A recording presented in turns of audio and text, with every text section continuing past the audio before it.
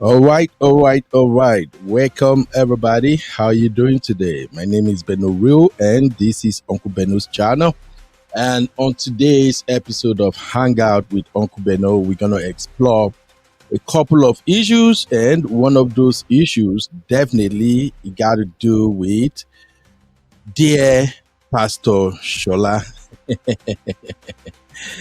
That right there is our ongoing series, Dear Pastor Shola. And on Dear Pastor Shola, we are exploring some of the issues that people forwarded to Pastor Shola, and they asked Pastor Shola to kindly show these issues on his page so people can react to them. All right, ladies and gentlemen, you're welcome once again. My name is Ben Real, and this is the Real Fam. What's up, everybody? All right, if you are in the building, kindly hit the like button. Let's get our likes up as fast as we can. You know, likes is the gas or the fuel that propels YouTube content. So the earlier we put the likes in, the better for us all, and we can start to enjoy the show. Now, I'm showing this Pastor Shola's page because we like to at least appreciate the source of our content. If you are yet to follow Pastor Shola Jordan, please go and follow Pastor Shola Jordan on Facebook, follow him on Instagram, and of course, subscribe to his channel on YouTube. Personally, I like Pastor Shola, and the reason I like him is because he will always say his mind. However he felt about any relationship issue, he will put it out there. And Pastor Shola do go live. He go live and he usually interact with his followers. Any question you ask, he will try to provide answers. And for those who are single and searching, Pastor Shola also have matchmaking runs on the side. And his matchmaking is more or less like the most authentic I've seen by a Nigerian. Of course, Pastor Shola is a pastor. If anybody is coming for you and his assessment shows that that individual is not the best fit for you, Pastor Shola will advise accordingly. So please let me drop flowers for Pastor Shola first. Honestly, I don't know how this magnificent man of God do what he does best. People contacted him every day. Pastor Shola, we post whatever they share with him on his page. We are his followers, sometimes when we read some of the issues that were sent to Pastor Shola, even we will be cringing like, oh my God, can this really be true? Sometimes I will joke and I will say, I think Uncle Shola needs therapy. So please give Pastor Shola his flowers. So Uncle Shola, please, if you get to see this content, we are not doing this content in order to denigrate your platform or anything, but rather we are doing these shows to promote your platform because you are doing an amazing job. And we pray that God will continue to protect you. Whatever you lay your hands shall prosper in Jesus' name. You are already blessed as a man of God, and you will continue to prosper as a man of God. All right. Having said that, let's go to the show we have for you today. So, on this episode, we're going to cover three major issues. As you can see from our thumbnail, we got three issues to discuss. This is a reaction show, so we're just gonna review all these issues and then we will react to them. If you are watching us for the first time, please take note. What we do here is to extract lessons. All the Real Fam members are good at stating their mind and, of course, sharing their thought on critical issues like this. I also have to bring to your awareness that over here, we tackle difficult conversations. A lot of topics, a lot of issues that people run away from, we actually discuss them over here. And God gave us the grace that we are blessed with so many matured community members that they can actually bring it on, even when we disagree on issues. It never degenerated into hurling insult at each other or trolling anybody. So please, if you are watching us for the first time, this is not a platform to troll anybody. You are welcome to bring your different opinion, to disagree with some viewpoint. That is how we learn. So please do not insult anybody, don't insult my panelists, and don't insult anybody in the chat, because over here we are a community, and that is why we brand ourselves the real firm. All right. Having said that, we're gonna look at these topics.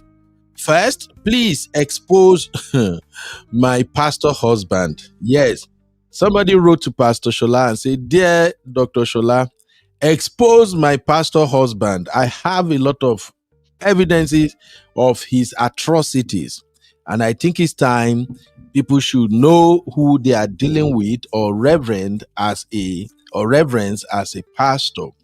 Now, I think this last week is a week of exposure. It's a week of whistle blowing on pastors.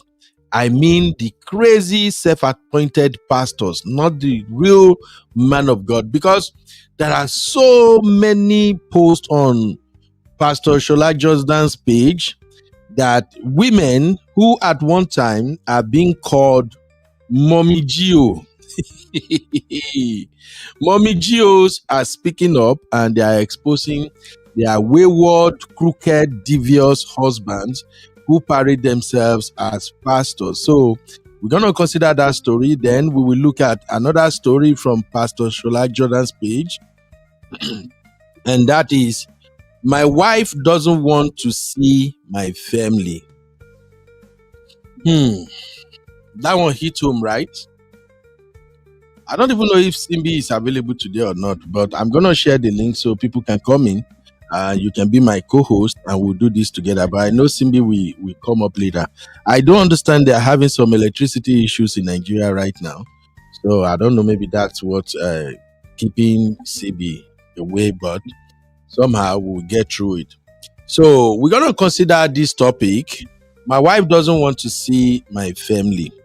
This is very, very common among couples in Nigeria as well as in abroad.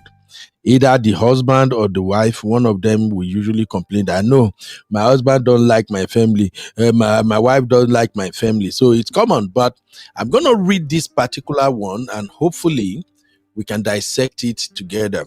Then the biggest one is, why Lucky Ogbede? Idi Ogbejide or something. I'm struggling with that name. Lucky Ogbede killed mother-in-law in Canada. You all heard the news, right? All through last week, it was trending that a Nigerian in Canada unalived his mother-in-law and also attempted to buy his wife, but God saved the wife. So the question that I've seen people ask the most is, why? Why did he buy his mother-in-law? Why? And again, Nigeria was exposed to negative news on social media. So, you know how we roll over here. I do some diggings and I deploy my team to also dig into anything they can find concerning this particular matter. And we are beginning to gather information as to why he took that step, or rather why he resorted to unliving his mother-in-law. So now these whys, they are from people who claim to know them up close.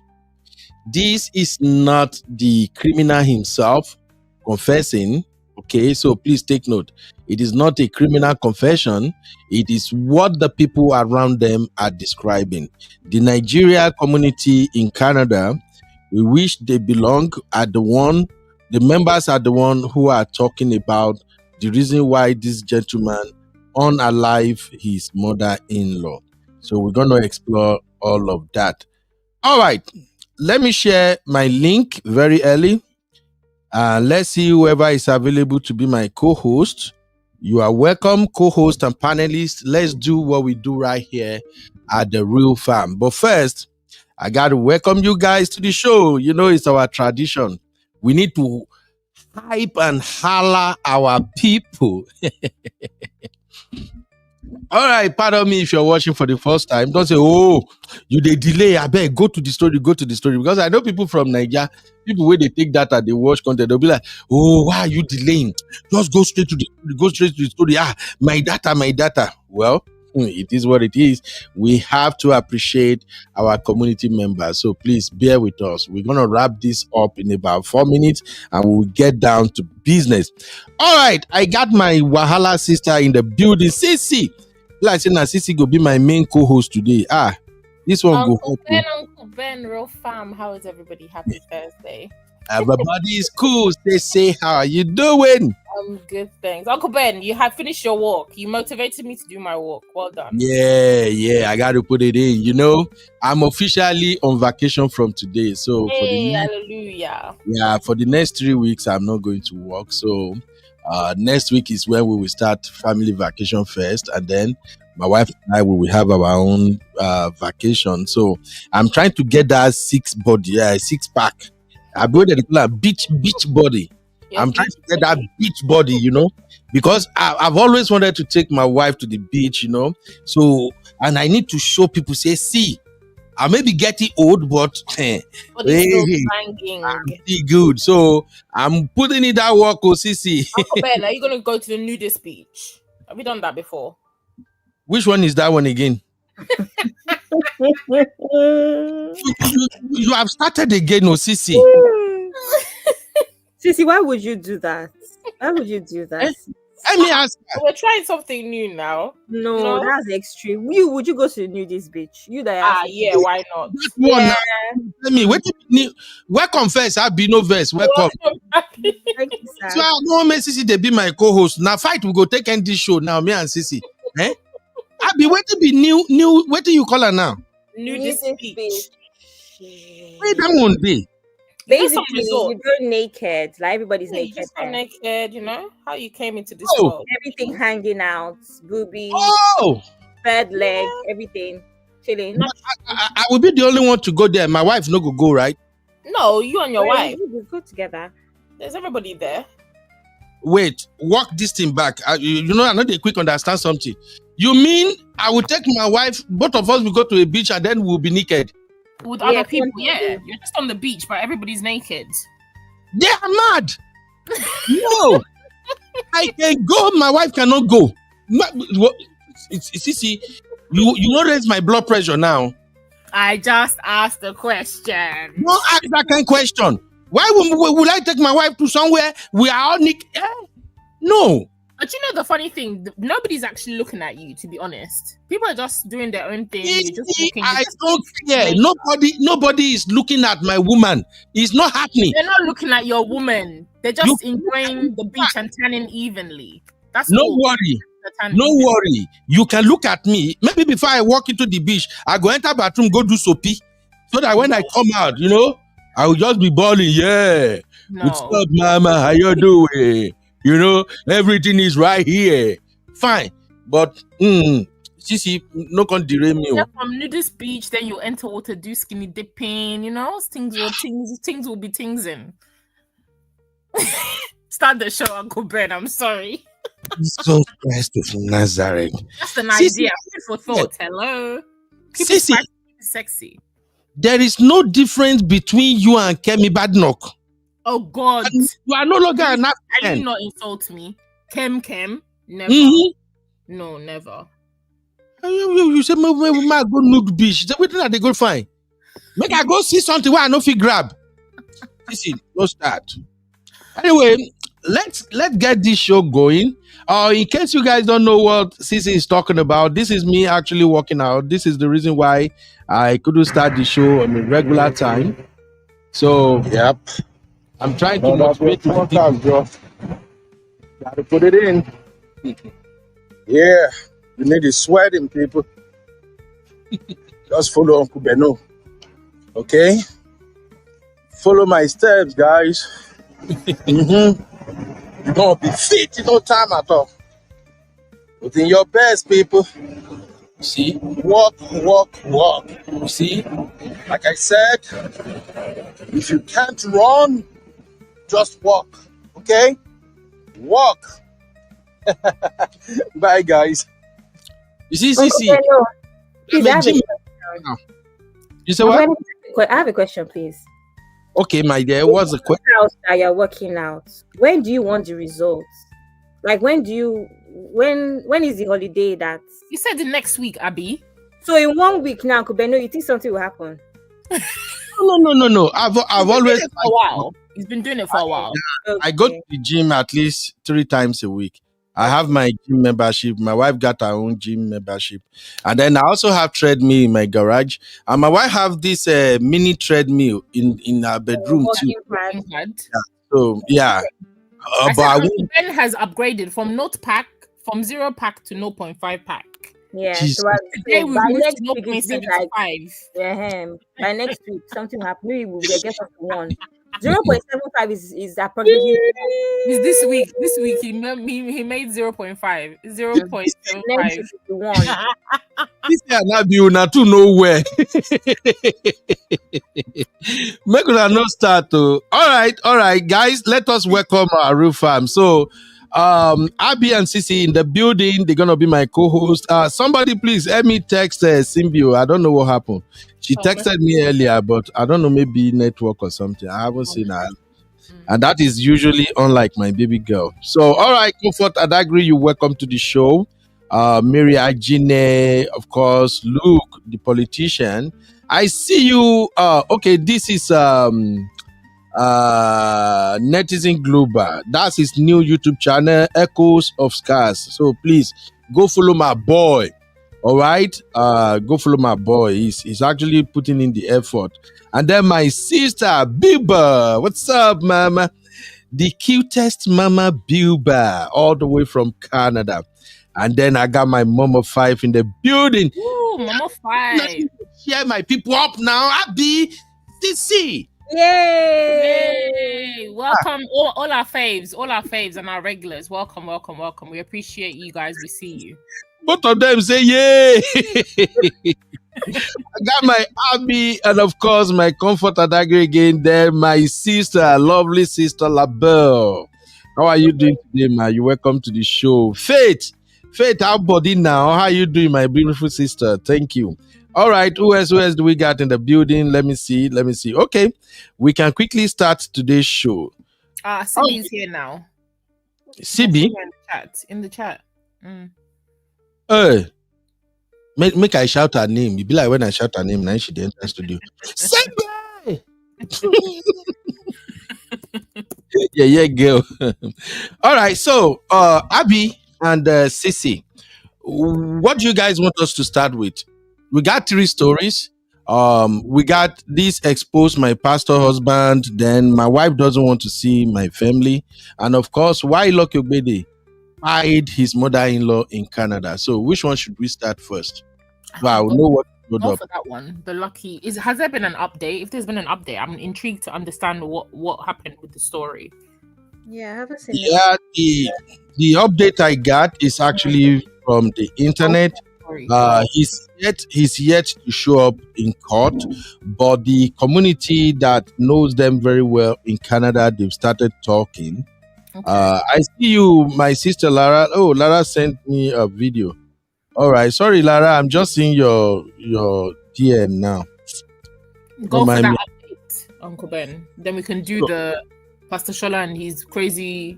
Yeah, I feel like Dr. Shola always takes a long time because he makes us build like extra, perspectives and stuff. That's why we lasted for many hours yesterday. So I feel like last, yeah. Where is angle? Okay, I'm coming, please. So I dug into the community in Canada. It's called the Nigeria Community Association of Great Subdry. How did they pronounce themselves? Who lives in Canada that knows how they pronounce that one? Subdry. Now, wow. So let me show you guys where I'm getting the information from. But first, before we start, Simbi, what's up, mommy? You welcome. How you doing, babe? Simbi. Bye. Good evening, sir. Good evening, sir. Good evening, Uncle Ben. Oh yeah, Hi, first, Wefam. first of all, you better appreciate Stacey and Abby. They are the one who hold it down before you show up. You are a late comer. Whoa. I'm Mhm. Let me sorry, message sir. you, Sibi. I don't think you've looked at your phone. Welcome, sis. No. Good evening. Soft Life say. Thank you Hey, for holding it Manuel. down. Hi, Abby Hon. Thank you. Thank you so much. Hi. Welcome, everybody. All Thank right, you. all right. Okay, Apologies. let's get the show started.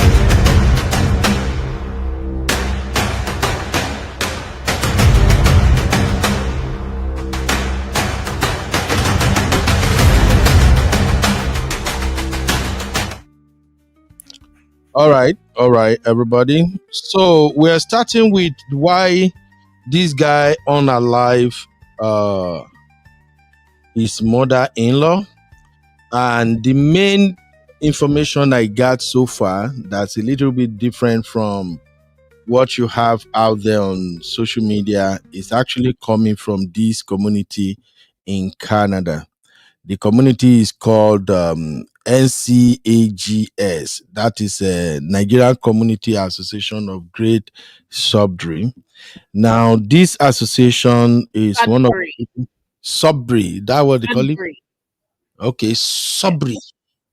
I know if you pronounce and just leave me. Nigeria Great Subri, sha. So, the members of this community, they are seeking help to support the lady that the mom actually was unalive. And then from this community, I dive into other social media account and everything. And then what I finally gathered was kind of like some neighbors take on the incident.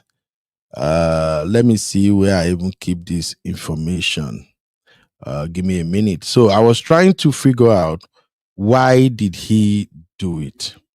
What exactly went down? So what I found was that he allegedly unlived her during a severe domestic dispute that was rooted deeply in family tensions. That's what they were saying out there. Then, what happened is, once you go into this research, you will be moving from one social media to another. I go to X, I go to everywhere, and the summary of what I found out is what I'm sharing with you right now. So, and according to the police and the other sources around the area, so the suspect, um, like what they say, it was not an isolated act. All right. So him and his wife was also seriously injured in the attack. So what appears to have driven him was a long-running conflict between his wife and her mother. And one of the community capture is that she tried to impose her rules and way of life on me. That's what they said he claimed in his own words. That the mother-in-law tried to impose her rules and way of life on him.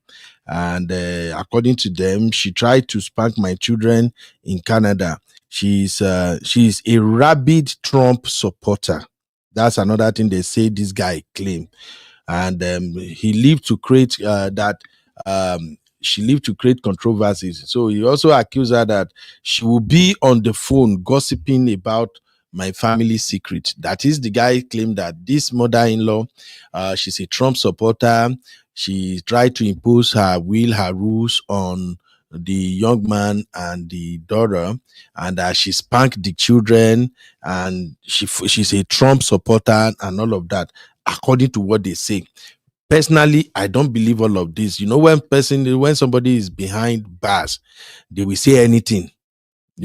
So these are the rumor of what the guy is giving at his own account, that he was frustrated based on what the mama used to do in the house. So another account now reported that the mother-in-law frequently undermined his authority in his home.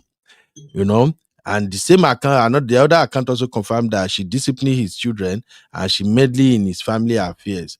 So these are just like the main thing that I found out. So when I now try to summarize this, because I even deployed my Bruno. In case you don't know who Bruno is my chat GTP. So I even deployed Bruno to help me make it make sense. But at the end, what we arrive at is that unaliving is as a result of escalating conflict and resentment. And it also has to do with power struggles within the family as well as DV. But let me say this clearly to everybody that is watching and those who may see this video later. No matter what it is, no matter the situation, no human being deserves to unalive another human being. No matter how you try to paint it, when you commit this heinous crime of either unaliving your husband or your wife or your children or anybody at all, anything you try to say after that, to me, is a no. There is no justification. And if you witness somebody try to take their own life and you don't do nothing, in my own, this is my own personal opinion, you are as guilty as that person. I would rather the incident happen, you come out and say, oh, I did this, I did that, I made this effort or that effort. Excellent. But when you go ahead and take another human being's life, and after you have been caught or anything, you are now trying to tell cock and bull story. Me personally, it won't fly with me. I'm sorry. It doesn't fly with me. So, fine. On another platform, so people actually agreed with the guy account that, okay, the mom is meddling into his affair. Some people even suggested that it was because of the what they call it now, they say maybe depression, as well as the frustrating life of Nigerians abroad.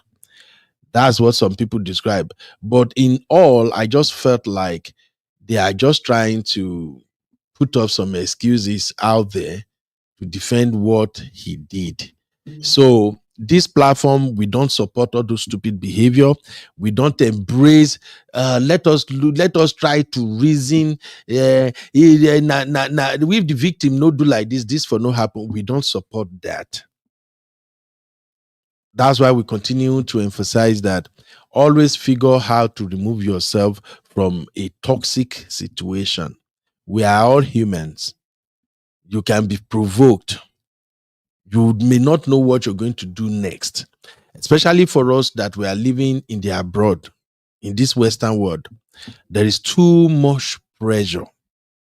In fact, when you start living abroad, and within the first 5 to 7 years, if you still can't figure how to upskill your skill, upskill your degree, your certification, everything, so that you can find yourself in a class whereby your salary can take care of all your expenses and you still have something left, so that you don't have to work extra hours. If you are not there yet, it is overwhelming here in abroad.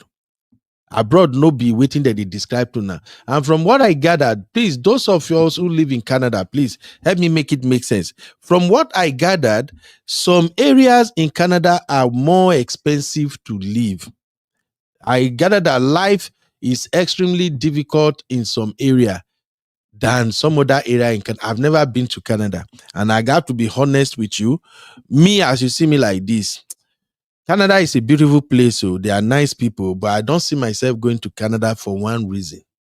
You see, the cold weather alone, that winter, that cold all round when they get, I swear, I can't survive it. So if I live in places like Canada, with that extreme cold weather already, I am frustrated. And when I'm frustrated, my brain, they shut down. So I give a lot of credit to our brothers and sisters that lives in Canada. I know Canada is home for them now, but I'm just saying that for our viewers to know that really life is not a bed of roses like they paint it to look like when people who live abroad comes to Nigeria or go to other part of Africa. It's not like that. Oh, thank you, Biba. You see, my Biba actually lives in Canada. Biba said, yes, UB, cost of living is high in some provinces as compared to others. Exactly. That's what I gathered, that in Canada, some places are like top. Like one of my closest paddy, Dr. Fatile, lives in Canada. He lives in, is it Ontario? That's what they call it, right? Ontario. I think Ontario is the capital of Canada, right? When my guy won't buy house, when he was telling me the cost of house, you say what? What you say, Cindy? Ontario. Ontario. Well, whatever they call it, I just know Yes, please. Ontario. What? But when I let me put Simbi for timeout. So basically, when my friend told me he want to buy a house and we were walking through the process, I'm like, Jesus Christ, why is house so expensive in Canada? I gathered that rent alone in Canada, if you no get better work, from waiting I hear, I not live in Canada, but from what they told me, they say rent alone, if you chop all your wages, if you no get better job for Canada, please, those who live in Canada, help us testify. So I'm saying all this, that there are already situations in that country that can frustrate you already. And for those who don't know, I'm going to say this for the uptime time. When you travel abroad, your first 3, 4, 5 years, you are still trying to find your bearing. Out of every 100 people that traveled abroad, the people that find their bearing in less than 2 years are those who were hired as a professional. I don't know how it is in the UK. Sisi, how soon do people start living balling life if they move from Africa to the UK?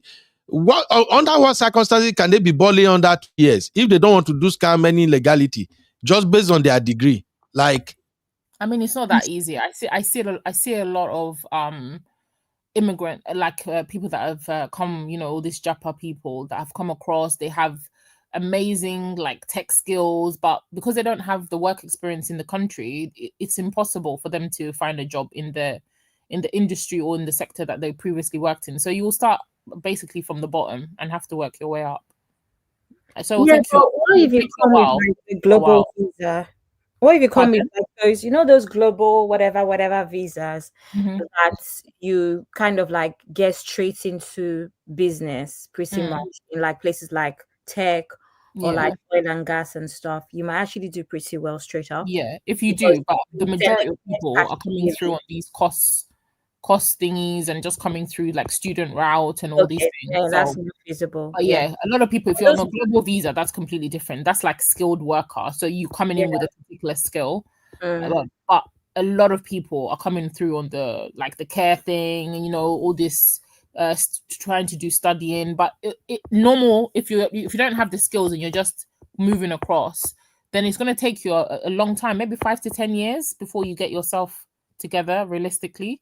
And even then, you may not be balling, but at least you may be stabilized, But also remember that in this country, it takes around 3 years to even build credits and be able to do things as well. Exactly. So I mean, a lot of people I know have been able to do a lot in like 3 to 5 years. Again, depends on the visa you come with, or whatever the word is. All right. So now you guys, you've heard it. It's not easy to settle abroad. And if you are somebody who is already balling, you are balling in Africa, Nigeria, Ethiopia, Kenya, Uganda, Ghana, like you're already a big boy or big girl, you have fantastic job before you relocate. Abroad will frustrate the living daylight out of you. First, abroad is lonely. 2, there are webs of laws that you have to observe. Too many laws that you'll be trying not to break. It's just overwhelming. And on top of that, nobody send your papa. I don't know about UK, but you see this America where we there. Before you go broke and you see somebody dash you $50, I say $50, $20 save. Before people dash you $20, Because most time people don't even have that money.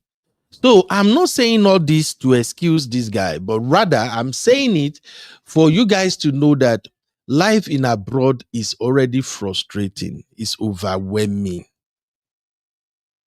Anything can trigger people at any time. Thank you, Biba. Biba said, for my family, we choose our province and city based on cost of living. Rent and cost of buying houses in some Canadian cities are crazy. I know, my sister. My paddy, my friend is a doctor, a PhD holder. And he's into ceramic, I think is it chemical ceramic something. I've forgotten there's the particular way they call it. He gets paid 6 figures plus. My guy, they bore. In fact, I go even send that maybe if you appear for this show, say if they free. But still, when he won't buy house, I'm like, Jesus, buying house here in US is easier when you get better credit and you get how your credit go be safe, your down payment no go too much. I think right now, if you still want to buy a house of about 400K in Texas, your down payment is just going to be maybe around 40,000, 60, depending on your credit. And if you have a very, very outstanding credit, they can still be lower. So please, abroad is frustrating. I took my time to explain this abroad is frustrating now because we want to go into the conversation. And I want you to understand where I'm coming from. We also we try our best to find the wife. The picture you're seeing on my screen right now, allegedly, this is the picture of the wife. That is the daughter of the mom that was unalive. That's a picture right there. You can see all the pains. Now, ask yourself, how can a man go from a husband to a mother-in-law by person and also wanted to buy his wife? At first, before I even saw those other justifications or reasons why he did it, I just resort to this is mental illness. I was like, not anybody can tell me.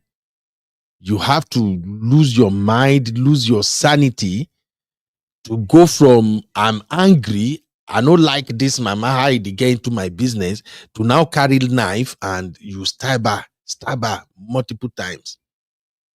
And then you waited. Your wife come, you enter the house with her again. You begin stab your wife again. So we're going to talk about mother-in-laws.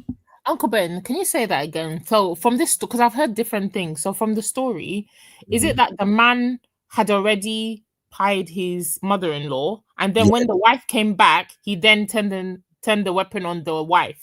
Yes, this is what happened. Oh, okay. According to the wife account, the only thing I found online is the wife account. This is what the wife said. The wife came back from work, and as she was approaching their house, the husband was coming out. And then she asked the husband, didn't you go to work? Why are you at home? The husband now said, I resigned. And then the wife walked past him, entering the house. He now turned around and entered the house with the wife and brought out the knife and started attacking the wife. The wife now wrestled with him and was able to escape. When she escaped, she called the police. When the police showed up, the police now came into the house. The husband himself ran away. So the police now came into the house. They saw the wife. They were rescuing the wife. Then they now walk into the other room and they found the mother-in-law already stabbed by. Is it clear now?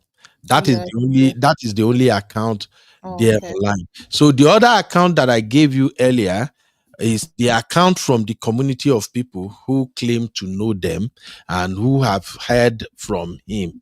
So those one are the one who are quoting what he said exactly. And this is what he said. She tried to impose her rules and way of life on me in my house. She tried to spank my children in Canada.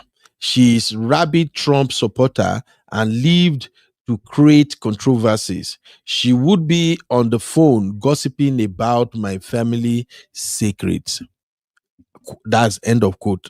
According to what the guy said, that's the only thing we'll be able to dig. Now, when I now dig further, that is when I now get to discover that people are, it's actually like a kind of thing that those who are closer to them already knew, that he used to complain about that his mother-in-law is always in his business and all that. But these are all hearsay. This is not a confession. All right. So I believe I'm clear with that, CC. Yeah, you are. Thank you. Because So people now, were saying that they were fighting, and then maybe the mother-in-law jumped in, and then in the midst of the tussle, that's how she ended up getting. That's how she ended up getting injured and losing her life. But it sounds a little bit more weird now the way that you said it. So it seems like you already planned. Something already happened between them, or you already planned it. It's all sounding so bizarre. But yeah, you see, one thing I get to understand from me reading crime novels and all that too, what I get to understand is that many of these killer husband, they snap. That's what I understand. They snap. yeah, that's true. You know, and Absolutely. hello?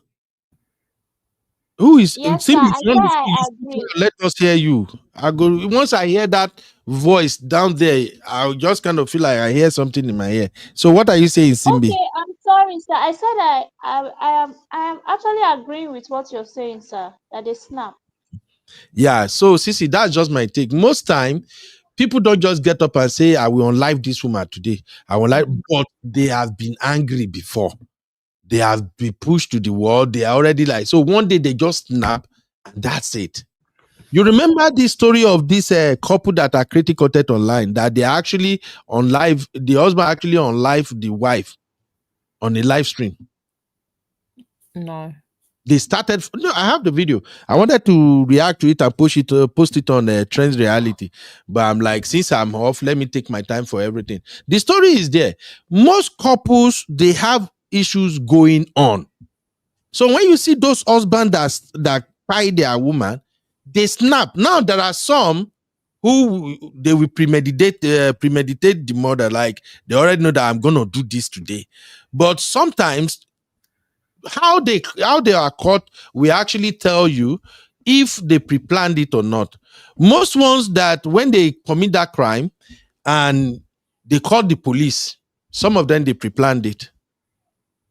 I don't know, you can agree or disagree with me. Yeah, of course. Majority of those people that when they unalive their partner, they will call the police. The police will go, yeah, I did it. I did it. They pre-planned it. That is premeditated. But those one that once they commit the crime, they are gone. And then it won't even take police long to find them. Sometimes you will even find them like this one now. They find him, is he somewhere close to the wood or somewhere? He probably have no plan. So he snapped. That's what I think. Now, hey, my Misty, how you doing, man? You're welcome. Simbi, can you read Simbi's comment? New white skin, how you doing? It's been a while. Oh, Where have you Misty's been? comment, right? Yeah. Okay, so hi, Misty, welcome. Misty is saying, but this hobby thought he wouldn't be found in the woods. The police dogs will sniff you out very well. Honestly. Read the next one from New White Skin. New White Skin is saying, like they've been holding it in or bottling it in and they snapped. God Yeah, the forbid. next one. Next one is from that Chucky. Chucky, hi. It must have been due frustration and supported by the wife. Yeah, Sister Natu, how you doing? So Sister Natu was here. I don't know, Sister She's Natu, don't still they hear there. Sister Natu, how you doing, ma?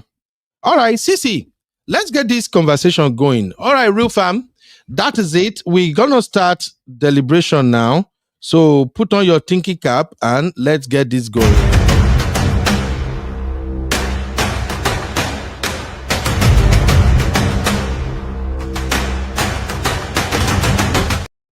All right. So, Sissy, first off, Yeah. I want us to explore this situation from a different angle since we wanted to extract lessons. Auntie B did a fantastic show on this issue. In fact, I watched it twice. I even dropped a comment for Auntie B. Auntie B did an amazing job. Auntie B actually go deep into what is usually happening between mother-in-laws and their children's family, mother-in-laws and their son, mother-in-laws and their daughter-in-laws. I mean, mother-in-law, son-in-law, mother-in-law, and daughter-in-law. Auntie B did a fantastic job. Everybody should go and watch the video. I wanted to ask Auntie B for permission so I can play a particular segment there. There was a time on that Auntie B video that Auntie B started breaking down what people should prepare for when you want to have your mother-in-law come visiting, both men and women. And then one of my fantastic sisters called in on that show, and the sister shared her experience when her own mom came visiting. And she said, Sissy, did you miss that show? I missed it a bit, but I caught that bit when I think it was Comfort actually. No, not Comfort. It was our sister here that comes in South Africa. Okay. And another sister, I think it was Yu or somebody like that, was talking about her nightmare mother-in-law, her nightmare mother. Sorry. Exactly. So I was like, thank God, man. That's why I love many of sisters on Obudonyimbo TV. That sister came there. She did not sugarcoat it. She said it exactly the way it is.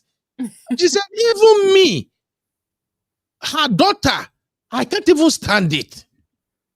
And these are the issues. And that is why I want us to start talking about mother-in-law and what to do when you have them around you.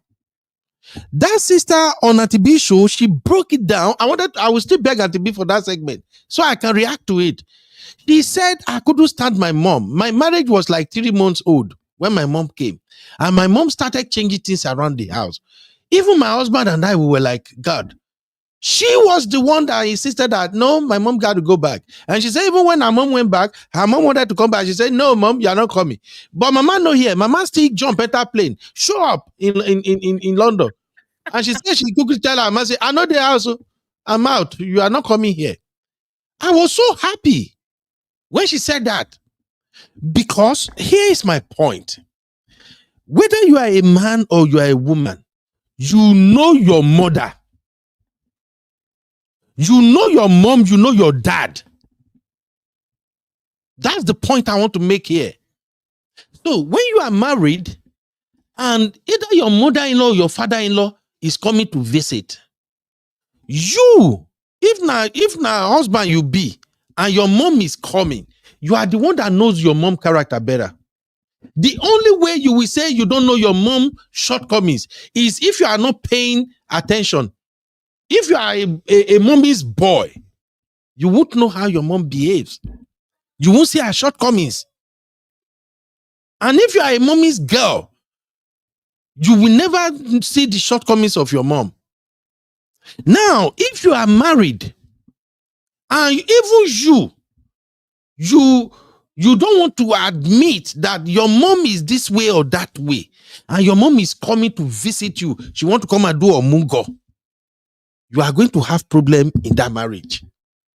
But when you know your mom, say, my mom is like this, my mom is like that, and your mom is coming, whether you are the husband or you are the wife, whoever the mom is coming, it is your responsibility to sit your spouse down and explain the character of that your mom that is coming.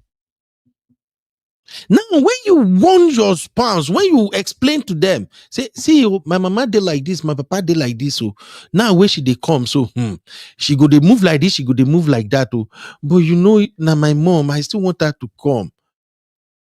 Now you and your spouse, you can now have a strategy in place even before she comes. You will both have a strategy that when she comes, if she moves this way, this is how we're going to match it up. If you go that way, this is how we're going to match it up. You are prepared. But if you can't admit that something is wrong with your mother, don't blame I'm not blaming mothers. They are who they are. But all of us know how our mama and papa, how they behave. But if you can't admit that my mom is like this, then there's going to be a bigger problem when your mom comes visiting. Because now you did not prepare your spouse to receive your mom.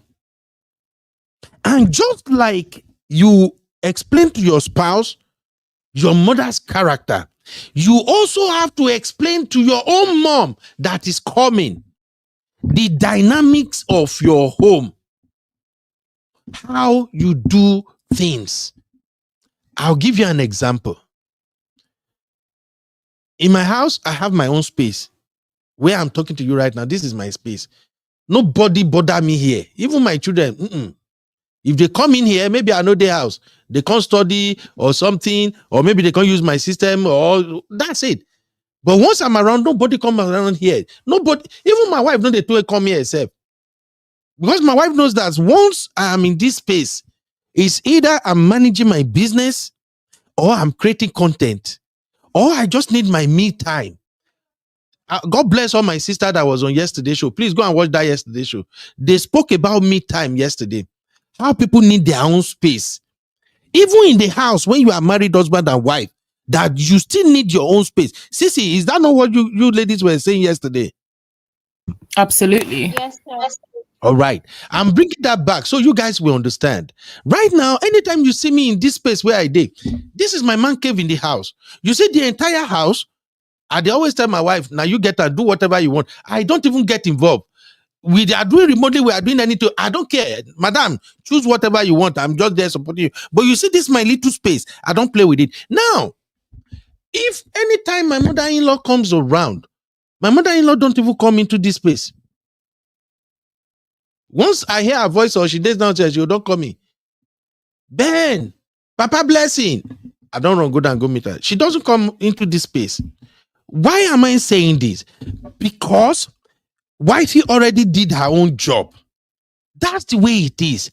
When I was on Auntie B show, the first time I was on Auntie B show, I explained all these things. When my auntie came from Nigeria to come and visit us, I sat my wife down. I explained, I described my auntie character, how my auntie do her thing. I described it to my wife.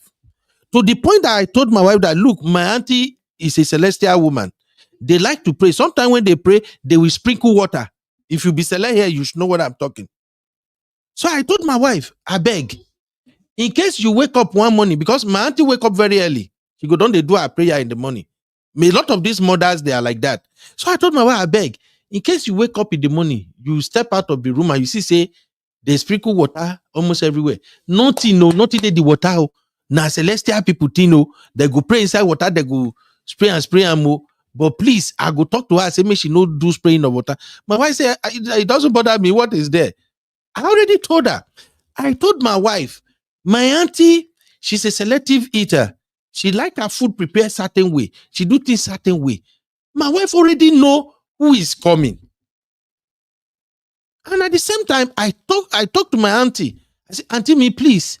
This is America. This is not Nigeria. If you come over here and you see me say I dey kitchen at the wash plate, my wife no give me vegetable chop. My wife no dey control me. Is because here at the work, my wife they work. My wife they work morning shift, at the work afternoon shift. When I wake up in the morning, my children they go don't eat, plate go don't full everywhere. And then my children they are very, very small then. So I told my auntie, when you see me at the wash plate, my wife has nothing to do with it. This place where we dey, wife no they serve husband food though. All wife has to do is to cook food and put it in the freezer. So when you see me say at the tongari, no be say omo yibo oti fun aburo mi ni konje. I explained to my auntie, although my auntie is a very understanding woman, she's educated. My auntie is like, I know now, I know so in life. I said, no verse, auntie, I just make I tell you. This place where you they come, if you notice, say, I they come, my wife they go, I be my wife they call, I they go, all the two of us will disappear. You know, if or the two of us disappear, you know, if you see us, I beg. You know, so that's the point I'm trying to make. You know your mom, you know your dad. So when that auntie that called in that Auntie B show, when she give her account, I'm like, God bless you, ma. God bless you, ma. So we're going to talk about knowing your mom and what to do if your mother is coming to visit. To start this conversation, I will move to Simbi and let me share the link so that whoever want to join can join. Now, here is the first question. If you know your mother's character, that you actually, I don't even explain. I don't say you should explain. But if you know, say you know your mama character, you know your mom positive side and negative side, put a 1 in the chat. If you don't know it, put a 2. Don't worry, I don't need you to explain. Don't tell us, yeah, my wicked, we don't need it. I'm just going somewhere with this. I want to see if people really pay attention to these things. All right. So, do you know your mother's character? So that's our first this thing. So Sisi, let's start, Sisi. Uncle Ben. Okay. Yes, I ma'am. thought you said Simbi. Okay, Simbi, go ahead if you want to start. Let's go. No, I thought we were going to look through the vote, like the one. Yeah, they are two, just and all of voting now. that. They just started voting now. So let me go with Sisi and Abby, then we'll come back. So Sisi, Okay, sir. do you agree that a lot of people know the character of their mom, the bad Absolutely. side of their parent, but they don't want to talk about it? They will hide it from their partner. Do you agree or not? Yeah, I think so. Definitely, you do. So if you have a good relationship with your parent, you will know. Now, for those who might be married and they know that their mom is controlling or domineering, what should they do if their mother is coming for a visit? You should have already exactly what you did with your wife. You already kind of set the tone and let them know, okay, you know what, my mom is like this, she's fussy, she can be like this, she can pick her holes in certain things, but don't take it like it's about you. It's just how she is. I think you pre-warned the person, right?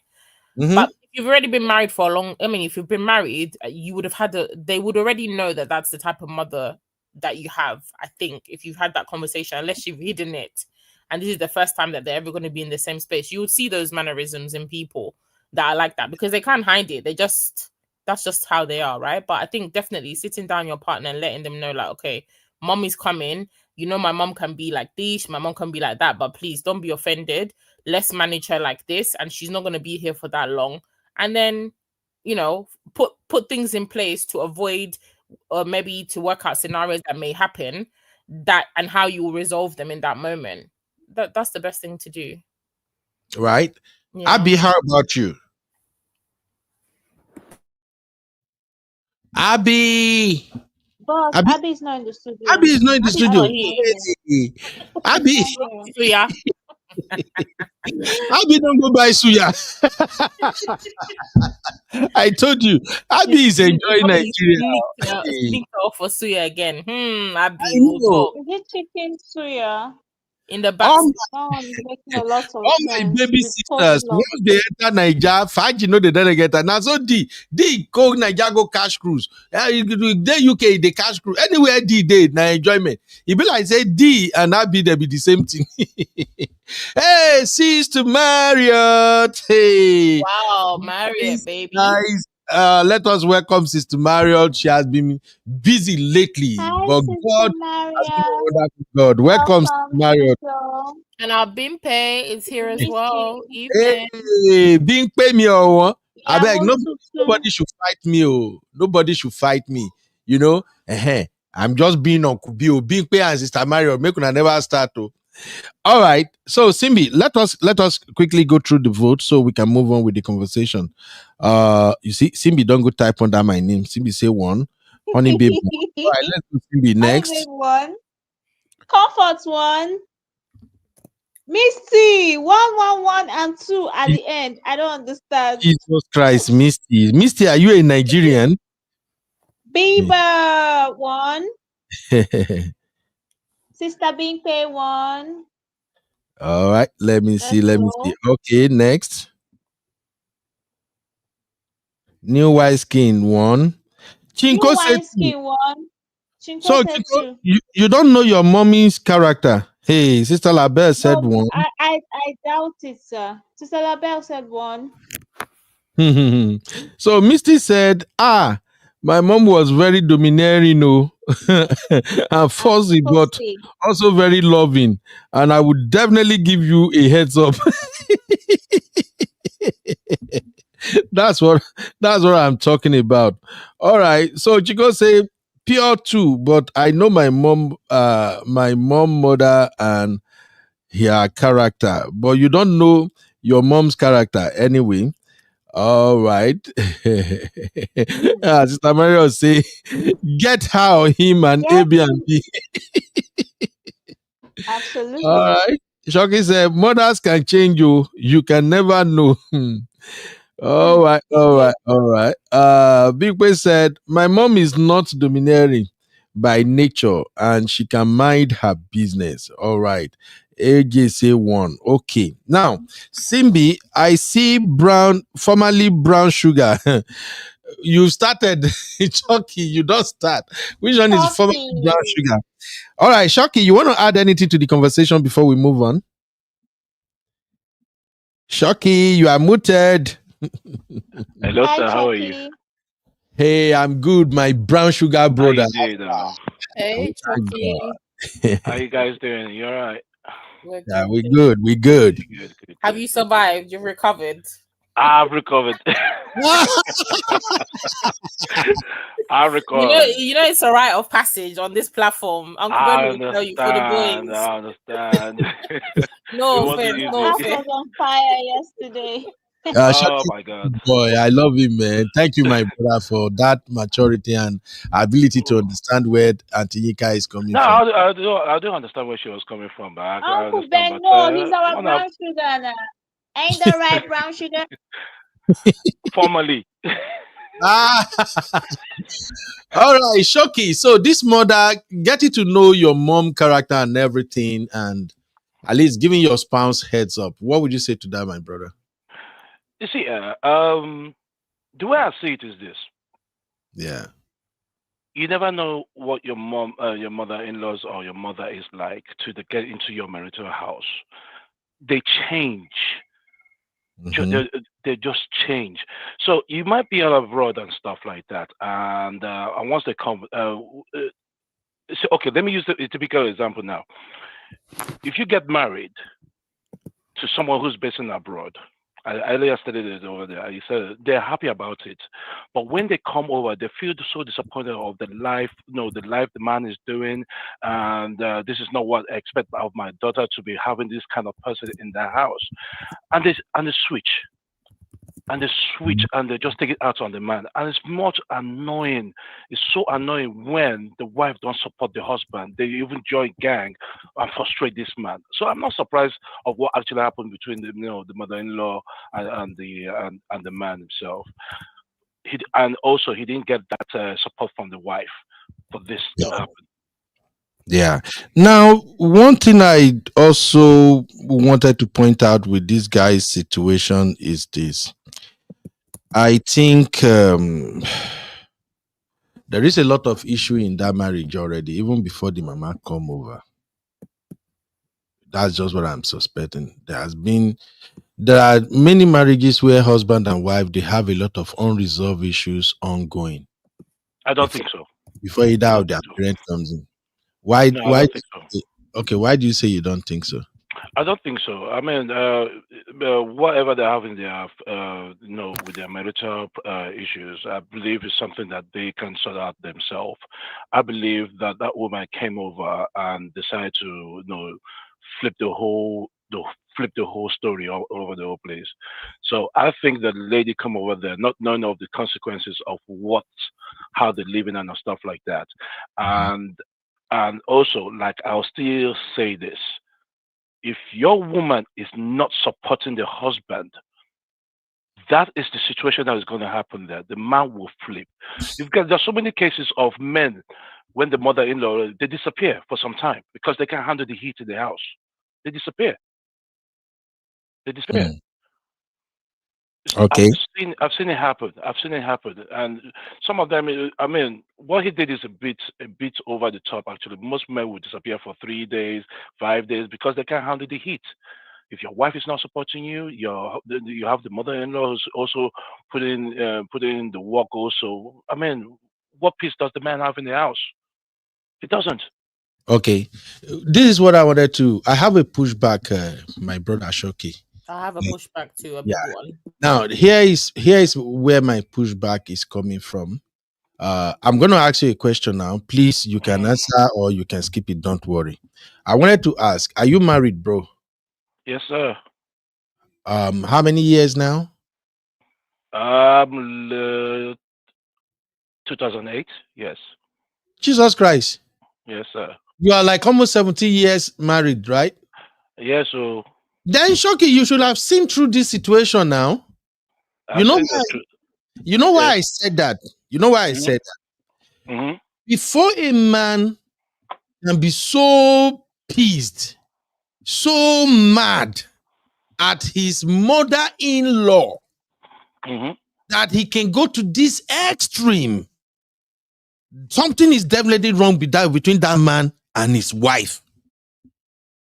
I'm going somewhere with this, my brother, and every I other, understand. every other matured couple in the house. Please chime in on this one. There is no man that can have great rapport, good relationship with his wife.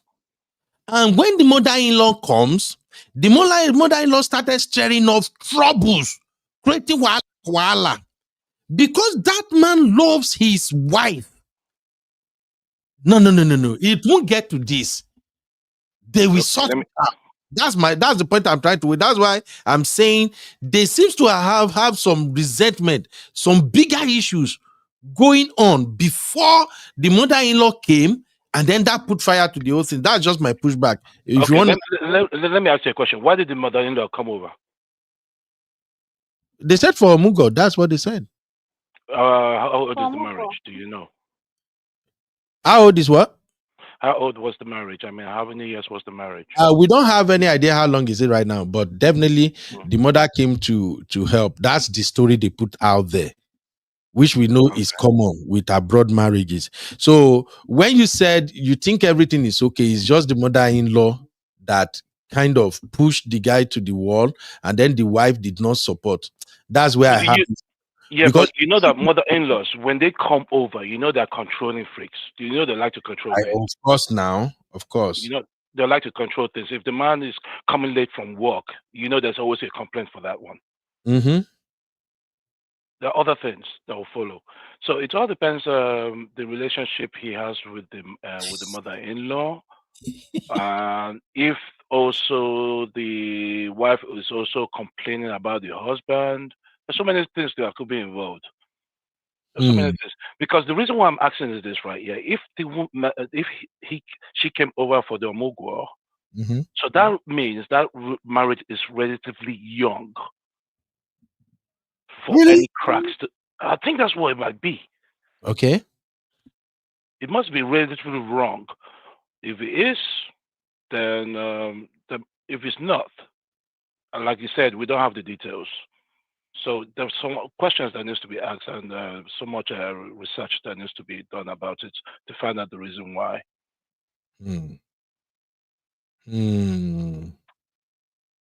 Okay, Uncle Patrick said unresolved issues before Mama came over. Wife not supporting husband, 100% correct. So that is coming from Uncle Patrick. All right. Yes, he agreed with me on that one. If the wife is not supporting the husband in the whole mother-in-law issues and stuff like that, that's what it's going to come to. The man will. No. It's not an easy task, honestly. When the like I said, mother-in-laws can come over and they can change.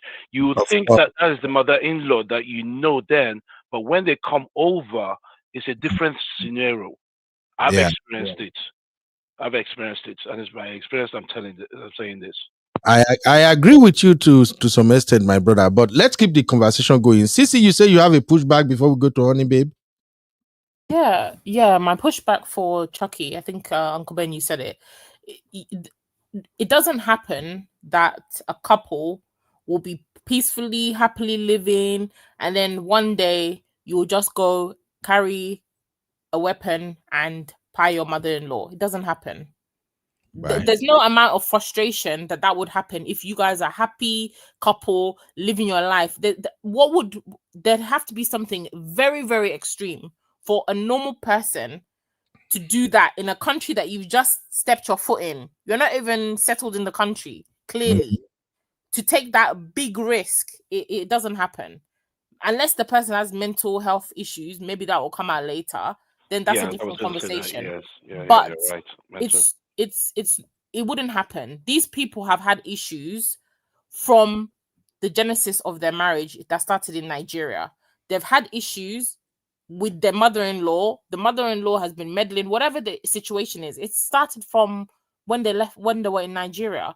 They just changed location and they just brought their drama to Canada. That's the only difference. And with everything that Uncle Ben mentioned in the beginning, the pressures of being in a new country, and they said, Uncle Ben, you missed that part, that the man had lost his job, right? Yeah. So him losing his job, and let's say you have a very overbearing mother-in-law, you also have a wife who's probably very pissed off at you. You're both hustling in this country. I can just put myself in her shoes if I'm that type of woman with the temperament. Most women will come in and be like, how did you lose your job? Why would you lose your job? You know how we're suffering here. Maybe they've taken loan to come to the country. Maybe they're owing people money back home. You know, a lot of people they've jappered, as they say, but they don't have the means or the funds to do the japper like normal people. They've raised the money from maybe taking loan from people, selling this, selling that, owing other people, and then now you come to the country and you're telling me that you've lost your job, and he didn't tell his wife. Because when she came home, she was like, why are you at home? You're supposed to be at work. So that already would piss anybody off, right? Because you're not being transparent with your spouse. Maybe their situation, maybe they have debts, they have all these, financial situation, and they have kids as well. I think they said that they have small kids. Then add your mother-in-law in that mix as well. So everything is like a pot. So you can't say that the guy just woke up, carried a weapon and decided to stab his mother-in-law that day. It doesn't happen. There's been something brewing for a long time, and I feel like if she's the type of mother-in-law, allegedly, I mean, we're speculating, and I hope it's not true, and that maybe the man just had a mental thing. Because if we're speculating and really and truly this lady is an innocent party in all of this, we're kind of tainting her memory. But if she's the typical mother-in-laws that come and are meddling, maybe she started arguing with the son-in-law, like, why are you not at work? Oh, you're useless. Maybe she's the one even that gave them the money to move abroad, and she feels entitled. Do you understand? So there's a lot of layers to it, but I wouldn't say that the thing just started when the mother-in-law came. It's not possible. Because even if you're annoyed as a man, like you said, maybe most men will just walk out of the house. Maybe they'll go and stay somewhere, or they'll just hold it and be fighting with their wife privately, but saying, your mom has to go. Your mom has to go. They wouldn't go to that extreme. So the problem started way before they arrived in Canada. That's for sure. Yeah. Thank you. Now, before I go to, that's a very good point, honey, Sissy. Before I go to honey, babe, let's take some comment real quick. Simbi, are you ready? Yes, sir. All right, let's I'm quickly. ready, sir. Let's start from here. Okay. AJ is saying the wife sold him out to her mom. He said she was constantly on the phone, gossiping about the family. They are allowed. Oh, they allow the mother-in-law to know a bit too much about what's going on in the family. Okay. Absolutely. It happens like that in some family. All right, next one. Okay, New Wineskin is saying, true, there was issue with the wife, and maybe felt they had ganged against him or his ego bruised, etc. But he went way overboard. Yeah, I'm going to come back to this particular comment from New Wineskin because there is a lot of lesson hidden in that one. But let's keep it moving. The next one. Okay, so Labelle is saying there's definitely been issues between the couple. All right, next one. Oh. Misty, Yeah, Uncle Ben. my Misty. Misty have started just like Chingy. Chucky say you see what you cause now.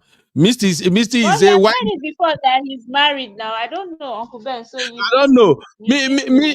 Misty, take time. Oh. Chucky, Remember you when see. we were trying to pair him with Abby? He said he was married. Forgot. Miss, what? Wait, now wow. When you see trouble, where you they put me now, my brother. I got to take your time. Oh. But no What's answer, that where I break? no answer that question when I ask You you if you are broke married. many You say, hearts. let's keep. Now you broke people's heart. Now, Misty, don't start, please. All right, This all is right. sorry. Let's keep it moving. All right, the next one. Okay, so AJ is saying this mother-in-law often come with their African mentality. She'll feel you're spoiling your kids and the likes. Mm-hmm. Oh. Yeah, next one. Okay, Labelle is saying if the wife's not supporting the husband, that means they had issues before the mama came. That was actually like my take too. Hey, shout out to my Didi, sweet sister Didi is Didi. How on are you time doing? today. Oh. No one Hi, wahala. Didi, welcome. You say I calm down, I did my lane. This one where my sister they don't prepare. So I know they collect from nobody. Uncle Patrick. Yeah. Uncle Patrick, good evening, sir. Uncle Patrick is saying there are a lot of women that that take their moms that take their mom as God. Whoa. Yes, plenty. Next one. Okay. Sister Alabe is saying also the wife has definitely told her mom negative things about her husband. Right. Hey, shout Oh. out to Mama Jojo. Mama Jojo, I didn't know what happened to your network yesterday. I thought you were gonna come back, but that network didn't let us get you. Welcome, ma. Oh yeah, the next one from Mama Mama Jojo. Jojo, welcome. Mama Jojo is saying there has been ongoing problem, but what I think triggered everything was when the man lost his job. Men have ego, financial problem. Maybe he was bullied. Whoa. Absolutely. I think I agree with that. All right, let me quickly go to Honey Babe. My Honey Babe, Oyi Consola. This situation, Honey Babe, first off, let me ask this, Honey Babe. The first question I ask people today is, do you know your mom's character, her behavioral composition? And if you know it, what should people do if their mom is called over to visit? So, Honey Babe, over to you. Honey Babe, are you busy? Yeah, give me 5 minutes, please. All right, Mama, no problem. Okay, let's keep it moving. Misty say, my mom was a disciplinarian, but she spoiled her grandkids rotten. She won't even allow you discipline them. All right. Now, like that, Uncle Ben. Now moving on. This thing about what to do when your mom is coming to visit. I think since Choki is here, Choki and I will speak from men perspective, and then our sisters can speak from female perspective. One thing I've noticed with a lot of Nigerian mother-in-laws is that many of our mamas, they don't respect boundary. It just doesn't exist in their dictionary. Then we have a lot of amazing mothers that when they are in your house, you can't even link any problem to them because they know when to respect their children's space as well as their spouse's space. They know matters they shouldn't be involved with and those that call for their attention. There are some amazing mother-in-laws that their son-in-law, in fact, want them around 247. You know why? Because when such mother-in-law is around, sometimes they help them get on their wife's business. Maybe their wife is stubborn. And anytime mama is around, mama, even though they know the mama no go talk to the wife in their front, but once they come out, mama go take over and say, why are you behaving like that? You don't do like this to your husband. So the husband will begin notice changes that it be like say my mother-in-law don't they do work. There are some amazing mother-in-laws that they are more or less like their son-in-law's mother. Like I know some men that literally treat their mother-in-law as if it's their own mom because they have great rapport. But you see, those set of mother-in-laws that comes with negative vibe. Those set of mother-in-laws that who they used to be when they were younger. In fact, shout out to my Auntie B again. I picked this one up from Auntie B show. Auntie B said, a mother-in-law, hey, you get her, Auntie B put it to, I can't remember exact words now. But what Auntie B was saying is that a young girl or young woman who is a busybody, who like to poke nose on everything, as a young woman, when they grow to become mother-in-law, they will still be doing the same thing. I can't remember the exact word Auntie B used, but that was exactly how Auntie B put it, which is correct. So there are some mother-in-laws that once they come to your house, I'm speaking from angle of a man now. Once they come to your house where they relatively peaceful before, you go begin get wahala. Some of the things that are not a big deal between you and your wife before, it go begin become bigger wahala. Now, what's happening there is that the mother-in-law is instigating the daughter. Flip it to the other side. Some husband mom, when they come, the husband that doesn't have problem, that the wife can actually wake up in the morning, filing her nails, or fry egg and add maybe 2-3 slices of bread and add tea, make it breakfast. And the husband don't used to complain before. All of a sudden, the husband begin to question the wife. This one you are giving me egg and bread every morning. What is this now? Issue go begin day. That mother-in-law is already instigating the son against the wife. So let's dive into this. Chucky, do you agree with what I'm explaining now from experience? I'm even glad that you senior me with 2 years in this marriage thing. So that's good. I'm 15 years in. Chucky is 17 years in. So please take Chucky word seriously. So my brother, what do you think about that? This one you're mentioning 17 years old. Don't go and break my heart, so please. I know break your heart now. You don't marry 17 years. You're supposed to be professor for marriage now. No, you never be professor. Let's say you don't get masters. Me self, I don't need to get masters. But people like them, Uncle Patrick, people like them, Dr. Adama, them Sister Yinka, all those ones, they don't get PhD. So, so Chucky, on a serious note, what are some of those things a man will begin to notice, a man or woman can notice the moment the mother-in-law comes over and she started trouble? I think it's got to do with, I would say, how the wife presents the household. Because I think that's where the key is. If the wife is not, the wife has the power to say, oh, my husband is this, my husband is that. She has the key to talk to the mother-in-law and say to her, hey, listen, this is my husband we're talking about. While you're here, you have to go by our rules. But you know how mother-in-laws, when they come in, they want to become domineering, controlling, stuff like that. And also, it's also their own life, how they live their life. I mean, their lifestyle at home. Is it what the mother-in-law expects or not? Someone even come over there, they're thinking that they live in a mansion or something like that. And when they come down here, they come over here and thinking that it's all rosy. But no, the man is struggling and everybody's struggling. And they feel disappointed. Chucky, no mention that one now. Now the main root of the problem, now you they mention. So what did I do? I don't know if you guys get that. Sissy, did you get what Chucky is saying now? Since my voice I didn't hear. Why is that? Chucky, I can hear you. You did hear me, so? I can hear you properly. Okay. You just go open can of worm. Like, you see, okay. Yes. You see, what you just mentioned, that when a mother-in-law that is living in bigger house in Nigeria, maybe they have mansion or even bigger house and everything, they now come to the Western world to do a mugo. They now see that the husband is living in an apartment with the wife. Yeah, exactly. So that's them being disappointed. Yes, they can literally lose their mind right there. Say, what?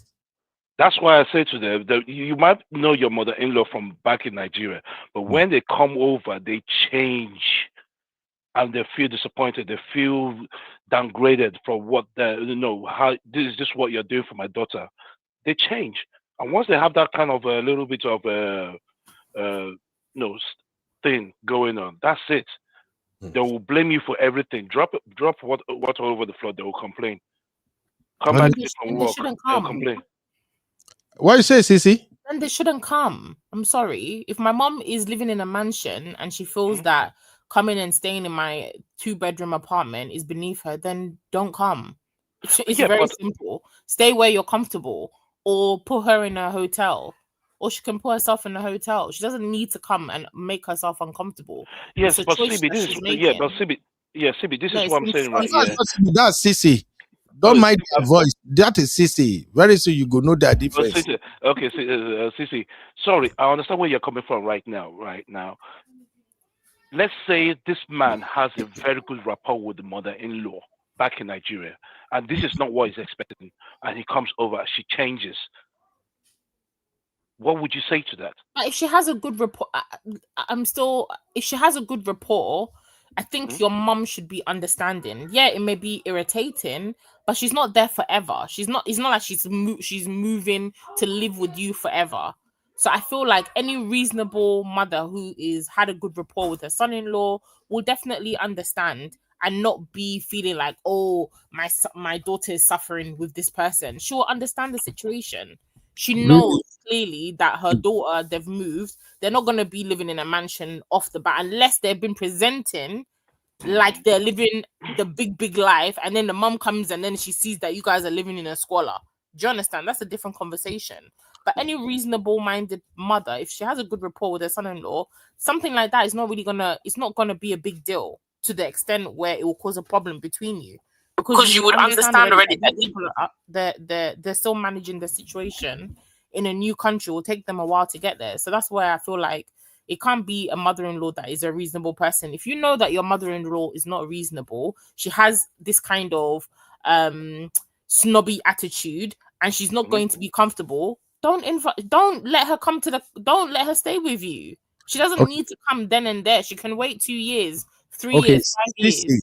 I have a quick pushback here. I Go think on. you are missing something about the nature of the relationship between mother-in-law and son-in-laws. Son-in-laws mostly don't get to know the true nature of their mother-in-law. You don't spend So time with them. Okay, let me put it this way. Right now, Sissy, how many time has my brother spent with your mom? I'm just going somewhere with that with an example. You would I have mean, noticed that if we you've not get to stayed with see them, you've not stayed in the same space with them, so there's some mannerisms that you don't know. Is that what you mean? exactly. Okay, That is that's the way it fine. is. That is the way it is with majority of men, especially those of us who got married in Nigeria and we travel out. Okay, I can Now, understand that then. if you were married in Nigeria and you and your wife both stay in Nigeria, and your mother-in-law has been visiting frequently, or you guys have been going to visit them, it's a different ball game. You'll be seeing your mother-in-law's character bit by bit. But in a situation whereby you only get to see your mother-in-law probably when you went to do introduction, and then you do the traditional wedding, and then you do the church wedding, and then maybe you have a baby, she comes around briefly and leave. So it's not like the way you're putting it. Many of us Nigerian men, and even some men too, especially if you get married and you traveled, you don't spend time with your mother-in-law. You only have faint idea of her character based on what your wife told you. Do you get what I'm saying now, Okay, Sissy? that's fair. So that's the way it goes. And at the same time, your mother-in-law also don't know much about you except what your wife told her. And there is something about Nigerians, not all of us, but many Nigerians, especially women. I'm sorry, my sisters. A lot of Nigerian ladies, especially those that married for love, they usually don't want to portray their husband as a strongly man, even in Nigeria. because some of the assemblies, many of these things is like competition back home.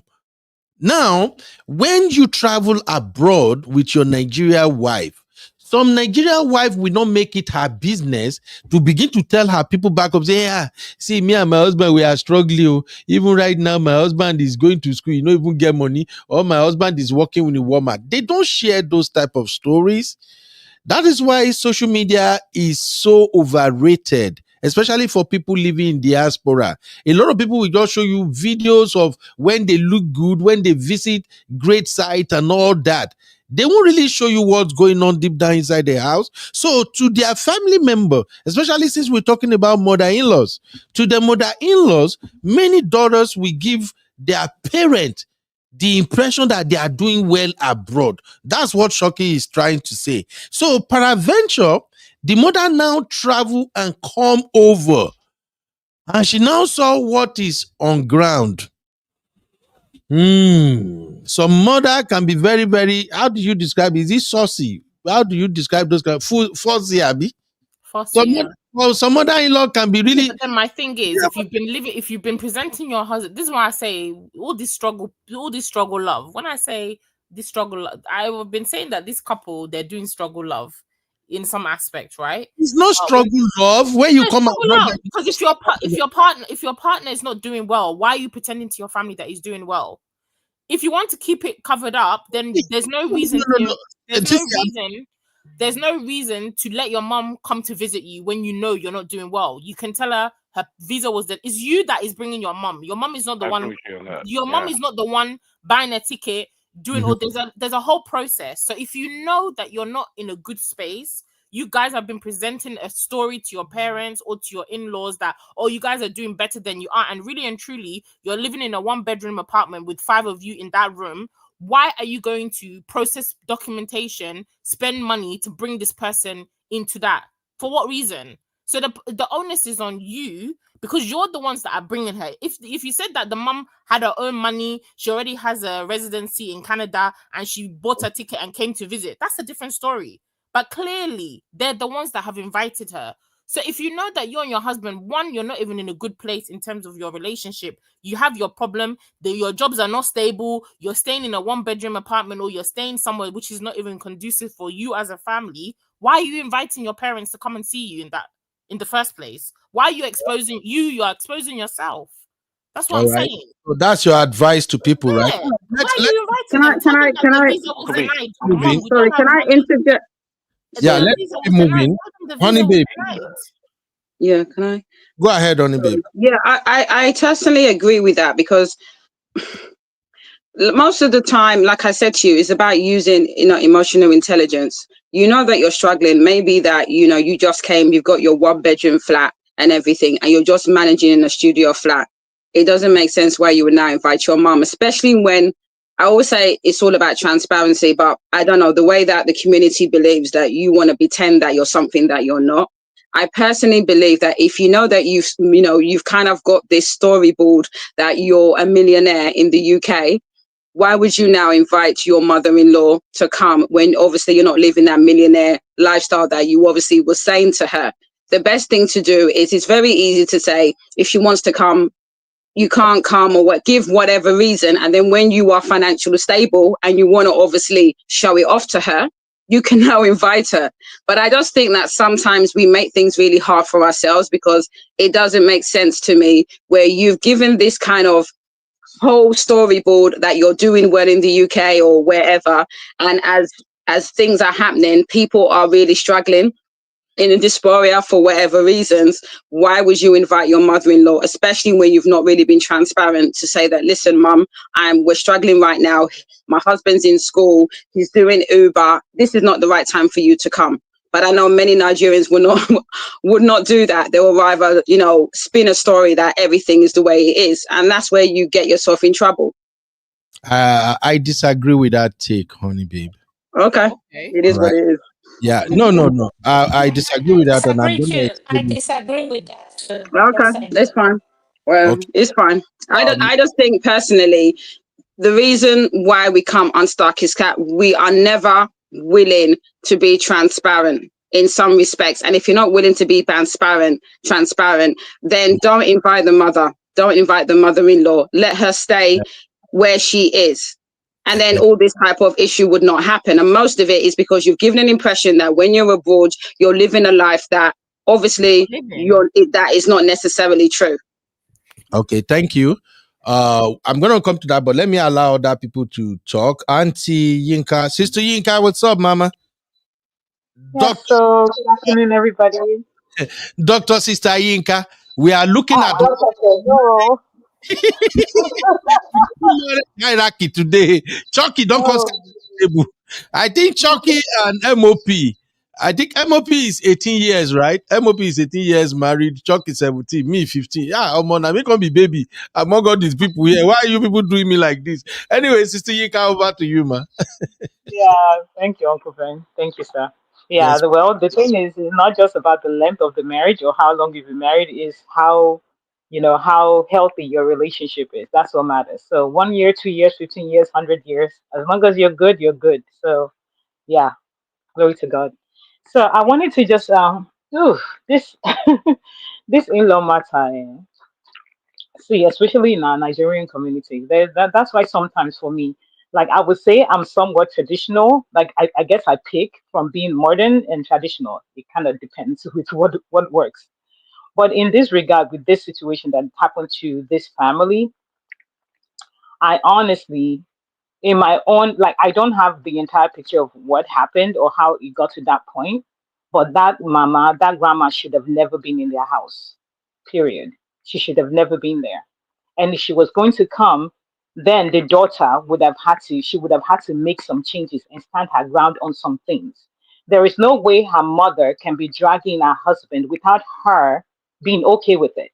Because if you as a wife, your mother is there saying something negative about your husband, you need to shut it down the first time and shut it down. Like you need to be so serious, you know that the next time she tries it, she's going to be out of your house. Because at this point, she has her own life. She left her own home to come stay with you. She can either give you peace or go back to where she came from. Same goes to the man as well. But the thing about it is that for us as adults and as children, right? We get to be blinded by how how our parents actually act with other people. We know them as how they are with us.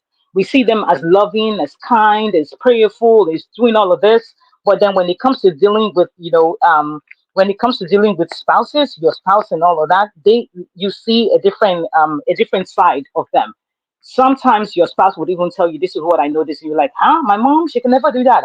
Never. No, no, no." No, we need to realize that they can be your parents, but they're not your husband or your wife's parents. So they will act differently. Keep your home safe by keeping your parents away as much as you can if you need to. There's nothing wrong in your parents coming to visit you, right? There's nothing wrong in actually your parents staying with you. As I am right now, my in-laws or my father-in-law, my mother-in-law, they both live with us. They stay in our house with us. And we've never had an issue where there's been a tug of war or anything. Guess why? Because my husband has stood his ground from the first day. Everybody treats me the way he treats me. So it is the way that you treat your spouse and the way you permit other people to treat your spouse is how they will carry your spouse, period. So for the woman being there that long, where it has gone to the point that this man ended up unaliving the woman, it means that they had major issues before she even showed up in that country. Hello? We can hear you, sis. We can hear you. Continue, Okay. please, Sister Yinka. We can hear you. Okay. Okay, thank you. So they had issues before she came. And if they have a good relationship, when Mama came there, I'm sure that she was mouthing off at the guy and saying some things. She would have done that privately with her daughter first. And if she had just shut it down from the very first time that she said anything negative, it wouldn't have gotten to this point. And if Mama cannot control her mouth, then she would have to go back to Nigeria. That's number one. And let's say that happened because she didn't even know that her mom would react that way, right? She didn't know. It's not a matter of telling your people that your husband is doing Uber or whatever. They don't need to know how you guys are living. Because no matter how you paint it, they will never be okay with it. Right? My husband does some things. If my mother-in-law or my father-in-law had issues with it from the beginning when they got here, he shut it down. Why? Because they had some issues with. And they saw that I was pretty much getting ready to do something else instead of me being the one to give the child a bath. And I didn't have to say not a word. And he shut it down that first time, and it never happened again. Never. So really, it is up to the child to shut it down when a parent is trying to mouth off to your spouse. And if it's a parent that you cannot control and they cannot control their mouth, then they need to go back. It doesn't matter if you're doing Uber. It doesn't matter what employment wise. It doesn't matter. That is between you and your husband. That is between you and the wife. So in this matter right here, I wish that it's so sad that it happened this way. But if this woman had been acting this some sort of way before she left Nigeria, then she shouldn't have even bought the ticket. She shouldn't have even filed for her. Period. Because sometimes we try to act like our parents are saints, even when we know they're not. Maybe they've already done something like that to maybe your sister's wife or your brother's wife or something like that. But you're trying to act like, oh, if it's my son, my mom's not going to act like that. So maybe she didn't see it before she came. And when she came, she started acting somehow. If she had a good relationship with her husband, and this started from when Mama came, Mama would not be in that house by day 3. She would have either gone to Nigeria or she would have found someplace else to put Mama for a few days while she changed her ticket to Nigeria. Because by the time, if this didn't happen and Mama ended up going to Nigeria, guess what? These people will still be having major marital issues now. Sister Yinka, can I just reply to that? I'm all about transparency, and everyone has a different relationship with their mum. I've been married, and I remember there was a lot of issues because my mum wanted to get involved with a lot of stuff, and I had to tell her point blank, "Mummy, you can't behave like this. If you see something that my husband is doing, it's not your business. It's not your business to say anything. I will deal with it." And it got to one stage, she stayed with me probably for, I can't remember because I had my son. She stayed with me for a bit and I had to tell her to leave. And, I've said this many times, me and my mom on great terms, she's remarried. But at that time, I had to tell her, "Mummy, you can't behave like this in our marriage." And I think definitely there is, maybe I'm brought up a different way, but I am very, very vocal to my mum about what I don't like. "Mummy, you can't behave like this. Mummy, when it comes to your grandson, I've made the rules, and Mummy, you can't do this. He's my son." I say this all the time. I have boundaries. And I think in marriage, you have to have boundaries. And I think the problem is sometimes that, yes, we do see our parents as saints. I love my mum to death, but I know her flaws. If I was to get remarried again, I know that I have to be the person to make sure she doesn't push her boundaries like she did in my first marriage. All right. So you have to be very aware of your parents, and you have to cut it cold. "Mummy, you can't behave like this. You cannot say this about my husband." Yeah, thank you, honey babe. Let me quickly. Go on, Sister Yinka. Yeah, I just wanted to say something real quick. That however a parent acts when they come into your home is a direct result of what their own direct child allows them to do. Totally. I think. I hear what. Sorry. I clap for that. Go ahead, ma. I agree with what you're saying, but sometimes, like I said to you, I've not, I always, like I said, I love my mum, but we've had issues where I've had to, be quite harsh and say, "Mum, if you're going to behave like this, I will not speak to you." And there's a time I've not spoken to her for a couple of years because I've been very hardcore in that. "Mummy, please, I can't accept this type of behavior." I do agree with you that people will push you if they know that they can you accept the behavior. But sometimes, even in that situation, you can still put your parents right that this is not acceptable. All right. I completely agree with you. That's why I was saying that, however a parent acts when they're in your space with your spouse is a direct result of what you allow them to do. Like in your case, you didn't allow it to happen. You stopped things from happening. You put her away. You put her in a space. That is exactly how it's supposed to be. Yes. Right? Yes. Because that's the only time. Because sometimes some parents, you will tell them one time and they will check themselves. Some parents, they will keep pressing the button and pressing the button. Right? So it comes to a point where you need to either remove them completely from the space, and when they see that you're not taking it, they will either fix their behavior or know that they're losing out on being part of your life. Because at this point, the family that you Okay. have is your primary, it's your primary goal, not her family. You're extended to her now. You have your own spouse, you have your children, and that's your home.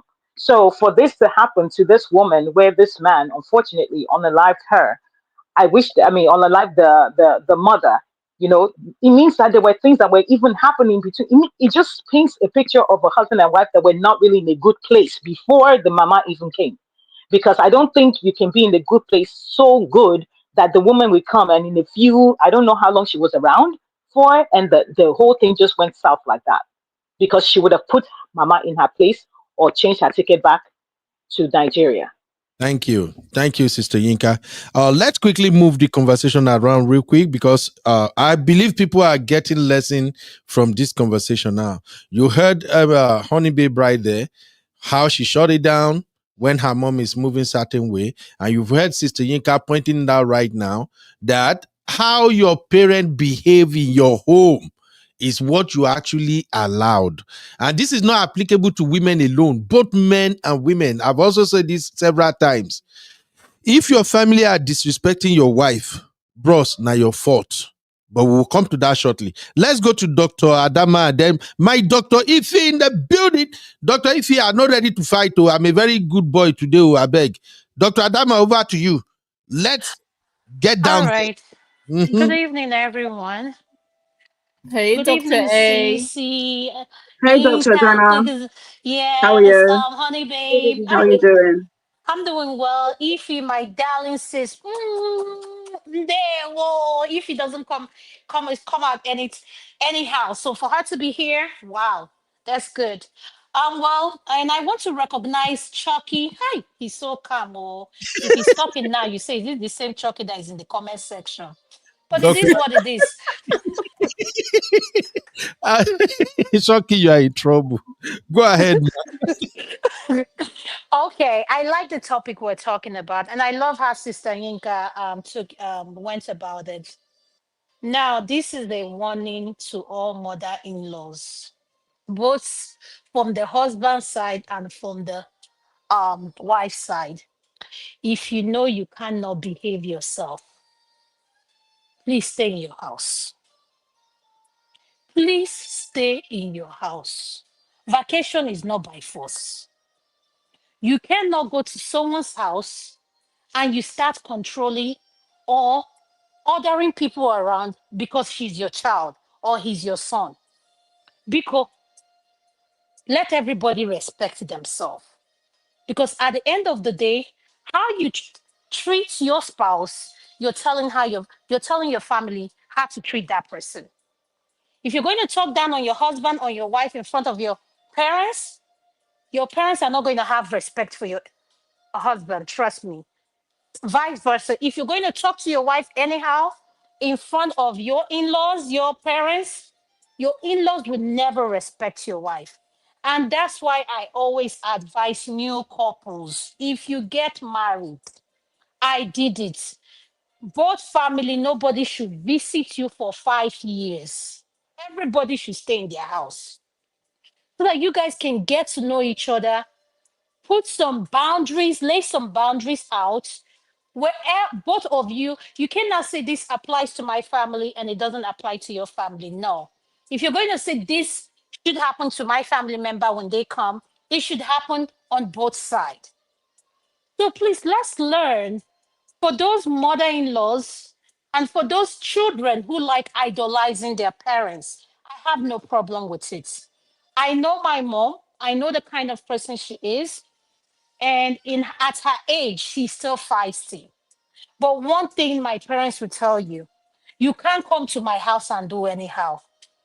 You are leaving immediately. I don't care who you are. Same thing applies to my in-law. So at the end of the day, let us learn to respect ourselves. If you know you're going to go to your in-law's house and be a nuisance and you cannot control yourself, and if you've been telling your mother-in-law that your husband is Dangote, why he's an Uber driver, that's your business. So at the end of the day, we have a lot of Iyako Bonvita. So those ones that when you give them money, they will dance to your downturn. Those ones, when you don't give anything, they won't like you. I believe that's the understanding of Yoko Bonvita. But at the end of the day, this is what I want to tell each and every one of us and to our listeners. Please caution your parents and tell them what you expect of them when they come to your house. One of the things are, if you see me and my spouse arguing, please don't get involved. Just mind your business. We'll figure it out. Two, in the morning, they will cook soup or they will cook this kind of soup. You say you don't like it. Is this the only soup you? Please, if you want to be eating this different kind of soup, and you know you come to your daughter's house, you cannot adjust. Stay at your husband's house because you've married her dad, and you're just coming for a short period. You need to learn to tolerate things, and if you cannot tolerate who your child marries, that means you're not ready to visit them. And for those people that have mother-in-laws and father-in-laws that are problemsome, like I always say, oh my goodness, there is a way when they want to come visit, I'll make up something. I'm not saying I have bad in-laws, but there are family members, you know what, no matter what you do, they will never like you. And for someone like me that is opinionated, and I married a man that whatever I said, then he said, you know what, I'm sorry, my wife, this is the way it has to be. You don't have to like it, but this is my house, so you can go to your house and do it anyhow. So at the end of the day, my peace of mind matters and his peace of mind matters. But if you feel your family is worth sacrificing for your parents, congratulations, you're a very good child. But let me remind you, the day you will die, they will bury only you alone. Thank you. Dr. Adama, before I go to Dr. Ify, I have a quick pushback on just one small aspect of your recommendations, if you don't mind. Can I do that? Go ahead, Ben. I'm listening. See, why are you laughing already? Leave him now. Leave him. He's being problematic. It's for As views. usual now. As usual. Nonsense. Leave him. No. Go ahead, Ben. I was Ben, this expecting way Dr. your A voice to is say, coming down. I I was will listen expecting to to you. say, go ahead, Ben. Go on. I'm just expecting you to. But she was like, okay, go ahead. She's being nice please, today. get Go my on. back here. Uncle Emeka is not here to.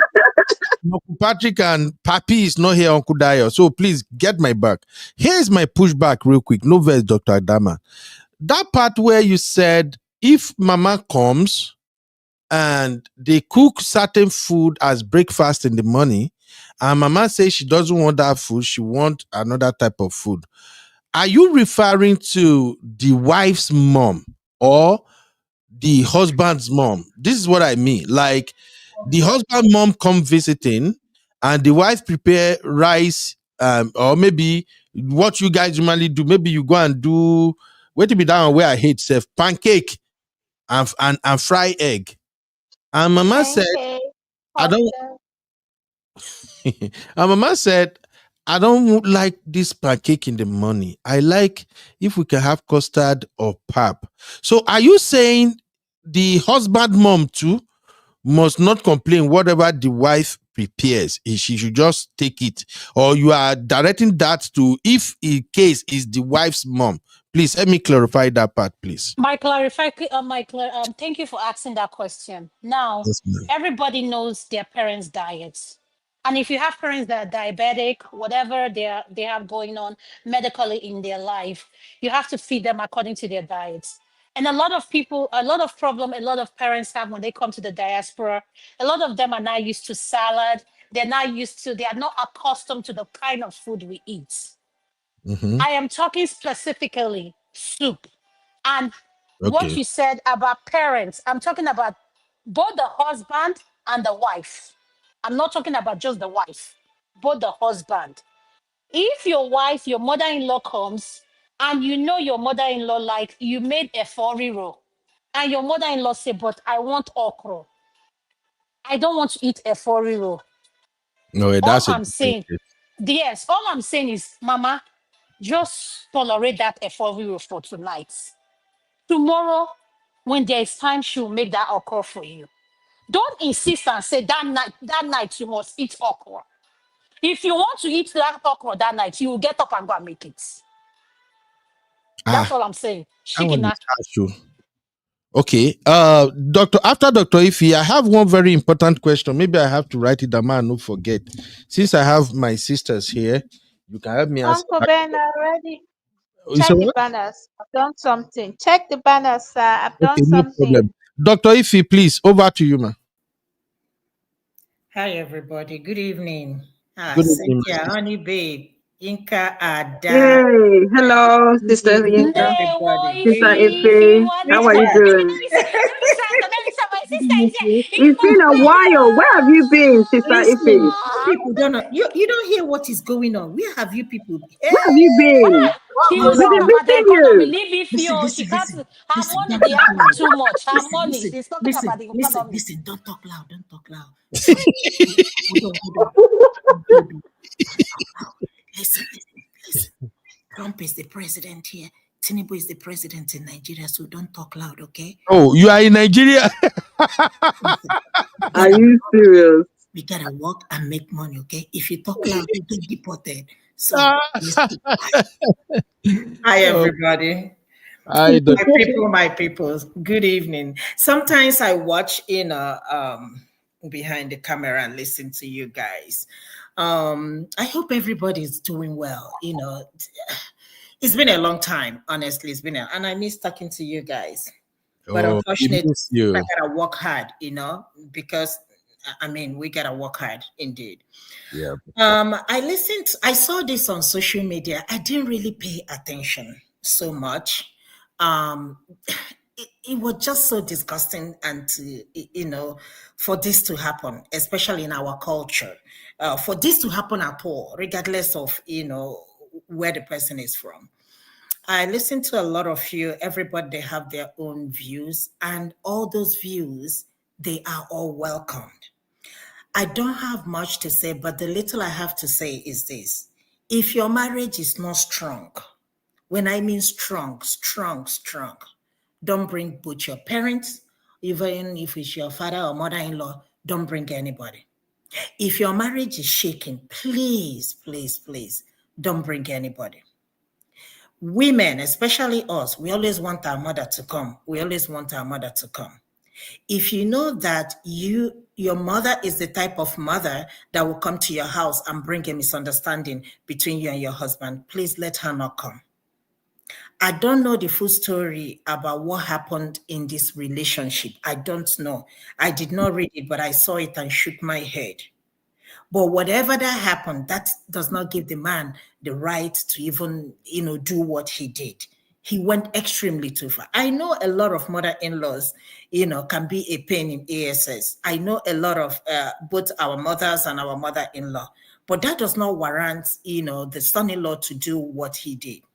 What I tell women is this: please, before you can bring your mother to your house, make sure you're on the same page with your husband. If both of you are not on the same page, I don't care the reason why your mother is coming, please don't bring your mother, because that will be the beginning of the problem. I was talking to one of my friends. She said, because I was telling her, hey, Angie, why don't you want to bring? She said, if you let me tell you something, if my mother comes here, my marriage will be over. I have to be honest with you. She said, nope. If my mom comes here, and your mom is different. If my mom comes here, my mother, I know this marriage will be over. Why? His mother-in-law lives in her house. Her husband is the only child. So her mother-in-law lives with her. She said, if she comes, she will be like, oh, is this all you've been doing? Working, 5 days a week. And what's your husband? She said a lot of stuff. And I can see where she's coming from. She said, I will not. I said, but your brother is here. He said, she will not. I understand, but she will not. If she comes, I'm telling you, one night alone, this house will be on fire. So I can see where she's coming from. So in that situation, her mother doesn't need to come. Even before her dad passed, she was making an arrangement for her dad to come instead of her mother, just for you to understand. So please, all of us women, I know we love our families so much. We want our mother, especially women. And also, if you don't have a good relationship with your mother-in-law, don't even try that. You have to be very strong. Your marriage has to be giddy bar. Because it's different when you visit somebody than when the person comes and stay months and years in your house. If they come and stay 1 month, 2 months, you can tolerate the person. But when it starts lingering to 6 months, 1 year, likelihood that something might happen. And my sister said something. If the other person in question, let's say your mom, a woman, your mother is here, and your husband tolerates your mom, please be grateful about that. And I will tell you why. Because not everybody can put up with other people's mother. Sometimes it's even difficult for us to put up with our own parents. How much more putting up with other people's parents? We have to understand that. It's not easy. I heard what Ada said. I agree with Ada. I agree with all of you. But if you cannot tolerate your own mother, don't even think about bringing other people. Let's be honest. That is very true. Let's be honest. If anything, let's be honest. Okay? So, before you think about bringing your mom or your mother-in-law, have that discussion with your husband. You have to lay rules and regulations. Let me tell you something. The first time I came to this country, my uncle then came and picked me up. My uncle, his wife is from here. Immediately I got in the car. I will never forget that incident. He turned the radio down, the volume down, and said to me, there are some few things I want to talk to you about. I said, okay. And he said, you see my wife, Rhonda? I said, yes. She runs the house. She runs the house. I don't care how she runs the house. I don't care what she does with the money. Please, all I'm asking you is to respect her. I know the upbringing that you had, but please respect my wife. So when he said this, I'm like, something must have happened. It was later that I come to hear that one of my cousins that, live with them a little bit, they have like a little bit of fight. But guess what? I lived with that woman. In fact, I even called her mom for peace to reign. I kissed her ASS until I left that house. Even though she didn't do me well, but I still, my uncle up to today, talk about it. So before you bring anybody, women, mother-in-law, father-in-law, and all that stuff, please, if you don't have good relationship, I don't care if they're coming to help you with your babysitting. Please, please figure out a way to take care of your babies without including them. Because when you were planning to start a family, you didn't include them. So don't say because you need them to come and help you take care of the baby, then you bring them in a relationship that is not steady. If I cannot tolerate my mom, I don't need my mother-in-law in my house. Let's understand that. It's so unfortunate. Wait. Doctor, if you know verse, you know verse, say this your brother, my ear, they pick some things. You say if I cannot tolerate my own mother in my house, you can't bring your own mother. You mean? No. What I mean is that, of course, your mother-in-law before she comes. You can't just, let me say, for example, you left Nigeria, or maybe you people met here. It's difficult because you don't know this woman when she's coming from Nigeria. You people are talking on the phone. What I'm trying to say is that if you feel that within yourself, I don't think I can tolerate this woman, let her not come. But if you feel you have good relationship with her, some of our mothers are mean and wicked. Some people get along with their mother-in-law more than their own mother too. Let's understand that. Okay, it goes both ways. But what I'm trying to say is that make sure you and your husband are on the same page before you bring any of your mothers, including his mother, including your mother, in your house. Don't use them as your nannies, please. Don't anything they're doing for you is just help. Don't make it, she did not bathe the children. Did not she? No, don't do that. If they help you do that, fine. If they don't help you, don't get upset. She's in my house. I am doing this. I pay for her ticket. No.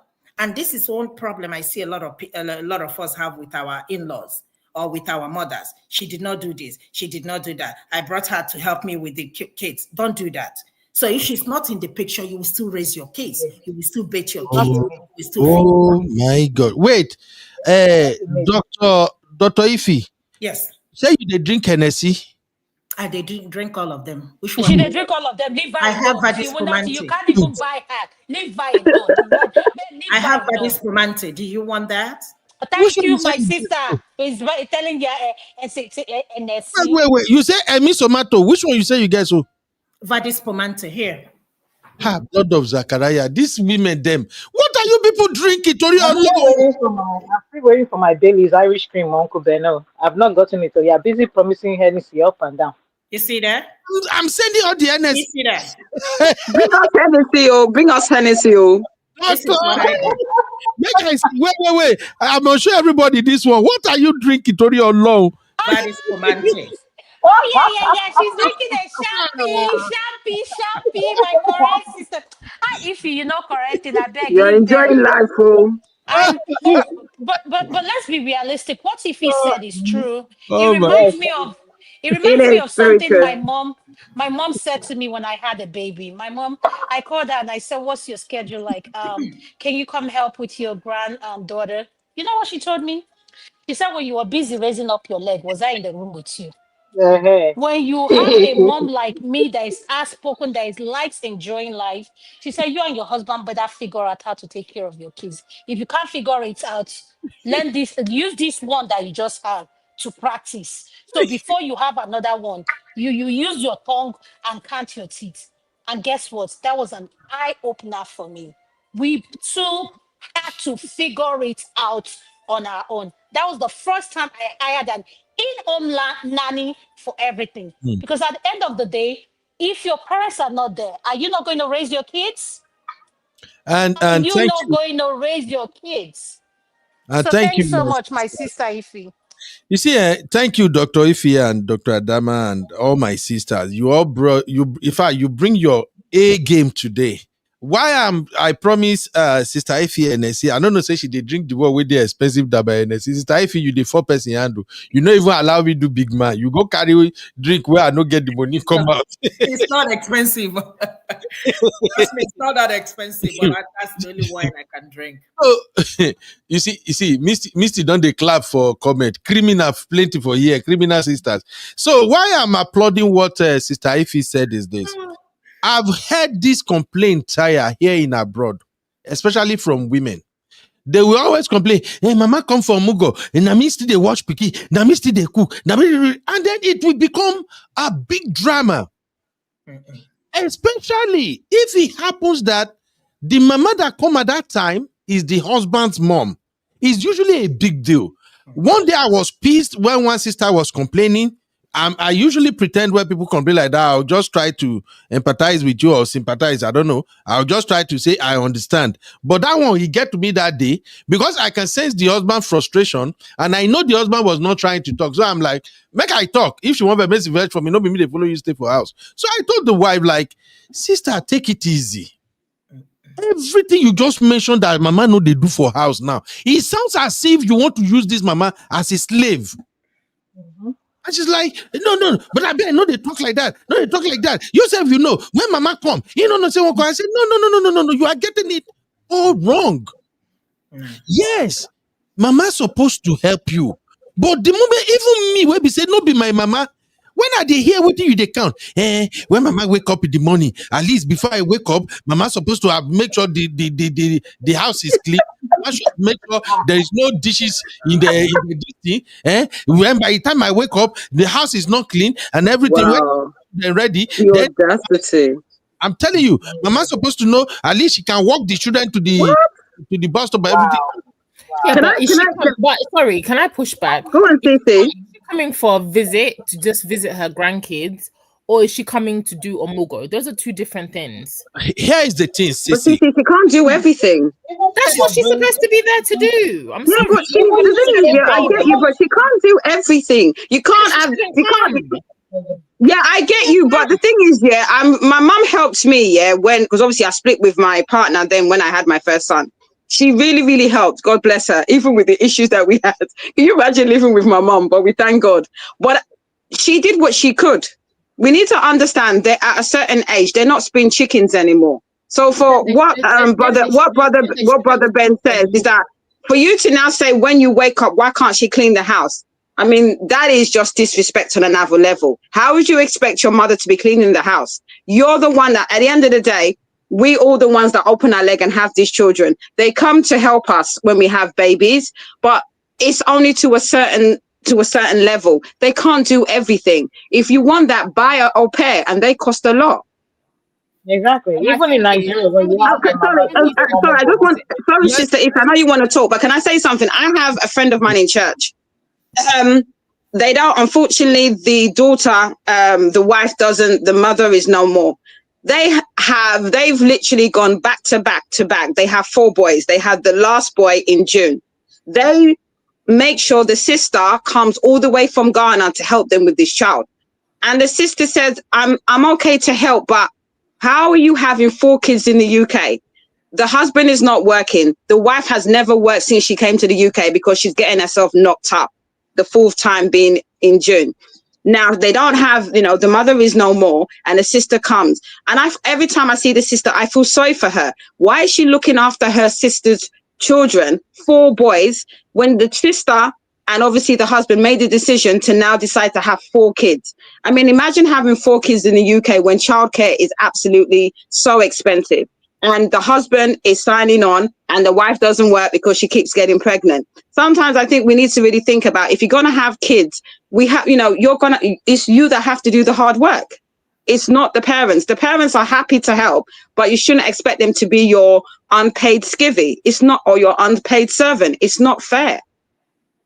All right. This is why, me personally, I don't believe if it's not if you've had a baby and you're expecting somebody to come and help you, that you're expecting them to come to do this omogo to look after you, I'm totally 1000% against you bringing your mother-in-law, because there's a level of respect that you're trying to maintain with her, and there's a level of, like, I can ask my mom, I can be like, Mommy, my mom will know to pick up and tidy up my house for me. She will not have an issue. If I say, oh, Mom, please, can you go and drop the kids, or can you pick this up for me? My mom is not going to have an issue with it because she's my mom.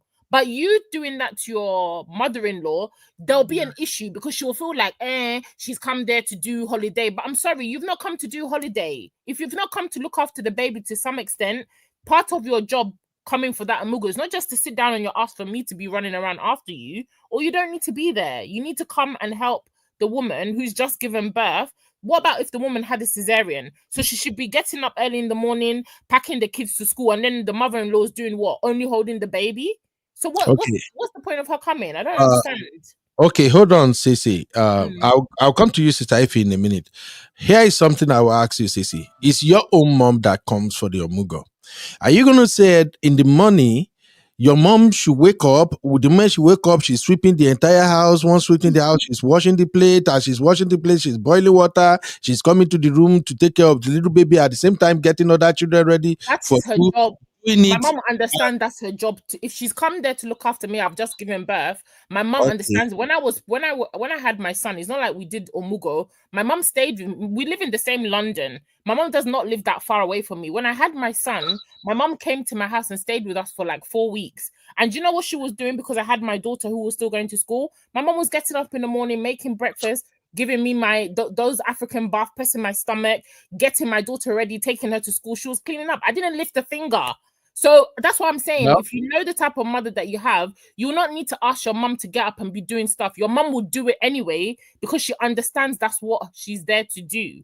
So that's what I'm saying. If you're bringing your husband's mother, of course your husband's mother is she's gonna feel a kind of way because she feels like you're bossing her around. But I'm sorry, you should understand what your job is. I'm not saying she should wake up at the crack of dawn at 4 a.m. But if I've just had a baby and I've just had a cesarean, for example, I didn't have a cesarean, but if you've had a cesarean, so you expect the woman that's just had a cesarean, who's breastfeeding, who's probably having sleepless night, the only thing you want to do as my mother-in-law is to be holding the baby at your own convenience, then don't come. You don't understand what your role is. You're there to support. You are there to be the skivvy, if that's what you think it is. So are you going to tell your husband, if your mom gonna come, if she's not gonna do all this? His mom is not gonna come. My mother-in-law is not coming to do a mugo for me. I'm sorry. You're gonna tell your husband that? You will tell a Nigerian husband that? My husband's mom is not coming to do a It should be your. I think she's saying it should be the mum. It should be the mum. It's only a mother that can understand all of that. It should be the mum. Can I say Daniel, something, can I please? say something? It will be my sister. Before my mother-in-law comes, it will not even be my. I have my aunties. I have my sister. Those are people in my family that I'm comfortable with. Your mother-in-law, you are not going to be that comfortable for the woman to be opening your nyash, to be cleaning you, to be doing but it doesn't matter, Sissy. I think that's where you're getting it wrong. If you have that relationship, like you said, if you have that relationship with your husband and you gave a bath and your own mother, like, God forbid, my own mother, let me use myself as an example, is no longer there, and my husband's mother is the one available. Yes, you're the one going to open my nyash and wash it, do Dr. everything, I take care of. If you have that rapport, Hold on, Sissy. If you have that rapport, that's fine. You're going to assume that role. This is what I don't want to do. I don't like telling grown adults what to do when you come to the home, because automatically, if you come to my home and you've seen my routine, how I take care of my kids, and I'm unable, I just gave birth, and you, like you said, you just had a C-section.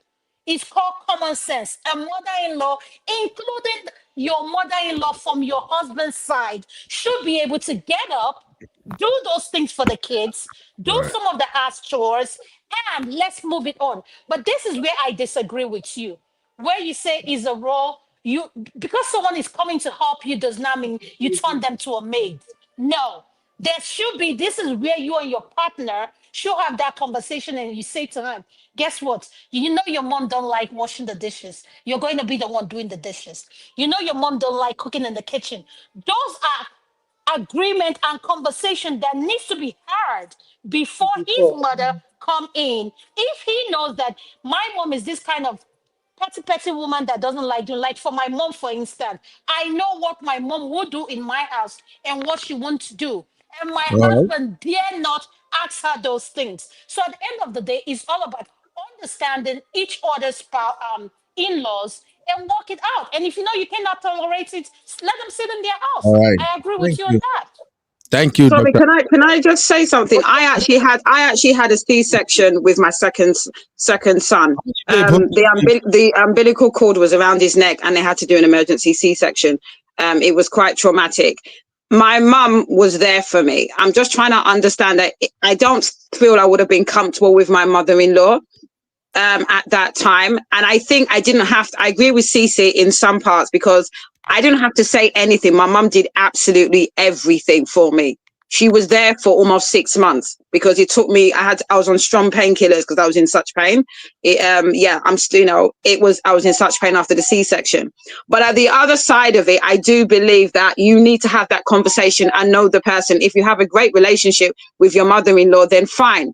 But I think there's two conversations. Yes, your mother is always, you're going to be more in tune. And if she is around and she's alive, we thank God for, then yes, she will be there for you. But at the other time, as much as I appreciate what my mum did, if she couldn't do everything, then I would have had to find the strength to do it myself. I was lucky she did everything. What I'm saying is that you shouldn't see your mother-in-law as a glorified skivvy. It's not fair. Exactly. That's all I'm saying. Thank you, Dr. Ife. Sorry, I know it's getting hot in here. Dr. Ife, please unmute. You are muted. I know you wanted to emphasize a point, man. Yeah, go ahead, sis. Sister Sissy, let me ask you a question. So let's say your mom, you don't have a mom, your mother-in-law is not there, it's just you and your husband, and you have a C-section. Because we live in the world of reality, let's be honest. When these people are not there, let's say you don't have no support, you're still going to do all these things by fire or by crook. Mm-hmm. And like I always tell people, whatever anybody, including your mother-in-law, including your own mom, whatever they do for you when they come to this country, it comes abroad for more for help, it's just extra. If they don't do it, I will not be mad, honestly, because when she's not in the picture, I will do all those stuff by myself. Okay, for example, let me give you, like my friend I told you about. Her mother-in-law lives in her house. 3 children, 3 C-section. She does everything for herself. Her mother-in-law, she's there. She used to walk then, but now she's no longer walking. She has dementia. What is she going to do? Is she going to kick her mother-in-law out? No. Her mother cannot come because if her mother comes, the marriage will pack up. So she literally did everything, and upon that, walk. So I don't like this issue. Oh, I want my mother to. If you have good relationship with your, like I said, some of us have good relationship with our mother-in-laws. Some mother-in-laws are way, way better than our own mothers. Let's call a spade a spade. Exactly. If you have a good relationship with your mother-in-law, what is it that you are opening your leg and throwing that they have not seen? What is it? Is that a gold or diamond or whatever? If you don't feel comfortable her doing that, that's fine. Do it yourself. But I don't like this situation. Oh, I have C-section and, she's supposed to help. No, she's not supposed to do no damn. If she helps, therefore. But that's why I say, but then what is she there for? I'm trying to understand you guys' point. Uncle Beno, I actually have a real life experience with both. Thank you, Dr. Ify. Abby, you have not spoken all day. Oh yeah, speak. Sorry, I went to moderate Yes, I do have a real life experience with my auntie that I lived with when I first came to the UK. Okay. And I think in a way it kind of formed my decision. So my grandma came for her mugwa. And this was the thing. Her mother-in-law also wanted to come. And it caused a bit of an argument. And my auntie just made a deal with her husband. Let my mom come. Obviously, I don't know what the deal is with visas these days. But at the time, it was a case of you can come for up to 6 months in the UK and then you leave. So it was a deal where let my mother come first. Just because, like Cece said, there's a lot more that goes into caring for a woman when she's just giving birth. The hot water thing that the older women do, the washing, the assistance, even washing of underwear, right? And I remember my auntie specifically saying, for her, regardless of the rapport, and let me tell you something, her mother-in-law is lovely. Even I love her mother-in-law, right? But she just realized that it would be easier for her to give her own mother instructions. Mommy, no, I don't want a bon noise. Offense that I want. It's easier for you to talk to your mom like that, and your mom will not feel offended. With your mother-in-law, even if you have the best of relationships, you're still wary of not coming across as rude, not coming across as exactly. It's so true. Yeah. Yeah, it's very not true. that you're rude though. It's just that you're more walking on eggshells because this in-law wahala can be somehow. So it's not like she's a bad person. I remember that my auntie, like I said, I lived in the house at the time, and I remember my auntie just saying that that's the reason why it's better because I'm more vulnerable. I need more help, more intimate help. Let my mom come first, and then when my mom goes, because another thing, we don't even want both of them in the house at the same time. When my mom goes, your mother will come. At the time your mother comes, I still have. Sorry, Abby, you are a troublemaker. You say you don't want both of them in the house. Not that they've not experimented before, but it's just that let us not use this time to experiment. I agree with her. I agree. The second half, the second 6 months, your mother can come. That way, I'm not as vulnerable and as needy as I am in the first 6 months. So I can sweep, and I'm telling you this because even this my grandma. You can tell her, mommy, I beg you will sweep today. Like, do you understand? It's easier to talk to your mom like that. Even my mom is not here anymore. So I don't have any choice but to depend on my mother-in-law personally. But I'm just saying that I understand where Sisi is coming from. And really and truly, with that relationship, we did not have to tell my grandma what to do. In usual Nigerian mother fashion, she's up at 5. She's doing this. She's doing way more than we even planned for her to do. But do you know what I'm saying? My point is, generally, it is easier for you to give your own mother instructions. Yeah, totally. I remember when I had my son and we came back from the hospital, my mom had taken over my kitchen. Like, I gave birth and I literally came home the same day. I had no issue. And my mom had taken over my kitchen. She was cooking. She was doing all sorts. And I was like, Mom, please, can I just have my space? I can't say that to my mother-in-law. I can't even say that to my aunt. There's a level of like comfortability that I have. And my mom was like, oh, okay. If you want to cook, go and cook. I was cooking in my kitchen. Again, like when I was trying to breastfeed my son, there's some things that my mom will be doing. As a mom, she's had 3 kids already. Parents can just be like, everything. She will be pulling my boobs, saying, you're not breastfeeding like this. She'll take out my breast and be putting it in my son's mouth. Do you think my mother-in-law can do that and I'll be comfortable? Yeah. Why can't she do it? She can do it. You're not I do don't want her Another to. example Even if she of can do it, I this don't want Yeah, her to. it. this is Everybody. That's all I'm saying. There's just a All level right. of comfortability that you have with your own mom. That your mom I will want do to give certain another things, and then you just be example. like, it's my mom. All That's right. all I'm Thank you. saying. Thank you. Can I say something real quick? Hold Oh, on. I don't want to cut you. Hold on. Sister Yinka. Let's hear your take, Sister Yinka. Make I know where Yeah, we go. I just wanted to say one thing that I noticed though, because it's happened a lot around me with people, family, and friends that I've seen, where they have first of all, they have issues trying to decide who wants to,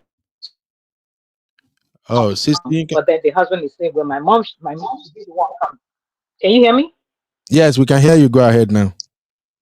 Oh, okay. So then the husband is saying, "Well, my mom should be the one coming." A lot of the times, I notice that the men do not understand why the women want their moms to come. And all what my sisters here have said is exactly why we usually want our moms around.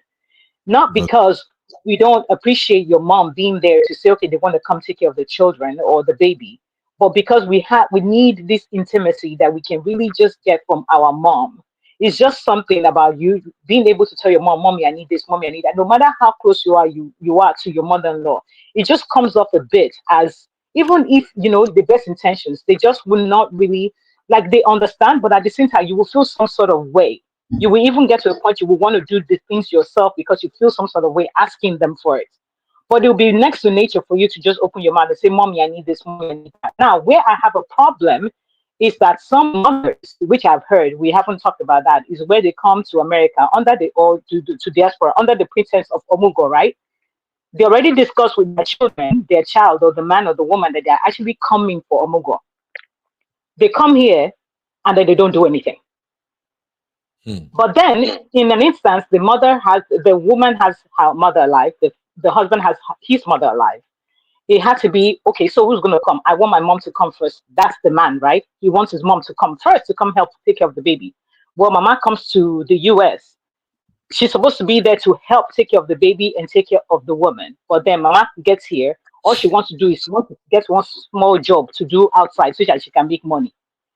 Remember that this woman, her mom, is actually in Nigeria, who would have been there to help her. So, Mama, what are you really here for? Now, I'm all about fairness because I always look at it this way, right? When our parents, it's a privilege to have your mother, either the man or the woman, have your mother come help you with your child. It is not that responsibility. We're not there when you lay down to have this child. But you will not, under pretense, come to my home and say you're coming to help me take care of my child, and then you don't do anything. When I would have had somebody else come and help me, right? If you wanted to come and visit another time, you can come after the baby is a little bit grown, and then get a small job outside and do work or whatever. And then I'm not going to burden you with stuff because these are the things that I still would have done if you were here or not here. But the idea of you coming under the pretense of coming for omugo and then you don't even do anything. There are lots of cases like that. They come and they don't even help, not even with the baby. Not to talk about the You woman. become the But one if it was running a around. mother, yeah, but if it was a woman that brought her mom in, she'll be able to yeah, talk to her mom, "Mommy, I need this, mommy, I need that." But because she can't really say anything to her yeah, mother-in-law, she's in a tight spot. Do you All right. understand? So a lot of the time, the husbands don't understand when the women say, "I really want my mom." It's not about putting your mom first. It's about the person that you're the most comfortable with, that will help you out. Oh, thank But you, Sister Yinka. Have you landed, man? yeah, I just wanted to wrap it up by saying that. But at the same time, we need to be fair in the things that we ask even our mom or our spouse's mom to help us with. Because remember, in Nigeria, even with Omugo, you still have housemates in the house. So mama is not doing everything that you're needing to be done. You have housemates in the house that will help you with the little things while mama is taking care of the baby and taking care of you. But here, where you don't have house helps, you're now putting all the burden on the mama to help you. In all that we do, let us be fair, because that's just it. Because I've seen a lot of women, like maybe they're in their 70s and 80s, and these mamas are running up and down the house with two little kids, and they're still cleaning and doing all of this stuff, just trying to please the woman. But at the end of the day, mama is just being run down like a glorified housemaid, and that's not fair. So let's just be fair in everything we do. Thank you, Sister Yinka. We have a first time caller, Sister Funke. Sister Hello, Funke, Fubelo. how are you doing? I'm good. How about you, Hello, my sister? everyone. You're welcome. You're Hello. welcome. Thank you for Hello. joining us today. Welcome. Welcome. Nice to hear from everyone. I'm also an Obodo farm, Oh, yeah, we Canada. plenty for here. Oh, Go ahead, please. Hello, Sister Funke. Oh, I think your network is being messed up. Do you hear me? When it comes to my in-law, Okay. can you hear me? Yes, go ahead. We can hear you now. Can you hear me? We can hear you. Yes, go Okay. ahead. We can hear you. When it comes to the issue of mother-in-law, I personally, I am an example because I lost my mother about 40 years ago. Oh, So so when I sorry. started having my children, I had no choice. Irrespective of the situation of things that was happening then, I had to manage the situation the way it comes. I live in a family house, and you understand what it means when you are living with your mother-in-law, sister-in-law, or brother-in-law. It's not a kind of free place for me to live, but I just had to adjust to that situation at that time. Sometimes I'll have to call my auntie. She's of blessed memory now. Then each time she comes around, the way I could, the way I will be able to do to my mother-in-law, the way I will be able to do to her, to my mother-in-law, I cannot do it. When you are with your family, either your sister, auntie, cousins, you'll be more free. But in my own situation, whatever my mother-in-law, I really appreciate the little she could do before she finally passed away. But Hmm. when it comes to mother-in-law and you don't have anyone to help you around, don't feel entitled that, oh, she's supposed to do this, she's supposed to do that. Whatever little things, even if you are not comfortable with it, just see a way of managing the situation, then look for an option. It got to a stage I had to look for an house help. Though I wasn't financially okay, but I just had to get someone. Though the girl was a young girl, but she was able to do one or two things for me in the house. Because going to work, then back then you have to go to work. I mean, when you are done with maternity leave, it's usually 3 months. So 3 months resuming back to work, and then I was working in a bank. Going back to work at 3 months, leaving a baby at home. None of my children attend a daycare because I didn't have money to. The money was not there to pay. So I just have to leave my children. They are 1-1. When I had them 1-1, I just have to leave my children with my mother-in-law until they started going to school. So in the cases of mother-in-law, whoever finds herself living with mother-in-law or asking mother-in-law to come around, especially those that don't have a mother or Hmm. family to come and assist them, let's try and see a way how we can accommodate them. The little they can do, let them do it, and you look for a way out. So I don't want us to feel that, oh, mother-in-laws, they are 100% bad. Some are good. Even the bad one, if you don't have a choice, just see a way of accommodating them. That's my contribution. Thank you. Oh, thank you. Thank you, my sister. It's really good thank to you. hear from you. And I appreciate the fact that even Uh-huh. while you are driving, you still help us add your voice to this conversation. God bless you. Okay. We have Can I say started something with real the quick? I'm so sorry. I just wanted to chip in one thing real quick, and it's just all right. personal about what the sister just said now. All So right, go I ahead. remember when I had my son. My son is going to be 21 in December.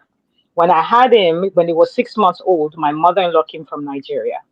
My mother-in-law stayed with us then for about 3 years. I actually had another baby within the time that she was around, and she helped us take care of the boys. My boys, my first two children, never ever in their entire life, set a foot in daycare, right?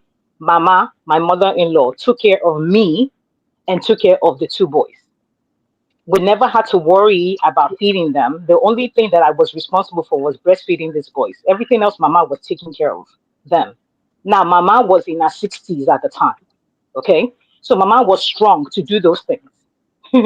So now Mama is about to be 80, right? Imagine if I were to have another baby now. And I'm expecting that Mama would do the same things that she did for my children when she was in her 60s. It is crazy. It's not, there's no way, right? But if Yeah. let's say somebody else has a baby now, she decides to go there to help and do omugo, she will be able to only do a little bit, not as much as she did when she was with me. And that's my mother-in-law. My mom wasn't even here. My mom was still in Nigeria taking care of my younger siblings, right? My mother-in-law stood the ground and she took care of me and took care of the babies. I don't see where that energy is going to come from for Mama to take care, to do the same things that she did in her 60s, in her 80s. So if it happened that I had a baby now, where it was like an accidental baby, when it wasn't planned and all of that, I know that I'm going to have to hire a nanny, even though Mama is still with me, because I cannot expect Mama to do the things that she was doing in her 60s, in her 80s. That's why I was saying, that's why I really appreciate what the other lady the lady that just joined us just talked about. You know, whatever it is that they're able to do, just take it in love and figure out a way out for the rest of it. However, you're going to have. Exactly, so that there will be peace in the house. Now, Uncle Patrick is the building. Before Uncle Patrick go, let me turn down the AC small. I say it's getting hot here. So let me, Uncle Patrick, easy, but let me turn down the AC by playing this short video. May we just laugh small. Have you seen correct Dagbana Shoko mother-in-law? There is a lot packed into this video, but I just wanted us to watch it so that we can continue. How many of you have seen this video before? I've seen this video like last year. She's terrible. Oh my God. Anytime this video shows up on my TL and I go to the comment, I will see ladies fighting like, what kind of a woman is this? I'm never marrying a Nigerian. She's this, she's that. Well, anyway, did you know that despite the fact that this is just a TV show, that is exactly how some mother-in-law react in some situation. They believe they owe their son and they also owe the daughter-in-law too. They want to control every freaky thing in the house. Anyway, I pray you will not come across this type of mother-in-law. Shout out to my sister, Cool Mama. Cool Mama, you are welcome. Ashley, how are you doing today, my sister? I did say Ashley, today's topic get as it be. Now, let's come back to this conversation real quick. Uncle Patrick, you are here, sir. Thank you for coming, Uncle Patrick. And I really love the fact that all my sisters, they bring it 100 today. We're talking about this mama that died in Canada, and we're actually Sisi and Abio are actually co-hosting with me today. We are coming from a point of view that we do not support whatever happened, how that guy behaved, everything. There is no reason justifying unlifing another human being, but because we want to extract lesson, that's why we started talking about how to deal with mother-in-law. And then we started the conversation by asking if everybody that is watching this show right now, if they actually know their mama character. And majority of the people watching said they know their parents' character. Then we now ask, if you know your parent character, if you know how your mama they behave, and you are married, if your mama they come visit you, how would you prepare? What would you do if the mama come around? Then the conversation now, I didn't know that my sisters are already prepared for this. So the conversation now moved towards the fact that when the mother-in-law is around, what is expected of her to do in the house? So we are looking at it like, okay, how will it go? But Sisi actually started Wahala, like Sisi always does. So Sisi was like, no, if mama won't come do a mugo, it has to be her own mom that will come, because the mom can help her around the house, do a lot of things. She can actually ask her mom, do this, do that. And to be honest, I think Sisi is 100% right. And many sisters also agree that is right. But I asked Sisi, what if is your mother-in-law that comes, that is your husband's mom that comes, and Sisi insists that lie, there is no way the mama will come. if it is Omugo. But then I see what she's saying. But welcome, Uncle Patrick. Help me make it make sense, sir. Uncle Ben, thank you very much. Welcome, I've sir. been listening. I've been busy. You're doing a great job. This is a big elephant in the house. I listened to Sister Yinka, Dr. Adama, Dr. Ife, Sisi, Honey Babe, even Habi. They made a very, and Soki too. That's a wonderful brother. They made a valid point. They are very correct with everything they said. Uncle Ben, I must tell you, I've seen a lot of marriages divorced because of mother-in-law in America. Serious one. And it takes maturity to handle it. I know first thing, if anybody is coming, you both need to sit down and say, these people are coming. We agree they are coming. How long are they going to stay? It's very important. If Mama is supposed to stay 2 months and says 3 months, no. You have done against what you agreed on. How long is Mama going to stay? What will be the role of Mama? That must be boundary. If you don't agree on that, it cannot work. I'm telling you, it cannot work. Don't go and buy ticket for your mom and say your mom is staying for 1 year. No. Mama is staying for 2 months. 2 months is 2 months. As soon as 2 months, the ticket will even say when Mama will be going back. It's very important. It is very important. And that is the genesis of problem in marriages getting to divorce because of parents. It could be mother-in-law, it could be a father-in-law, it could be on the mother, a wife's side, or the husband's side. And I completely agree with our sister saying they want their mom. If your mom is coming, your mom is going to stay 2 months. I agree with your husband. Yeah. If your mother, your husband, mom is coming, Mama is staying for 2 months. I've seen people that came. Mama came, Mama just want to take a walk. They said Mama should take a walk. And Mama just on the road, Mama just sit down, and that was Mama was gone. I've seen cases, Mama coming on a Sunday, they went on church. Baba said, let me sleep. Baba just go. And the brother don't even have green card. People have to contribute money for Baba to go, but that could not even witness. And the last caller that said, and Sister Inka, Mama that come, remember, Mama has a lot of medication that she pack, that she's managing her body. And by the time she comes to America, you want that to be cleaning, carrying baby. Now, while you fight for yourself. Yes, people are sick. You know, some people might even come here after doing that. You might even enroll her for them to treat her. You know, that's why I said there must be a plan. And you must know your parents. Exactly. Yes, exactly. I had an elderly man that's been here for 57 years in America. I was sure when this man told me, the mother had money, live in a mansion. So he came here to meet the mom. Mother had him when he was a young lady. So the mother, as soon as the mother finished university, she had him when after in secondary school. But the mother is a princess. They had money.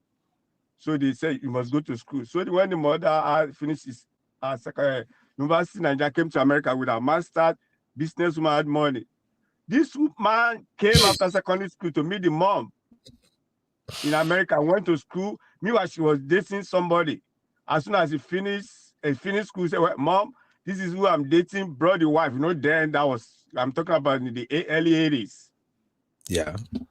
He said, when the woman came, you know, Nigeria, the lady got pregnant. And they were living in the mother's house, big house, because he was the only son, before the guy would get his snapper. He said the mom would tell the wife and say, let me say, Janet, your husband has 2 jobs, has money. You need to go and meet him and get, there is this latest wear they are wearing now. You know, you are pregnant, you need to wear so, and then. And the mother will call the son and say, Janet, she's a useless girl. You need to kick her out. She doesn't want to work in America. She's going to come and meet you for money, for so. And as soon as the guy knew, the guy would say, Janet, can we just take a walk? Did mommy told you something? Forget about mommy. I know my mom. It was the wife that was telling me this. The husband would call her and say, I know my mom. I know she told you. She already told me already. That is wisdom. And that was how they were able to survive and buy their own. They got to know apartment and bought their own house. So you must use wisdom. You must know your parents. Everybody was correct. I've known some women that because they come to America, they started care, they are doing 80 hours. The first is to fight for their mom. They will not even want to listen to their husband. So no, my mom must come. That woman suffered on me. No, that's where problem will start. You are not on the same pace. So we say, how much are you earning? I'm doing more overtime. I am making more money than you. My mom makes more. No. You just mess up everything. I just said it. People must see that whoever is coming, and there must be a policy in your house. So whoever is coming, whether your mom, whether my mom, whether my brother, your brother, you must not spend more than social time.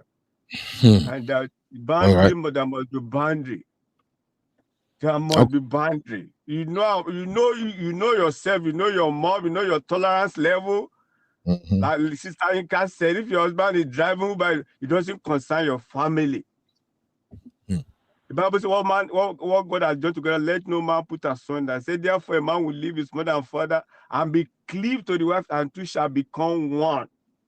You people must, when I had my baby in Nigeria, my mother-in-law didn't do nothing. It was her mom that was my grandma. Because the woman has money. She never did nothing.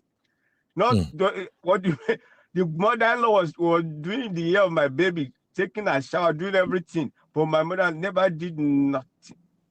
When we came to America, we had our first baby in America. We did it by ourselves. Patrick, shower for baby, clean, did everything. I was even in school that I used as a project. I did demonstration in class, in a college. So, what are people that their parents have pie? So, you are sure you can do. Sister Dama just gave an example now. If your parents say they are not coming, what will you do? Will you pie yourself? You need to grow up. Is the truth? Yeah, don't come and what you are going through in America now, you now bring another problem. Some people are regretting that they divorced because of just those little things that they can handle by themselves. It's going to be hot at that period, you know. See. Some women cannot even talk to their mom and say, no, mom, you can't do this. The way they hold their mom in high esteem. Uncle Ben, I'm serious. So. The way some women hold their mom, this one we are talking, say you will tell your mom, some women cannot do that. And some men too cannot do that. So whatever my mom says, I know my mom. No. Somebody told me when the mother-in-law was here, when him and the wife are having an issue, the mama knew the mama would just go into the room and talk to the daughter, say, you are the one causing this trouble. And the daughter will be crying. And the man was, that's my mom right there. The mother-in-law became the mom. The wife will be crying. Mom, I thought you came to support me. I'm not here to support you. Yoruba said it's only a good woman, a good mother that will look for seats for the wife, for the daughters in our marriage. You know what I mean? You will be the one that will make sure the daughters sit well. So everything is wisdom, but I tell you, this thing we are talking about, some women don't want to hear. Let me round up. One of my friends, I'm talking about someone of 62 years old, was telling me this. The sister in Ibadan is a twin. The sister in Ibadan. The mother, I'm going to round up with this. The mother has a school. She was a former principal. She now has this, but the mother with the education, she fight people. Nobody that comes to run the school, she fight them. You know what the woman and the sister did? She just went to Ife and brought the mom. And he modeled their house in the Ibadan and put the mom there. So I will take care of my mom. The woman that will tell the husband, say, well, we are getting old, I can't carry her again. I can't do this. The woman begin special soup, everything. It was somebody that came say, my daughter, I want to see you. Your marriage is gone. Your marriage is, your wife, your husband is complaining. You that said you cannot cook 2 soup again. You are cooking 3 orishi soup for your mom. You kept your mom in your house. Well, good luck with that. At that age, you know what the woman did? Say, she quickly took my mom from Ibadan going back to Ife. Say, no, I can't do this because a lot of women, I'm sorry to say, a lot of women, as soon as their mom come around, they will just neglect their husband. They will focus on their mom. As I would, yes. Some women say, so I have heard a woman that said, my mom said she wants to die, she wants to die in the children's house. So every attention was just put on the woman. And the man was left to be, you know what I mean? So Yes, we need to apply wisdom. Like I at least said, before anybody comes, there must be a rule. Whether your mother-in-law from your mother or from your wife, or they are saying so time, and they must go at so time. We need our own time too. And they are not coming there to over-labor them. They can let them do whatever they want, they can do. And you have to consider their age too. Mama, they are come with 10 medication. And mama is sleeping. You want mama to wake up at 6? No, you are kidding. Mama has some medication running in his body. She cannot wake up at that time. She can only do whatever she want to do. Mama is 80 already because she's from Africa. No. When mama is younger, you will know. Yes, mama will be bouncing, will be wearing leggings, will be doing whatever, you will see them in Nigerian churches now. Yeah, this mama is young, you know what I mean? But when mama is old, she can't do much. Thank you, sir. So apply wisdom. Thank you, Uncle Ben. Thank you, everybody, Thank you, Uncle Patrick. Please, Uncle Patrick, before you go, just quickly answer this one. I highlight it since it's open for everybody, but we have to move to the second topic, which is another hot one. It still has to do with sister-in-law. Now, because these are just bunch of people that know how to win marriages. But before we go, Uncle Patrick, let me consider this thing that Sister Yinka said. I see you, Mez AY. Mez AY, you see, I'm a good boy today. I'm not looking for anybody trouble. So Sister Yinka said, where are the father-in-laws? It's your fault. It's your fault that these women are destroying your son's marriages. Because if she was happy at home, she wouldn't be so far away from you. Exactly. This is the real the question. father-in-law. Disagree. This is the real question. Okay, let me first. Hold on, guys, please. Chucky, please, you haven't spoken a while. Talk, but I want to make Uncle Patrick address this before he leave. Then we continue our basketball. But my brother Chucky, what do you think of this one, please? Okay, I don't want to refer to this one right now. Actually, there's something that Mr. Patrick mentioned now, and I just want to find out for our younger audience who have not in the marriage thing or they're just newly married. Now, you did mention something about rule. When is the best? When is it the best time when a rule should be applied? Is it before they come or after when they come? Before they come. Before they come. Okay. The rule should be applied. You should discuss those things before they come. Before you buy the they come ticket. in. Because when they come in, they will call. If they know you don't have a rule, they will call and dictate the rules for you. And you being a child wanting to please your parents, you will go by what they want and not what your spouses want. And you two must be in the same pace, husband and wife. Please, the love, she do this from your genuine heart. She should know that yes, this husband want the best for my family. This wife want the best. Not to be saying, okay, is it because of your parents? No, the best for us. These parents will leave us and go. You know what I mean? So the people should be able to sit down. I'm talking of Nigerians that are professors that I know, doctors, pastors, that this now affected their marriage. I'm not kidding. All right, we sister. Yeah, well, to some extent, women, a lot of women, they still harbor some grievances that I'm going to deal with you. So it plays out in some cases. Yes, it plays out in some cases. And that's why, some women are so glued to their children. I say, well, and that's why husband too must stand on his feet. You can't abandon me in Lagos and making me to be cooking. going to market while you're in America enjoying yourself. You won't come for 1 year. And that's why I said, that's why the rule even come to place. The children should be able to stand, well, mom, you are 2 months, go and take care of dad. If there is genuine love, don't bring your mom and leave your mom back in Nigeria. He's going to show you going everywhere to go and buy fufu and by himself cooking. And your mom is saying Nigeria. No, that is totally wrong. Okay. Yes, that's totally. That's why even children too supposed to stand up for their parents, for their dad. Let mama be responsible. Mama is in America causing trouble, telling her husband how many meat to take in the soup. Meanwhile, no, a lot of things is happening. This is not. This are things I've seen. But Uncle Patrick, freak, you know what I mean? Yeah. Yeah, but Uncle Patrick, I disagree a little bit with Tati Yinka on this one. I will allow the panelists to address them anyway. Yeah, that's what I'm saying. The reason why I say I disagree a little bit, say, you know what they say in Yoruba proverb, that when woman don't take for husband house, it go become winch. Some of this mama, the papa cannot do nothing. When they leave the house, but some of them, nothing the papa fit do. I actually agree with the rule thing that if the children, the husband and wife, where the mama won't go meet, if they both agree that, okay, mama, as they come, so you're only going to stay for 3 months, you're going back, that is fine. But the husband, the papa, where Sister Ika they refer to now, they know they listen to those papa. They are very stubborn, mama.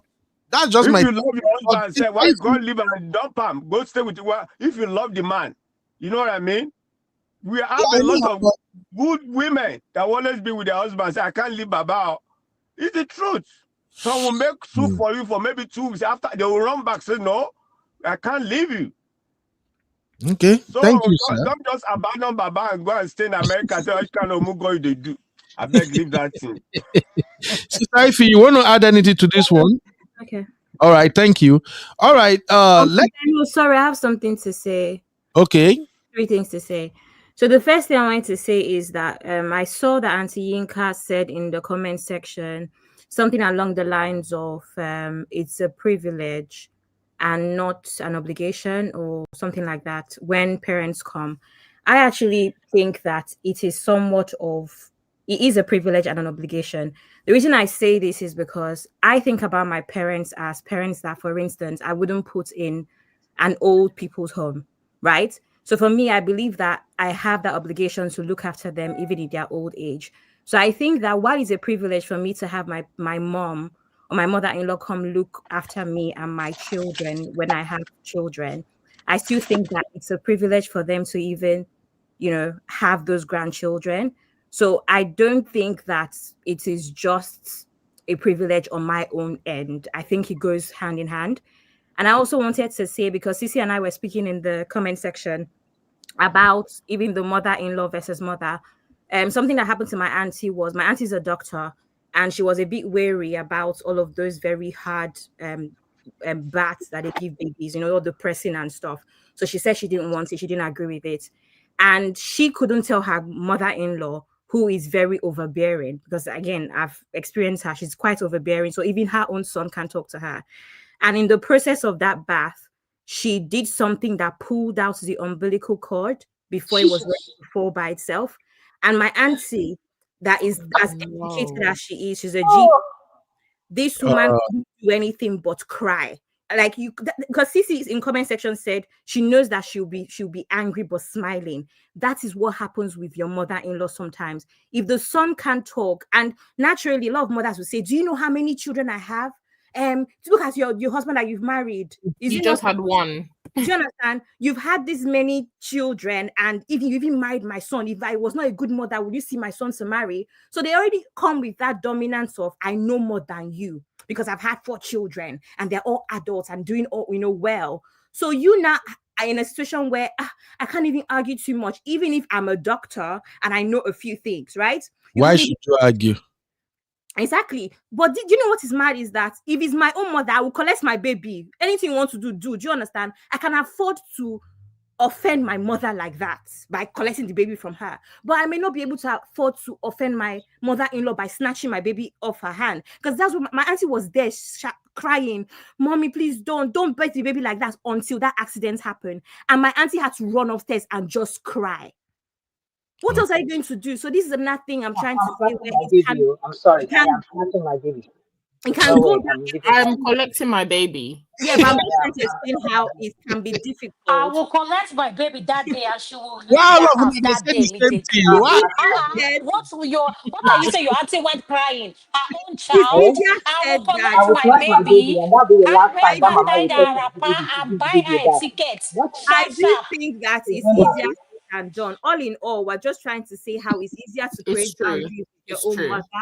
That I give that example Because as you're tiptoeing this is not around a all the woman. time. Exactly. This is not a woman that is even timid or not educated. That's why I reference her even All being right. a doctor.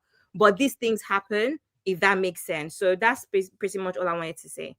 Okay, thank you very much. Let's just close out this segment. Uncle Brian, let me quickly say this. Okay, sir. One of my friend, the wife is a medical doctor. No, he says she has a PhD. She's a dean of a faculty. The man he's a lecturer in two school. You know what they did? They've been citizens for more than 10 years. They didn't file for their mother-in-law. They said, we don't have to do that. So that mama will not just be coming anyhow. What they did when mama need visa, mama get visa, come here, 2 months, mama is gone.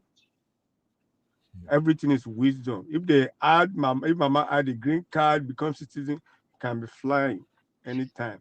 Mama just go and collect visa. So we should apply wisdom. Thank you. All right, thank you, sir. Let's quickly move on to the next topic real quick. Thank you, everybody. But let's take these two poll and then we'll be done. First poll: who should address issues involving mother-in-law? Husband or wife? Please, everybody, vote now. 1 for husband, 2 for wife, 3 for both of them. Who should address issue concerning in-laws? I wanted to point out something here. When you say in-laws, are you talking about both parents or just in-laws? Okay. Like I don't understand which in-laws. Let me break down. When I say in-laws, for instance, if Dr. Adama is my wife and my mom is the one around and she's giving us headache, who should address it? Should I be the one to address my mom or Dr. Adama, who is the daughter-in-law? If it is Dr. Adama's mom, should I be the one to address my mother-in-law or Dr. Adama should address her own mom? That's just what I mean. So whenever there are issues with involving mother-in-laws, who should address it? Is it husband or wife or both of them? No, address your own parents. Okay. Yes, now. Address your own parents now. And I support what she said, address your own parents. Yeah, Every man, address your own every parents. malam with their own kettle. Because if Yep. there is not their child, go and address them. That's when they will say you roll your eyes. You are Yeah. giving attitude. They don't like you. And they said all this. So let every child address their own parents in a tone. And I always say it's not what you say, it's how you say it. So at the Right. end of the day, let everyone address his parents. Dr. Ife, you share the same sentiment? Okay, great. If he does. So for everybody who's watching, Uncle Patrick, do you agree with that too? As well as Chucky? Uncle Patrick, you are muted. Chucky, can you hear me, bro? This one don't pass me. It's complicated, though. It's complicated. Chucky, I think it's the sleep that has entered your eye, giving your location. Now Why you is it complicated? now you I am fully awake. It's very I'm fully simple. awake. I'm still thinking through it, honestly. I mean, No. Address your So if parents. you have an issue with your mother-in-law, you're going to go and address your mother-in-law as opposed to telling your wife and letting your wife address your mother-in-law. Is that what you're saying? is that for me? Yeah, for you, Chucky. It's simple. The way you're hesitating. Address your mom. Address your mom. I said the way he's hesitating, sleep don't enter your eye. Chucky, don't worry. Sleep never Don't enter take my us eye. through. Relax. Then you come and Never talk enter to my us. eyes. Are you Don't tired? worry. I'm not tired though. I'm just. Oh, come on. I'm still. Listen. I'll come back to you on that, and let me see All what my right. decision is. Okay. All right. All right. Thank you, Chucky. Like, Oh, you can like I say problems. something before Chucky go? Chucky, to our fans and viewers, Chucky is the analyst of the platform. You see how he said, let him go and analyze the situation Let me go before think he about it, go. come back. I don't tire for this platform.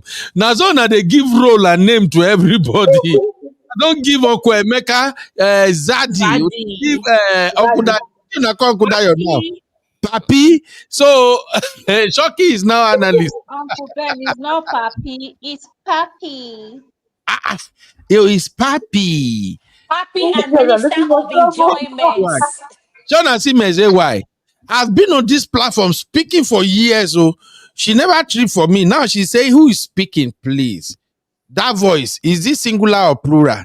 Mess, my voice since you know ask me my plural. You see the problem now. Look at now, you people will say I'm stressing you out. Is my voice not deep enough? Jesus Christ. Chucky, in fact, I did remove you from this platform. Everybody just come here now. They tassy you, tassy you. I'm a jealous man, very jealous man. Eh? What are you doing? Jesus. That's why I say you be please. Your voice they harsh. Jesus Christ. Is that Please, true? Farabale. Chucky, I'm not sure. Yeah, one go one trip for kilo shell gone. More Chucky, analyst. please, Yes. I don't like what you are doing to my boss. Please, can you Eh? not talk so much? Yeah, please. Wala, Uh-uh. wala. Uncle Ben has a nice voice, so this my boss we discuss. Don't play, oh. No mind now, CC. Nicole, don't you see my life here? See what they are doing to me. But I know why Chucky they talk like that. Chucky does see Sister Yinka for the studio. So Chucky is like, no, no, no, no, no. This is Yinka is here again. Let me just be calm. You know, he said for now. Anyway, thank you everybody. So please, for those who are watching, the right thing to do is, if you have mother-in-law situation, if your mom is the one that comes and she's moving somehow and your wife is getting uncomfortable, you are the one to talk to your mom. Don't ever put yourself in a position whereby your wife have to address some situations with your mom, except if it is something they are laughing and playing and joking about. But when it becomes a major issue, please don't let your wife address it with your mom. And the same thing goes to our sisters. By the time your husband begin to address issue with your mom, see finish go enter. And once see finish, they go enter, insult go begin follow. When insult follow, whether you like it or not, that marriage go shake well, because no party will be happy, no spouse will be happy that their partner is disrespecting their parent, no matter how ugly the parent could be.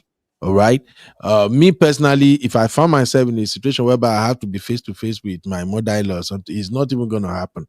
My own be say, if I talk to you, my wife says, see waiting there, if you are not taking action, if you are even taking side with your parent or something, all I would do is that I will start doing things that will frustrate you, the woman, without me fighting or cussing out. It's just my own 2 cents. If it begin go out, may you know see my brake light for house. When I come out, I just want sleep. If the yang want too much, I go rent hotel, I stay there. At the end of the day, now you go pursue your mama, go by fire by force. So, but please, whenever situation resulted in a way that that you have to be confronting your mother-in-law or your father-in-law, that is not good. So please, even we as the ones getting married and finding ourselves in this situation, let us learn. Don't ever say, how dare mama. And I want to address our sisters for this. I see the situation where we just play with now, where all my sisters here say, I will snatch my baby picking for the mama and I will take my baby. Confrontation is coming gradually. What you can do in that situation, because it involves a lot of risk, if you picking feed danger or something, you call your husband real quick and say, this is a matter of emergency, step in now, you know. But by the time you yank that picking come off for mama hand, wahala don't come. Many of these mama, in fact, whatever makes, once you are finding yourself in a situation that you won't begin the clash with your mother-in-law, something is definitely wrong with either of you two. That's just how I'll put it. Sometimes, me, for instance, the part me I really don't like with mother-in-law, especially if you get to have mother-in-laws that they want to pick on everything around the house. It's nasty, but may God help us. Thank you, Uncle Patrick. Thank you, all panelists. Now, let us quickly move on to another in-law situation, sharp. This one is very interesting, and I want to see whether anybody could be biased on this one.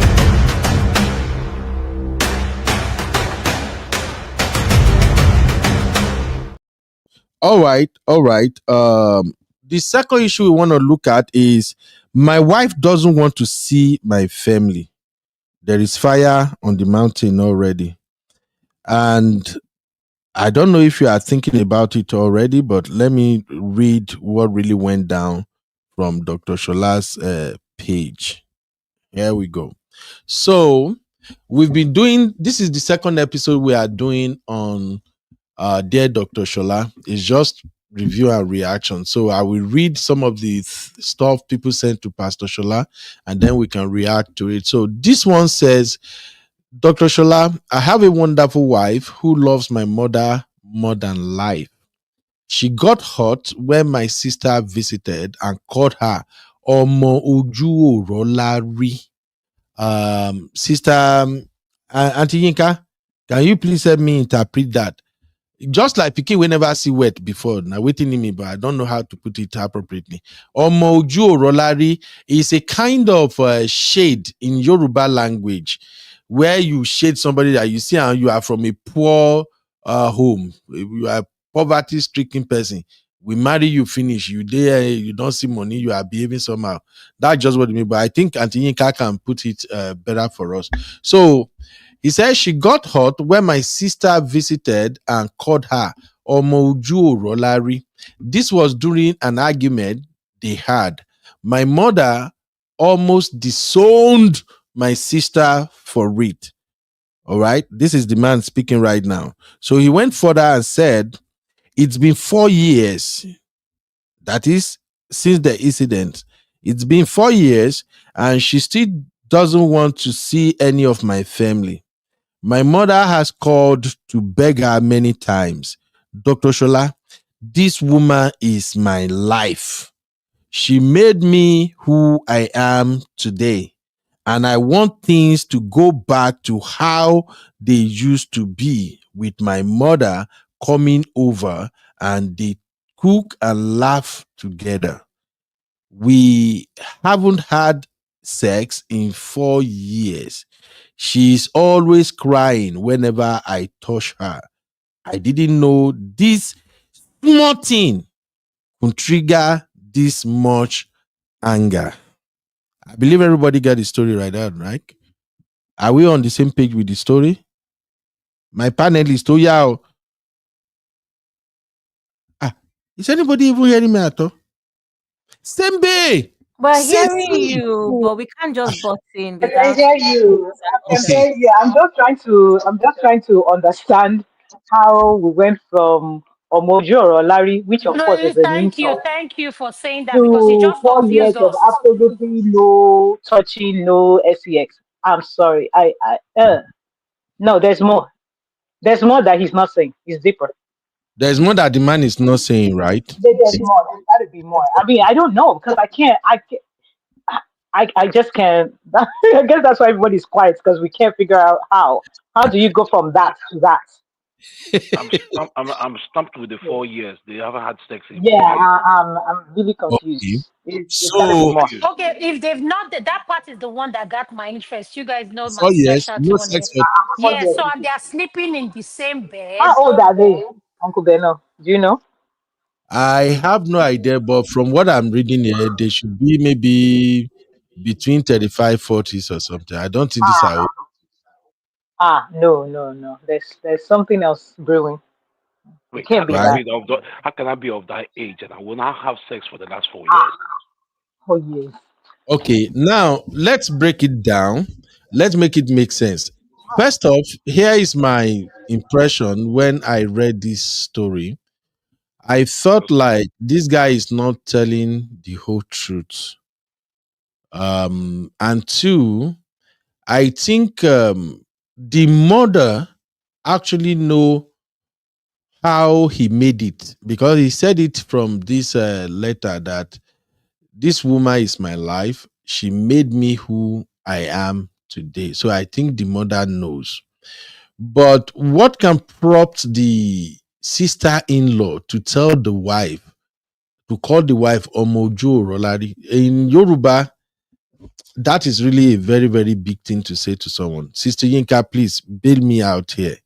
In Yoruba culture and tradition, when you tell somebody, when you call somebody Omoju Rolari, it's almost as if you raise that person from poverty. Like you pick that person up from the trenches. Sister From the Yinka? gutter, yes, and they're misbehaving now that they see. Yeah, it's like you pick them up from the gutters, and now that they see wealth, they don't know how to act around wealth. They're just Mm, acting foolishly of some sort. So, mm. Now, I mean, it's this, an insult, true, big yeah, a insult, big one, but big it's one. still doesn't. Now, another thing that kind of annoys me is that I've seen this happen a lot, and thank God I have a lot of sisters here that can break it down. Why do sisters in laws feel, how can I describe this? Why do sister in law feel so entitled to abuse their brother's wife? Can anybody help me us clarify that one? I see this a lot.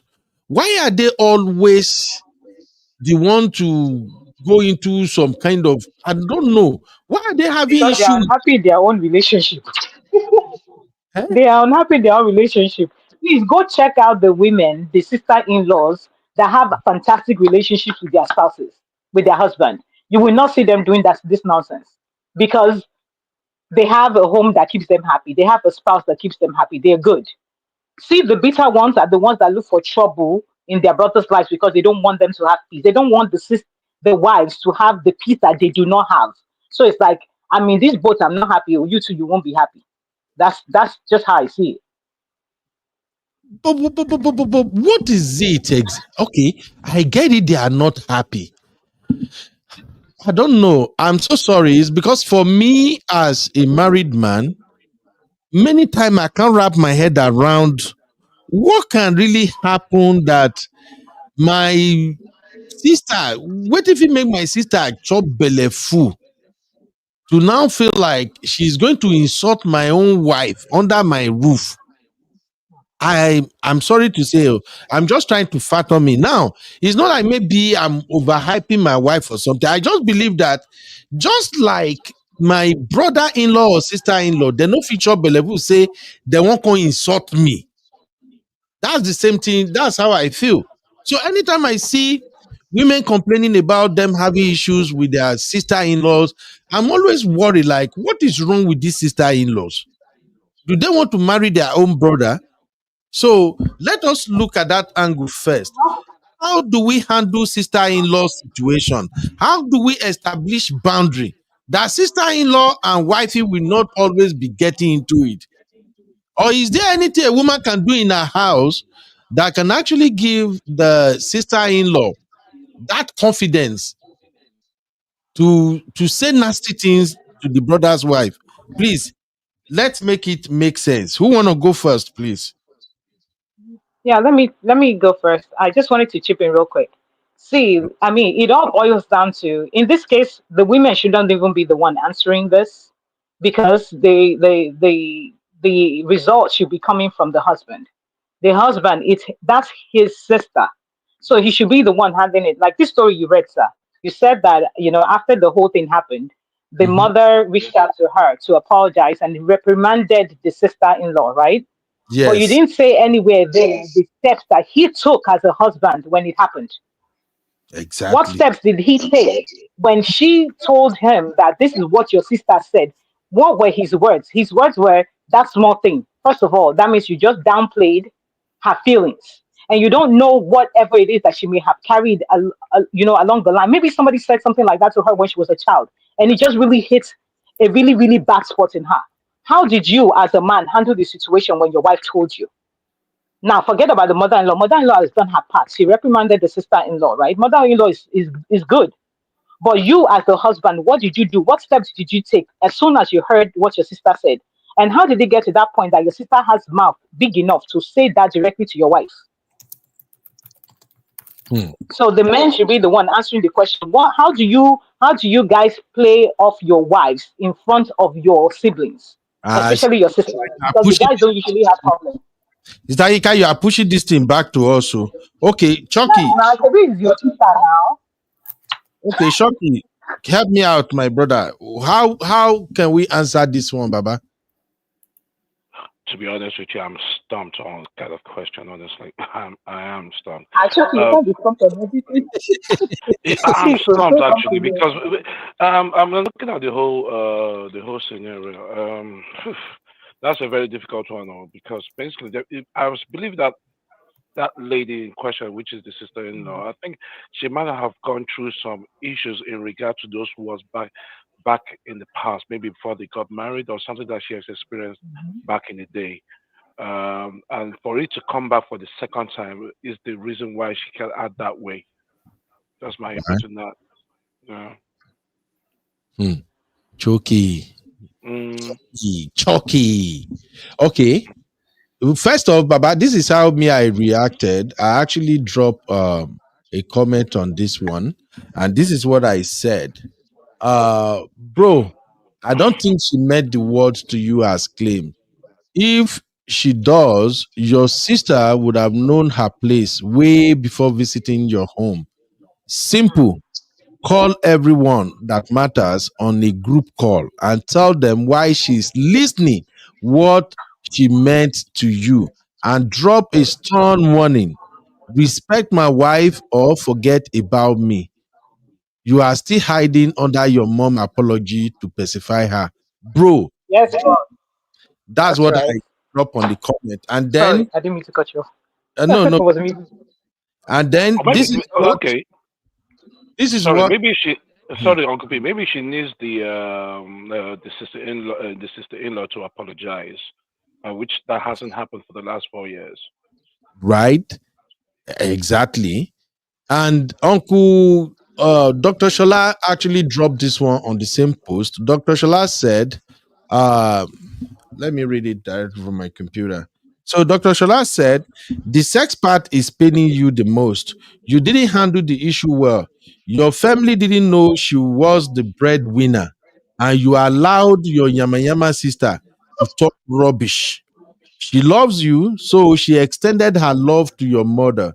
Your mother understands the story behind your success. So she's begging your wife and has almost disowned your sister. You must tell your family how much she means to you and set a boundary. Her heart is broken and she must see you defend and protect her. So that is from Dr. Shola.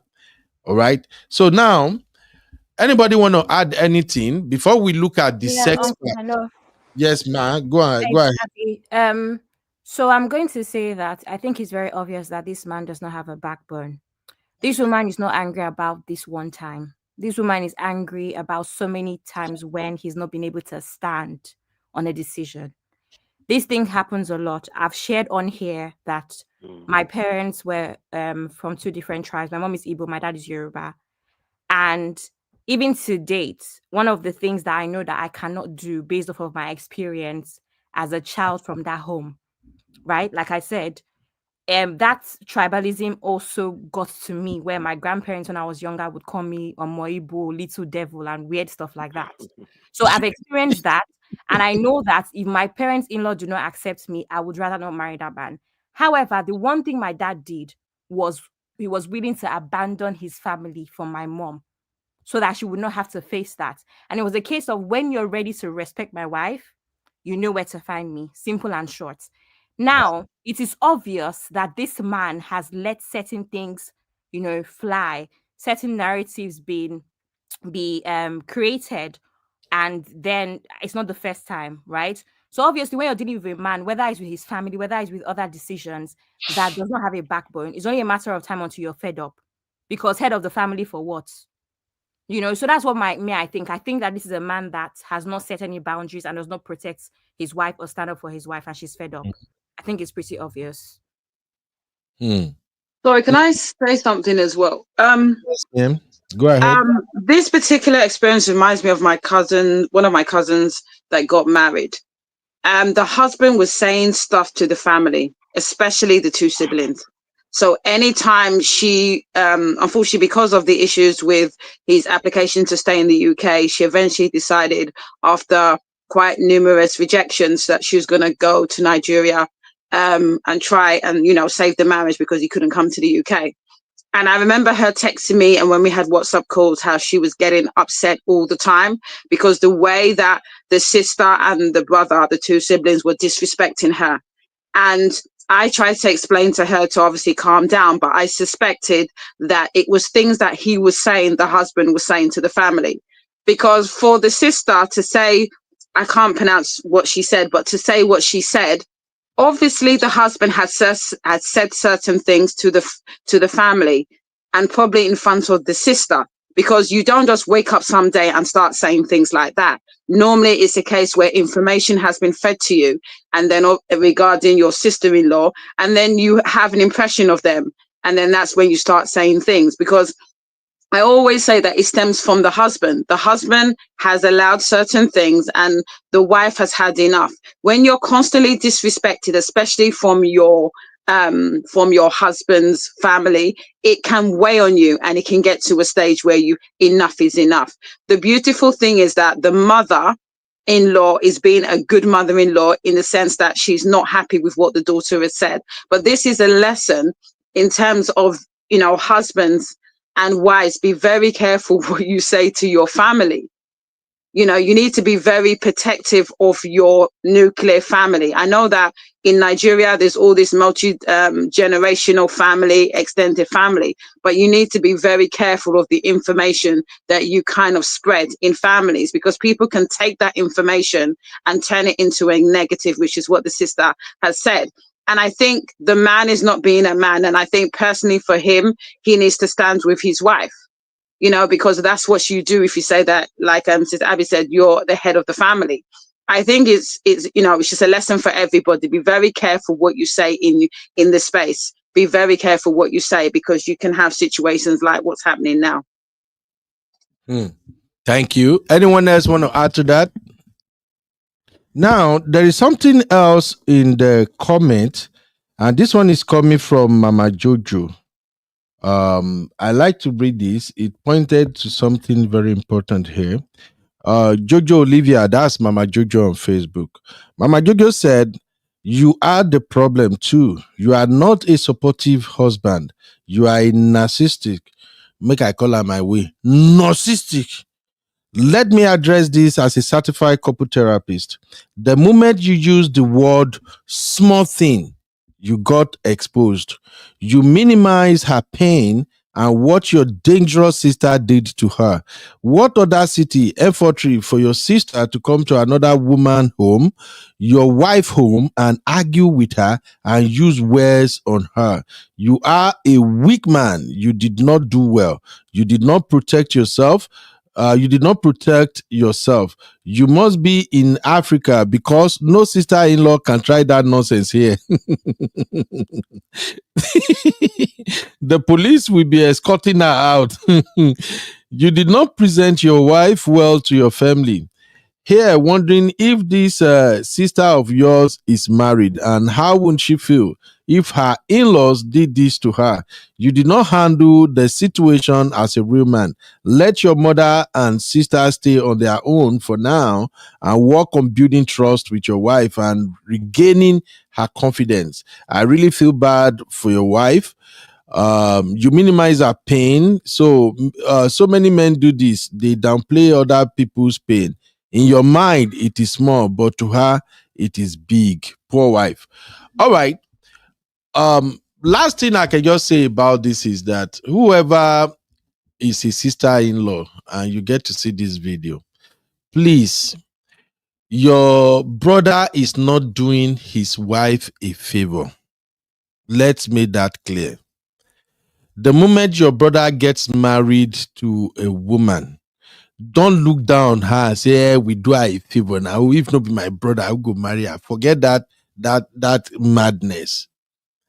Your brother saw her before he said, of all the women he could have talked to or proposed to, she seems to be the best. So please, disrespecting your brother's wife is you disrespecting your brother, and it will never end well. And I'm sorry to say this, any sister-in-law that choose to go and insult their brother's wife, you are as useless as what useless could be. I understand if your brother is in a situation, maybe the wife is abusive or something terribly is happening to him, and it seems like people have to fight for him, and then maybe you and the wife get into altercation. But if that is not the case, there is no way you should have uttered any, will use any words on your brother's wife. I beg. They okay at all. I don't really support that. That's my take on that. Anybody want to add anything real quick? And then I can quickly tell you about this final one and we'll wrap it up. Abby, make I just ask you this one, out of the blues. Can you tolerate insults from a sister-in-law? Uncle Benno, the one thing about me is I'm a very standoffish person, actually, more than people realize. I have to get close to you to actually be friendly. So I'm the sort of person that I just will not deal with it personally. I'm not also reactive, so I probably will not react. So can I tolerate it? Nobody should tolerate insults. You won't react? You say you won't react? I won't react. I'm not a reactive person. I'm a very sleep on it person. It's hard for you to see me just blow up or take, I won't. But like I said, I'm relying on my husband to fix things. Like similar to the mother-in-law situation, I don't think there's any point in getting an argument with your sister-in-law. And that's why I'm saying that it's come to this point because the husband hasn't fixed things. Do you understand? Because when I think about it, I have to put myself in other people's shoes. If my brother or my sister, they cannot, by the way, but if my brother and my sister did anything to my husband, I will be the one handling it and they'll be getting out of my house. It's very, very simple, Yeah. So I think I would be relying on my husband to fix that situation, honestly, but nobody should be disrespecting anybody. And I do think that people should also be reasonable because I have a situation with my own brother where I've tried to extend love and it's not being reciprocated, for instance, and I've just decided to leave it alone until whenever. So it's not always that, the sister-in-laws have problem. Sometimes people just feel like they also need to mark their territory, if that makes sense. And that's, sisters might feel like they have to mark their territory. Wife or girlfriend or whatever might feel like they have to mark their territory. And sometimes it's just unnecessary. My own formula would be friends with your boyfriend, your sibling's spouse. That would be, I think, is the easier way to get to your sibling if you're being smart about it. But like I said, in my own personal experience now, where it's happening with my brother, I just don't have anything else to do. You've come to visit us for the first time. I've cooked for you. I've thought to myself, if my mom were alive, what would she do? I've done all of those stuff. So if it's not being reciprocated, where, especially by the standards of my family, where we care about birthdays and Christmas, we bought you Christmas present, we bought you birthday present, it's not being reciprocated. I can't do anything again. Do you understand? And most especially, I've decided that I'm just going to stay away and just not react, So such is life. Thank you. Now, that's my current situation. I'm being disrespected by the girl and I'm just not reacting. You are being disrespected by your man's sister. No, by my brother's girl. But I've just decided not to react and just leave them to it. Your brother's girlfriend is disrespecting you. Yes. And that's why I'm saying. That's what I'm actually saying. I'm saying that if I were a reactive person, it would be that I have an issue. Do you know what I mean? But that's what I'm saying about personalities sometimes. My younger sister is more confrontational. So my younger sister and her have actually, been like, what is going on here? But I've just left her to it and decided that I'm not going to talk to her. That's me. Do you understand? So if that person ends up marrying my brother, what are we going to do? But Okay. again, me, I'm a very simple person. I will stay in my husband's house too. Like everybody will be okay. You Everybody understand? go to their own level now. Exactly. But the Yeah. way my younger sister is going, she's 19, so maybe it's a case of maturity as well. My sister feels the need to confront. Me, I don't feel the need to confront anybody. Just don't disturb me with No, my you own don't have business. to confront anything, but Exactly. I think that is something you guys need to bring to your brother's attention and see how he's going to react to it. Yeah, Now, we did if you're actually. okay, is your brother taking the girlfriend side or taking your side, So or my is brother is taking the sides of peace? not saying anything. So he's just there. Like he's indifferent, right? And my dad had a conversation. This something that happened very recently. I'm saying like 3 weeks ago recently. And my dad Yeah. had a conversation with him last week where it's just like I think it was Sister Yinka that mentioned boundaries. Yeah. If I said to I've been engaged before, as everyone knows on this platform. I asked my brother a question. How did my ex treat you?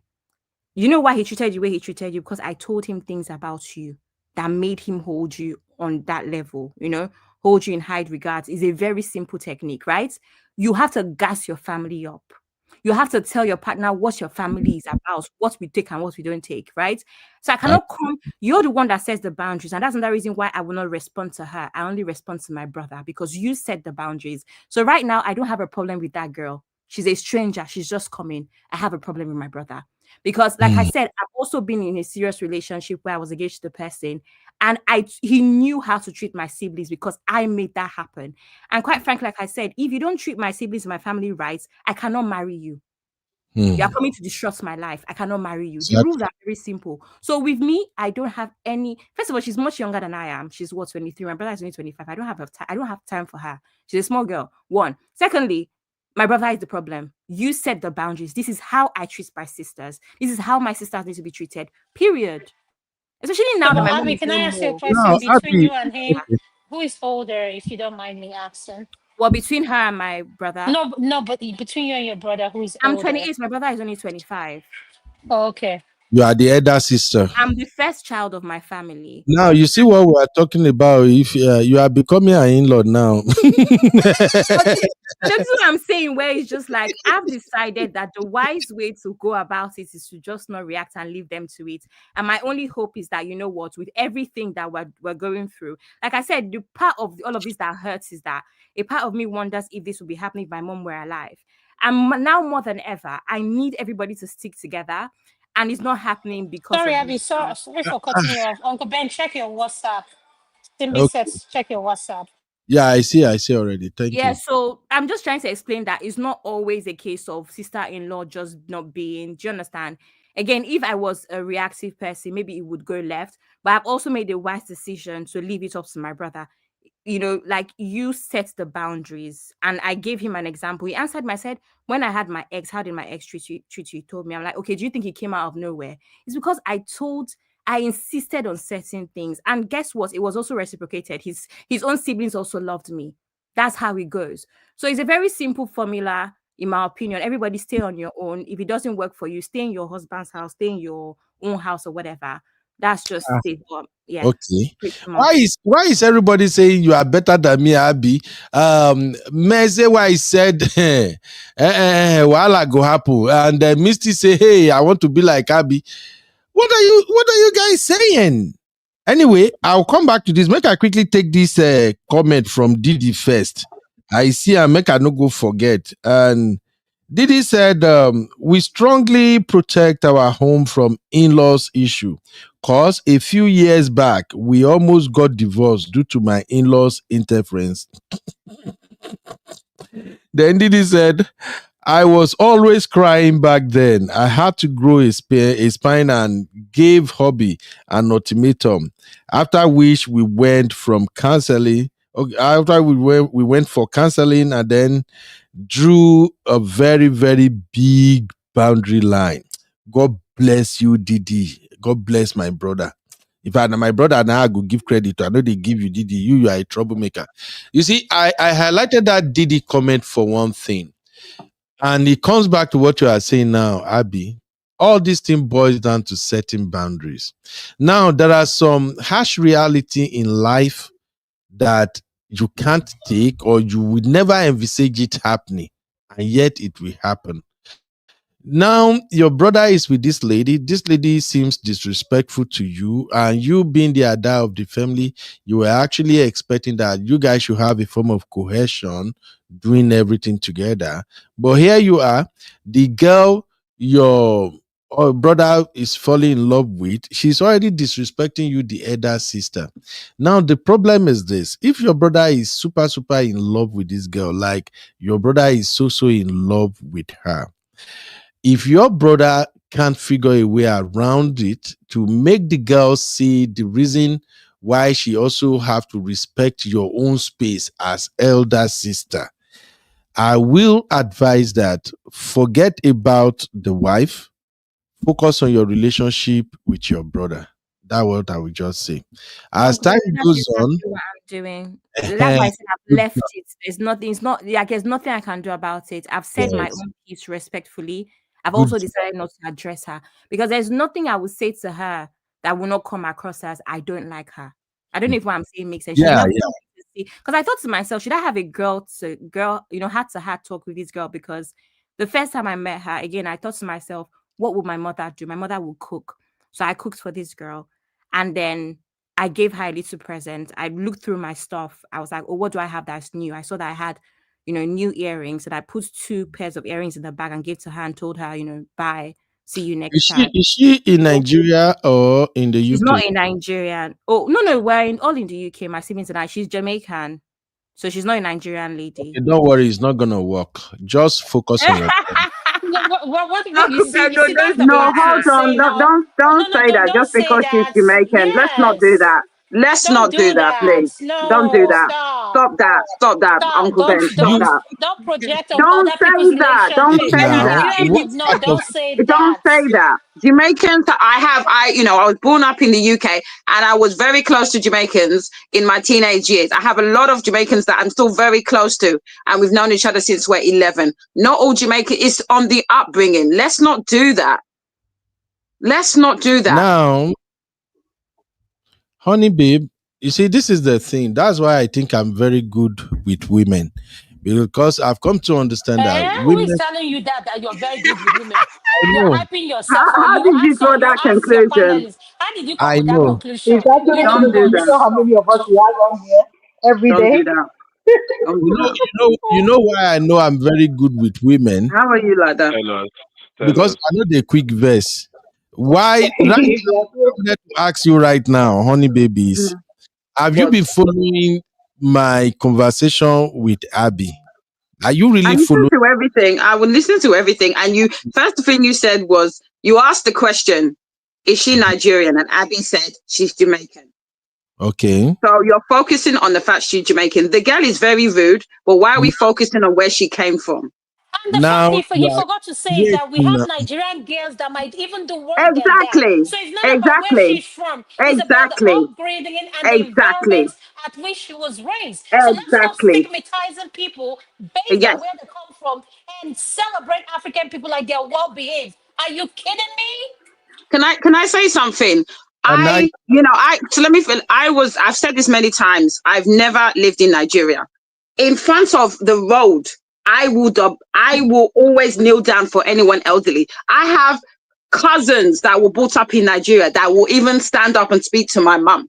They will not even kneel down for my mum. So it's not about this idea that, oh, because you're Nigerian, that you're respectful. I have a lot of friends that were born and brought up in Nigeria that are very, very disrespectful. They will see an elderly person. They cannot even, hello, ma. They cannot even kneel down. They can't do nothing. hello, But yeah, honey. you would think because they're Nigerian that they're respectful. Let's not do that. Hello, honey babe. I can hear you very well, Uncle Ben. All right. Can I talk now? Talk calm now. All right. All I'm gonna say is this, honey babe. Sometimes ask question rather than jumping to conclusion. You asked, where is she Nigerian? He says she's Hear Jamaican. me out. You see, You're emphasizing on where she came from. honey babe, you be talking, I listen. Now that I'm talking, you are jumping, you are just bouncing on everything I said. You I'm not don't bound. Okay. know where I'm I'm going. listening to you. Okay, I'm listening to you. there is a reason why I said sometimes it's better you ask question for clarity than to just jump based on your instinct that this is what this person is saying. Abby and I were having a conversation. Abby is talking about her supposed sister-in-law and how they don't get along. And as we are having the conversation, I asked Abby, somebody asked Abby if Abby is the senior or younger. Abby says she's the senior.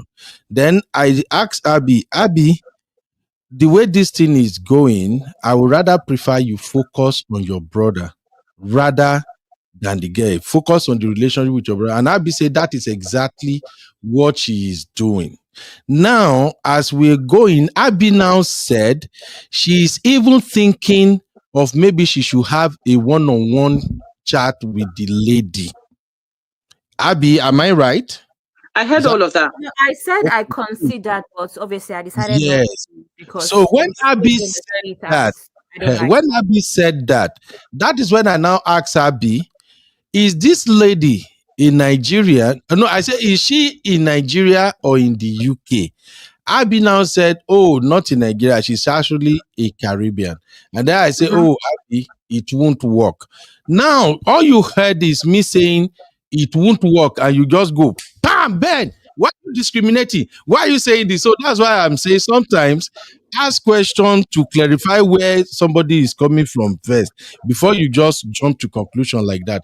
Me saying it won't work, it has nothing to do with her background or where she is from. If Abby had told me she's in Nigeria, the reason why I was asking if that lady is in Nigeria is because I know Abby is in the UK. That's why I'm asking. So if Abby say, oh, this lady is in Nigeria, I can say, okay, probably since Abby is in the UK, if Abby want to have a one-on-one with her, all I wanted to say is that Abby, wait until your brother take it to the next level of the relationship, that they really want to get married. That will be the best time to now start having one-on-one, so that you don't want to have anything between you guys before the marriage. But I asked that because if the lady is in the UK, you guys live in Western world. It's different from. What's that got to do with it? It has a lot to do. That's why you should have asked the question. I don't do discrimination. I don't care. Even if you say I do discrimination, I will still say what I want to say. It doesn't mean anything. Even if you say don't say that, don't say. If you're giving the false narrative, you focused on, you asked the question about the Jamaican. So for me, the emphasis is the fact that she's not Nigerian. No, because I'm not the only one that reacted like this. But you are not still getting me now. I see how you react and how Dr. Adama reacted. You are both you reacted because you did not ask the question. Underline the reason why I say it won't work. That's why I asked. Have you been following the conversation between me and Abby? I heard everything. Hey. So if you have asked questions, say, okay, Uncle Ben, what do you mean when you say it won't work? Then I would have given you the same explanation. Then you wouldn't have just concluded that, oh, I'm being biased. I'm telling you right now, for me, I don't fool myself. I live in Western world. I also come from Nigeria. No matter some things that you paint from now to tomorrow, the way things are done in Western world is not the same thing like Nigeria. So if I have to advise somebody, I will advise the person based on my own experience and what I know. Now, is my advice the best? Never. So it still doesn't change anything. But when I said it won't work, it won't work is a term, it's a kind of loose term that can mean anything. So, but the moment you just jump in and say, no, don't say that, don't do that, don't group people like that, I'm just like, oh, really? But if you have been following the conversation, you should have just asked me, why do you say it won't work? The reason that I'm saying it won't work is that in the Western world, we all know when a man finds love, you just have to leave them to do whatever they want to do. If they are in love and you be brother, you be sister, you don't really have so much saying. I have seen a sister here who is a nurse, who have kids here. She and her husband, they are from, what's this? They are this thing again, not together. It's around those East African countries. This sister cried, picking where they raise, spend money, pay everything. She graduated from school. She found husband. She brought the husband home. The sister's husband is somebody like me. It's an African man. By the time the man is like, okay, let us get to know this guy, what he does, everything.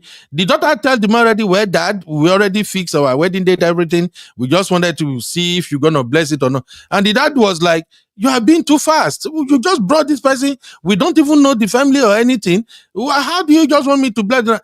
Between father and daughter, it generated into argument. The daughter walked down from the upstairs. He told the spouse, the partner, let's go. They walk out. Guess what happened? 3 months later, they got married. The sister cried when she was telling me they got married. They don't invite them. They don't do anything. They got married. They started living far away from them. They have baby. They don't even call them or anything. So I know what I'm saying. There are some things that in Western world, if you want to use Nigeria approach in Western world, it won't work. That's just what I mean. It has nothing to do whether she's Jamaica or she's India or she's Nigeria. Now, when I told Abby it won't work, it's because Abby said I wanted to have a one-on-one with this person. Somebody that already made up her mind that she don't want to have anything to do with you. You try to even spark a conversation with her, it can degenerate to something else. That's why I was just telling Abby that it won't work. So I just wanted to tell Abby, focus on your brother. So far, you have very good, excellent relationship with your brother. In the long run, the lady will come around.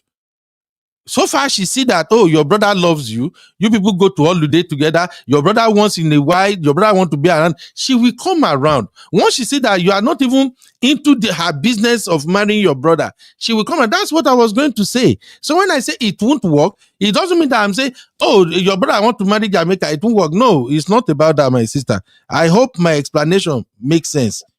Your explanation makes sense, but if you look at the context of the conversation, you ask, is she Jamaican? And the next thing you said straight after what that is, it wouldn't work. So obviously, obviously, I'm going to think that you're saying that if you've explained it, and I apologize if I got the wrong end of the stick. But look, if you look at the conversation and what you said in regards that, she's Jamaican, and the next thing you say straight after Abby said that was it isn't going to work. So I'm putting 2 and 2 together. Obviously, I'm getting 6 instead of 4, and I apologize for that. But the reason I'm saying that is because I'm very much don't like diaspora wars. You've got this whole Africans hating Americans, Jamaica. I don't want to do that. So obviously, I'm going to say that let's not do that, and that's why I said let's not do that. I stand corrected. I got the wrong end of the stick, and I apologize. Thank you, my sister. No wahala. I just have to explain. I'm always entering into trouble all the time. I always get into trouble. Sister Yinka, you want to add anything? Wow. We never even talk about the sex part of this problem. Hey, anyway. So hold on. Have you called me? Because I've not heard my name. So let me ask. Maybe you've called me. I thought you and Honey Babe did the same thing. I thought when I'm explaining to Honey, I did not. I didn't contribute to anything. Whatever we're discussing, I did not contribute to that. Oh, you mean the discussion? Yeah, yes, no, sir. the discussion is still ongoing. It's because we are discussing this. Where are we, sir? The brother that complained to Dr. Shola that his sister, his wife is not forgiving him because the sister abused the wife, that the wife never see money before. That's what we are discussing. And so people have already addressed the aspect of that disrespect.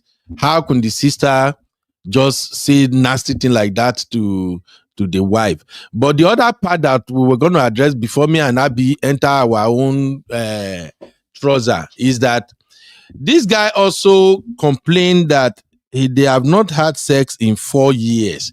And Dr. Adama, my brother Shoki, everybody kind of frown at that what is really going on. 4 years, no sex, and you are in the same house. What is really going on? So even me, I don't really get that 4 years thing. And that is where people are kind of suggesting that something else is going. So now, Dr. Adama, considering this your area of expertise of 4 years without kerewa, how can the insult to a wife lead to 4 years of no kerewa, ma?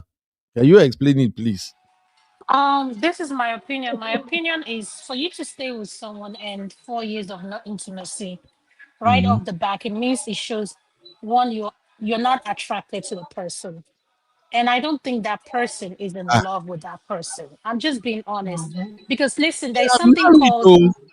hold on, yeah, Doctor, it doesn't matter. okay. We have a lot of people that are married, that are just roommates. They Okay. just learn how to coexist with each other. And what is that syndrome they call surviving syndrome?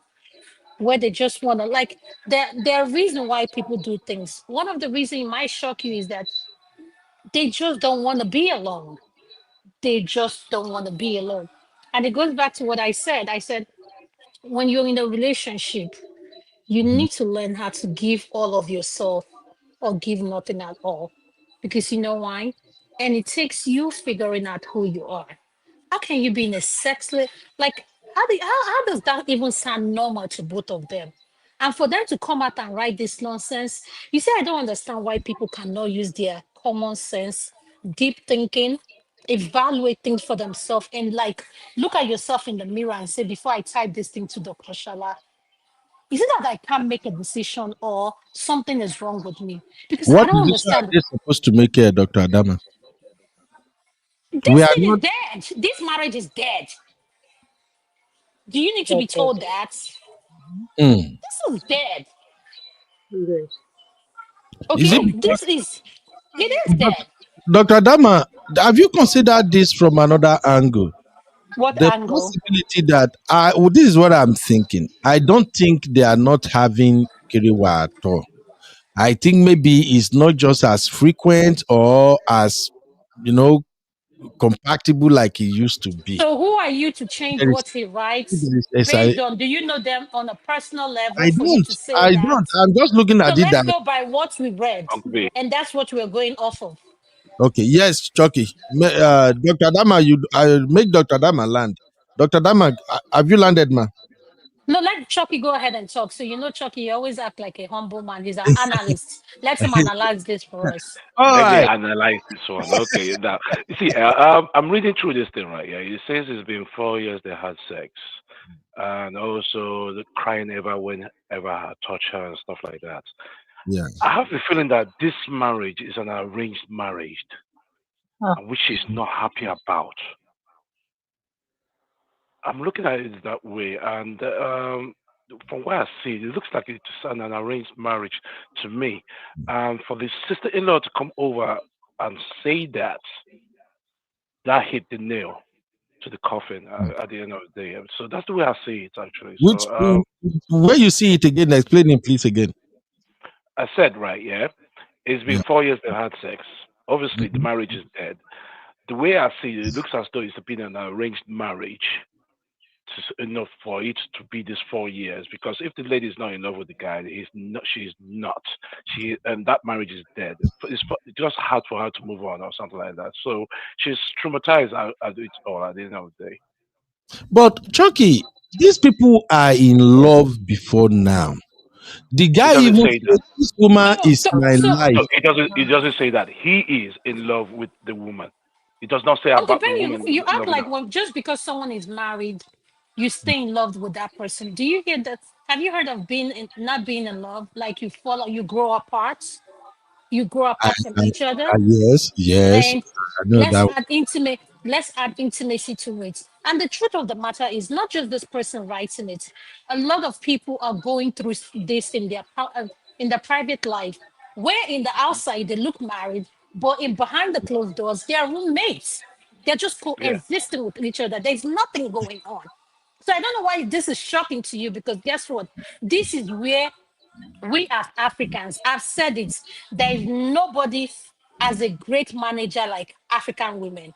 We know how to pretend, we know how to act like everything is okay, we know how to put on this facade and everything. But what they don't realize is that you're shortchanging yourself in the wrong hmm lane, because all those time you wasted trying to put up a front, trying to put up this narrative you want people to see, you could have poured that energy into yourself, discovering who you are, and try and figure out why is this happening. And if you need to make a decision, go your different ways. At the end of the day, All I care about is your well-being and your happiness. But Happiness starts from you before you ask someone to make you happy. Thank you. but Dr. Adama, are you looking at the circumstances that led to the sexless marriage now?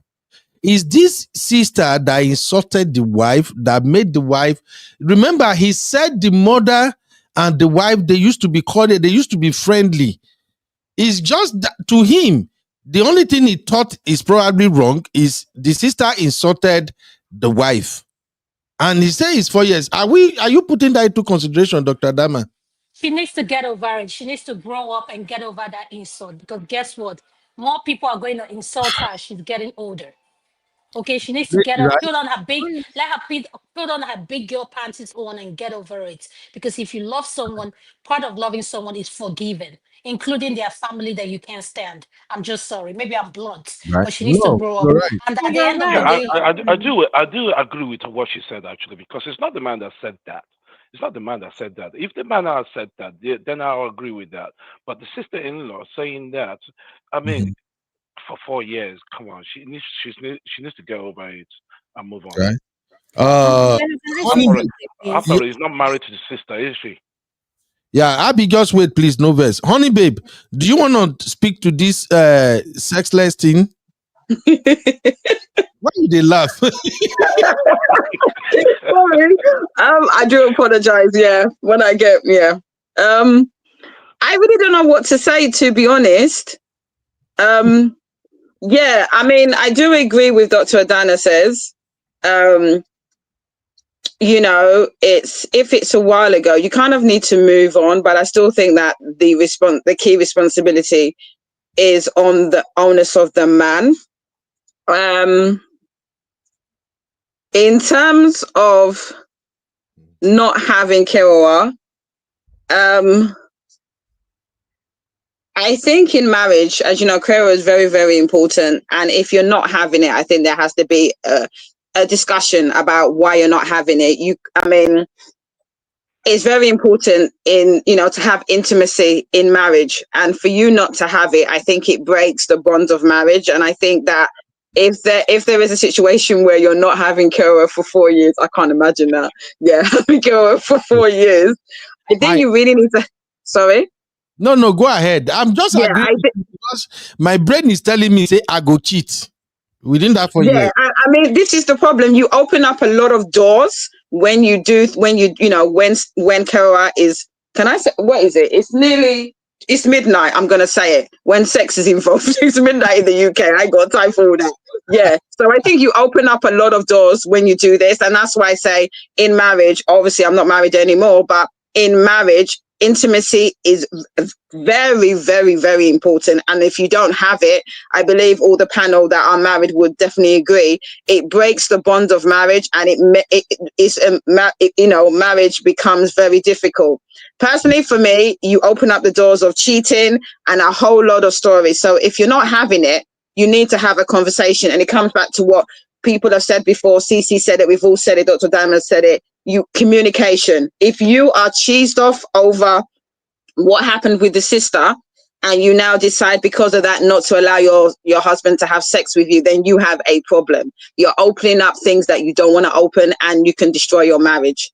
And I do agree with Dr. Adana. If it was 4 years ago, like it's supposed to be, you need to get over it. Because like I said, people will offend you every day. I'll finish this and I'll let you continue, Dr. Adana. But I definitely think that there needs to be some kind of communication. How are you living with not having sex for 4 years? It does not make sense to me. Like Uncle Ben said, he would. Would you? I don't want to say but you would have an issue with that. So I think that's all I have to say really, is that you really need to have communication about why you're not having sex. It doesn't make sense. How can you not have sex for 4 years? It doesn't make sense to me. Thank you. Dr. Adama? Yes, and another thing I wanted to point out is marriage is like I said, if she's holding on to what the sister-in-law said to her, this is what I think is going on. I don't think this lady is sexually attracted to her partner. Let's start with that. That's allegedly. I don't think You mean after the encounter with the sister-in-law? she's been looking for something. This is built up. This is built up. She has some built up resentment. And Okay. guess what? And the thing came and fell on her lap and she's holding that as the reason to torment him, not knowing that tormenting him, that she's tormenting herself. Because this is Gala. one thing people don't know about being angry and mad for so long. Mm, Being angry and mad ages you. It mm, takes a toll on your body. mm, It Yeah. takes a toll on your body. When you, that's why it's so good to let things go. I'm not saying forgive, mm, but learn to mm, let things go. mm, But the more you hang up to mm, onto that thing, mm, you're only mhm, hurting yourself, and you're never going to get mhm, that trauma, and you're mm, never going to heal off of it. Thank mm. you. Thank you. And Abby, I just need your contribution on this because I have one feeling. The tone of this write up indicates that this guy is not the one that is really lamenting about this sexless thing. It sounds like somebody who is getting himself settled elsewhere. Ha, ha, Because ha. I'm sorry to say the tone is not really that big. But Abby, what's your take? My take is that because a lot of the women on this platform are advocates for generally good marriage, right? Mm-hmm, Across the board, communication, career, everything. I mm-hmm, think we're forgetting that there's actually an epidemic of a lot of married people that are not having sex. There's mm. actually an epidemic of that. Yes. Now, it's the same thing I said about the men on here. When me, that's young and still dating, is telling you that everybody's mad, you're telling me it's not true. Because, no, because you are not the mad people. You think you don't understand where we're You coming are from. insulting everybody. Oh. No, you don't understand where we're coming from. Like most of the men on this platform are reasonable, right? You are teaching us what we hope that the men we would like would be like, right? But the reality is that we hear this every day. There's actually an epidemic of a lot of married people that are not getting it like that. I just want to put that out there. A lot of people are And the just happy worst with, part, Abby, the worst part is they will come to the internet and be seeking for advice. Can you Àwọn imagine? were you not here? Exactly. Dr. Very Adama, true. were you not here yesterday when I made the joke that these people know the answers to their They want questions? validation. Yeah. Yeah, Yeah. they just want I people that they remember. want their group chat people to say, "Don't worry, it's not a big deal," so that they're not like, "Hey, Very it's not true. only me did this problem." That's what they want. They're looking for a tribe of people that will egg them on when they know that what they're doing is nonsense. Mm. Anyway, I think that if this story is true and he has not left out details, I'm just going to say that I think it is resentment. These people are just, it's just a lot of resentment, and we cannot also now eliminate the fact that we know that a lot of women use kerewa as punishment. That You know, It, what it's not it, the it, first, it, third or fourth time that we're hearing it, isn't it? A lot of yeah. women use it as, a lot of women don't like their husbands like that. Let's be Mm. honest. Hey A lot of Jesus. women don't- I like it's But fighting true. so that when the we thing is, let it's them it's There's an very true Abby, epidemic because, of this at this point. And then yeah. the women are pushing back, saying that, oh, it's because we work so hard, so we're losing our femininity. We don't really, and I'm just like, come on, man. is In a my own lie, is a opinion, lie, when you is a marry lie. somebody, one of the things that you sign up for is career. Yes, intimacy. Yeah. You That's what you understand? sign up. That's So I'm marriage. sorry, it's part of everything. Don't come and I don't care. Like you kind of have to make time for it. Do you You understand? know, Of course, by very all true. means, everybody be reasonable. People get tired, people get ill, all of those things that happen naturally. By all means, everybody be reasonable. But don't forget that this person deserves that part of you too. Yeah. That is what you sign up And for. not just that, Abby, to buttress what you're saying about that they will start weaponizing sex. They start treating sex like it's a chore. Like Mhm. it's a chore. Because I the have man a will be like, colleague. okay, let me go and sleep with her because I'm hot. I mean, let me go and release now. And what women don't understand, there is a difference between fucking and making Yeah. love. So if you can tell the truth, Sorry. you are in good distance. And guess Dr. what? Adama, I If used he's to have only one fucking you colleague. just to release, he ain't that into you. Yeah, Dr. Adam, I used to have one colleague in my previous place of work that actually told us that the reason he stopped, I don't know why he decided to tell us, but we listened, Sha. But he told us that the reason he stopped carrying on with his wife is because he felt like he was gripping her, like the way she would shut her eye, and and he's just like, am I doing this against your will? So every time he would approach her, it was not a case of, okay, then have it then, all right then, rather than wanting to be a part of that situation. So he just stopped though, because it was not as if he's doing something that he's not supposed to be doing. So you're very right about not even making it feel like a chore as well. Like your partner wants to also know that you're willing participants in this thing that we're doing. No, it's not against your will. But honestly, I just think that this woman, and like I said, let's not pretend that there's not an epidemic of women that are going through this, of marriages that are going through this, where they just coexist and there's no attraction anymore, and there's just children. And it's like, well, at least there's someone to share my bills with, there's someone to share children with, and stuff like that. Let's not, again, because most of the women on here are advocates for good marriage and good, a balanced life, does not mean that a lot of people are not weary. That's what I have to say. Sorry, can I just add that I remember Mum was telling me about a couple in church, and she was saying to me that the husband said he has not had sex in 4 months, and it was a case where they had an argument. I think he gave her money for to do driving, because obviously she was getting public transport, and she now decided that she refused. She would take the money and spend it and not do driving lessons. He wasn't happy. Her natural reaction was to now withdraw any sex. But what I will say is that I remember being on Auntie B's shows, and Cece can testify to that. We spoke about, Auntie B was talking about a subject in regards to sex being very important in marriage, and there were comments from women saying, "Is sex food?" And there was a lot of women openly saying that they're married, but they don't like sex. So there's a lot of women that do not like sex for whatever reason. I know there could be trauma or past SA situations, but there's a lot of women that are in marriages and have a distaste for it, which I find very frightening. Their only reason to have sex is to produce children, and that is it. So when you have a husband that has an appetite, i.e. wants it 4 or 5 times a week, the attitude they will give their husband is it food?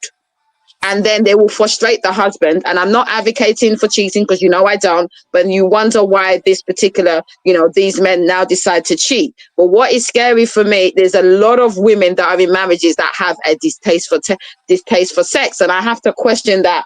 Why would you get married when you know that sex is a fundamental part of marriage, when you have a dislike for it? Especially after children. That's what they do.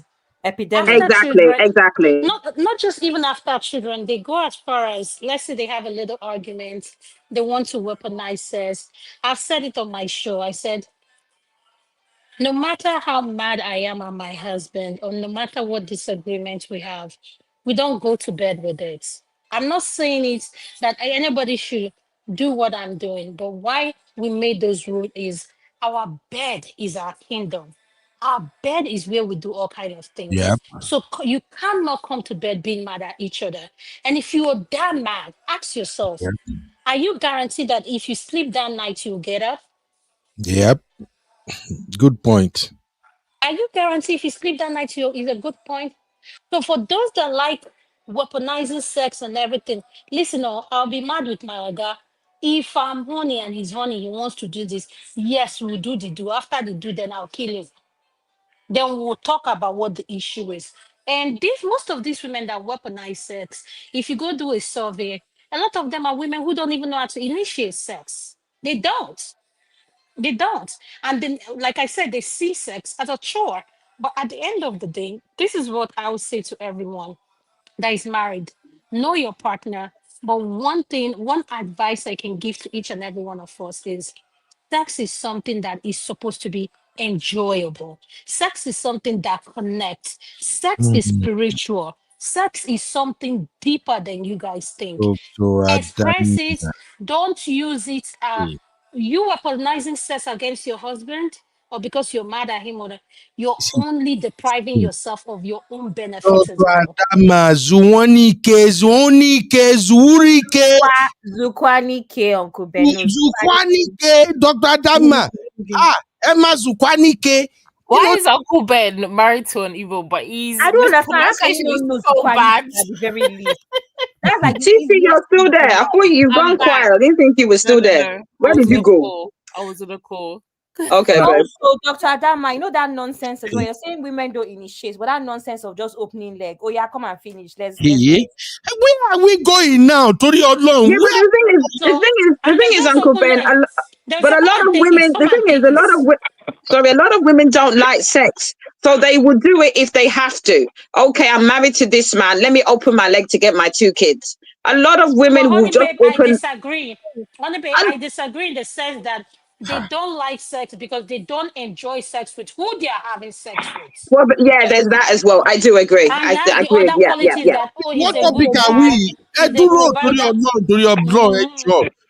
I beg, make una wait. What 1 topic? second, I have another pushback, Uncle Ben. No, Okay, where are we? I want to have on that pushback. Let's talk But about see, baby. honey babe, don't Let's you talk think that about it you goes and down? me. Honey babe, don't you think Sorry, that it yeah. goes down Yeah, to don't that act like whole as though you're not loving this Sorry, lady. You sorry. are Go on, loving go it. on. now? Let her speak, please. I want to You see answer what her. I'm Please saying? go on, my dear. On the group, I literally said that the reason why we have fun when Uncle Beno is not here. This is what I'm saying. Yes. Yeah. This is what I'm saying. Because we are talking about, we are talking the problem of husband and wife that have no sex for 4 years. I don't even know where we are now. Am I I still don't okay? know. Yeah, but that's how it is on this show. You know, the But you topic will asked us, just change. hold on. Didn't you just ask us, can we talk Yes. about the Wait, carry one? let me That's what ask we're Honey talking Babe a about question. now. Sure. I'm listening. No problem, my sis. Go on. Honey Babe, you know that on this platform we advocate for even things like, remember, I don't know if you remember, if you were here when Sissy said stuff like she cannot be celibate in a relationship because she believes in sexual compatibility. Sister, please. I totally agree. Just And I've one broken up. Yes, sis, I've broken up with someone because of bad sex. I've done that. Honey babe, Trust me. What I'm saying now, Let me talk now. Let me talk and tell you and answer the question. now I wanted to go and look for something to eat. It's before hours. And this place that you people are heading to now, I'm not sure I will get out. Uncle Peter, what are you going to No, eat? you're on a diet now. Remember that you have to get 2 packs before next week. I don't have to die before we go on vacation. You see? What are you going to eat? I'm Uncle here. Peter? I'm you're here, believing Uncle him. Ben. Moderate. You people should moderate yourself. They go eat there, like me. We should be. Where do you want to go eat? Where do Sex. you want to go Where are eat? you going? You're on a I'm diet. going Break, with Pounded break, yam and eat a foreign roll. You need to Yeah, fast. where Pounded do you yam want to and go a eat? foreign roll. What do you want to go eat? Pounded yam and a foreign roll. maybe my daughter will do pando yam for me. I don't even know where we did. But they don't they pepper me. Make I go eat. Moderate, I'm listening. Jesus. Sorry, Abby, back to what I said. I agree with you totally. I've broken up with someone because of bad sex. I put it out there. I don't want to say any more than that because I've got kids. But yeah, I have. So I get what you're saying. You have to be compatible. Okay, since we know that we advocate for that, Yes. right? Yes. At what point do you not find out that this your wife to be? Because we're advocating for it before marriage. So at what point do you find out it's your wife to be? When you want it, she'll just open her leg and be like, oh yeah, take, and keep it moving. Do you know what I mean? So I said it to say that everybody I think a lot of women, they don't actually care for that enough. So you might say, oh, I want a provider. I want someone that'll be a good dad to my kids. But remember that is also part of the plan, because you're going to be with this person for the rest of your life. Ideally, that's the plan. Initially, if something goes wrong, right? No one is getting married to get divorced. So the idea is you want to be with that person for the rest of your life. So we're not checking for that as well, but we're checking for everything else, stability. Yeah, because the assumption is, especially in patriarchal in our community and in patriarchal Nigeria, the assumption is that women don't have a sexual appetite. And I'm going to say it out there, I have a voracious appetite when it comes to sex. And it seems to be very strange to men that women have a sexual appetite, because the emphasis is on men, and the emphasis is that women don't like it. And that's the reason why you have the situation where there's no conversation about these are you want someone that you're going to be sexually compatible to. And a woman needs to think about that as well. But that is brushed under the table because according to the patriarchy, women don't have sexual needs. And then if you're the one approaching, if you're the one approaching for it, then you're you're seen as very true. Yeah, use me as an example. Exactly. As an example, as someone who loves to express herself and say what she wants, I'm very comfortable at talking about the body. And I Yes. encourage every one of us to, because it's your body. Talk about it. Demand what you want your partner for. But this is the Yes. caveat in the whole thing. A lot of these people are married to each other. If you Mm. go watch carefully, no, one of them is not in love with the other person. It's just Absolutely. we have a Try. Yeah. lot of Yeah. Yeah. Yeah. marriage I like agree. that. They are not in love, but they are with this person because, oh, he's a good father, he's a financial provider, oh, my parents love him, oh, this that. Both for the male and the female. Then when it comes to the hardcore question, and you wake up and you spend, let's say for instance, you spend 18 years with this person, and it really, when they get that how do I call that shock and that wake up call in their brain is when the children are grown and they're about to go to college. Now you are stuck at home with this person you are not attracted to. What are you going to do then? You've wasted 18, Yeah. 19 years of your life. And you knew all along you were not that into that person. So the question is, what are they going to do now, knowing that I'm in a marriage that, oh, these are the benefits and this is what I'm not connected to this person. So at the end of the day, do you know what people end up doing?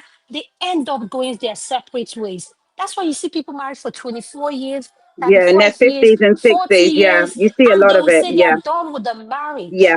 But the And thing let me is, tell you, it's they're not saying that because it just happened now. They have checked out a long time ago.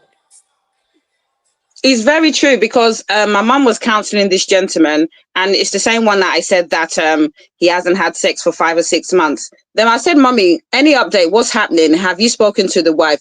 The husband said he's going to go back to the marriage and he's going to wait until the children are grown. His youngest is 8.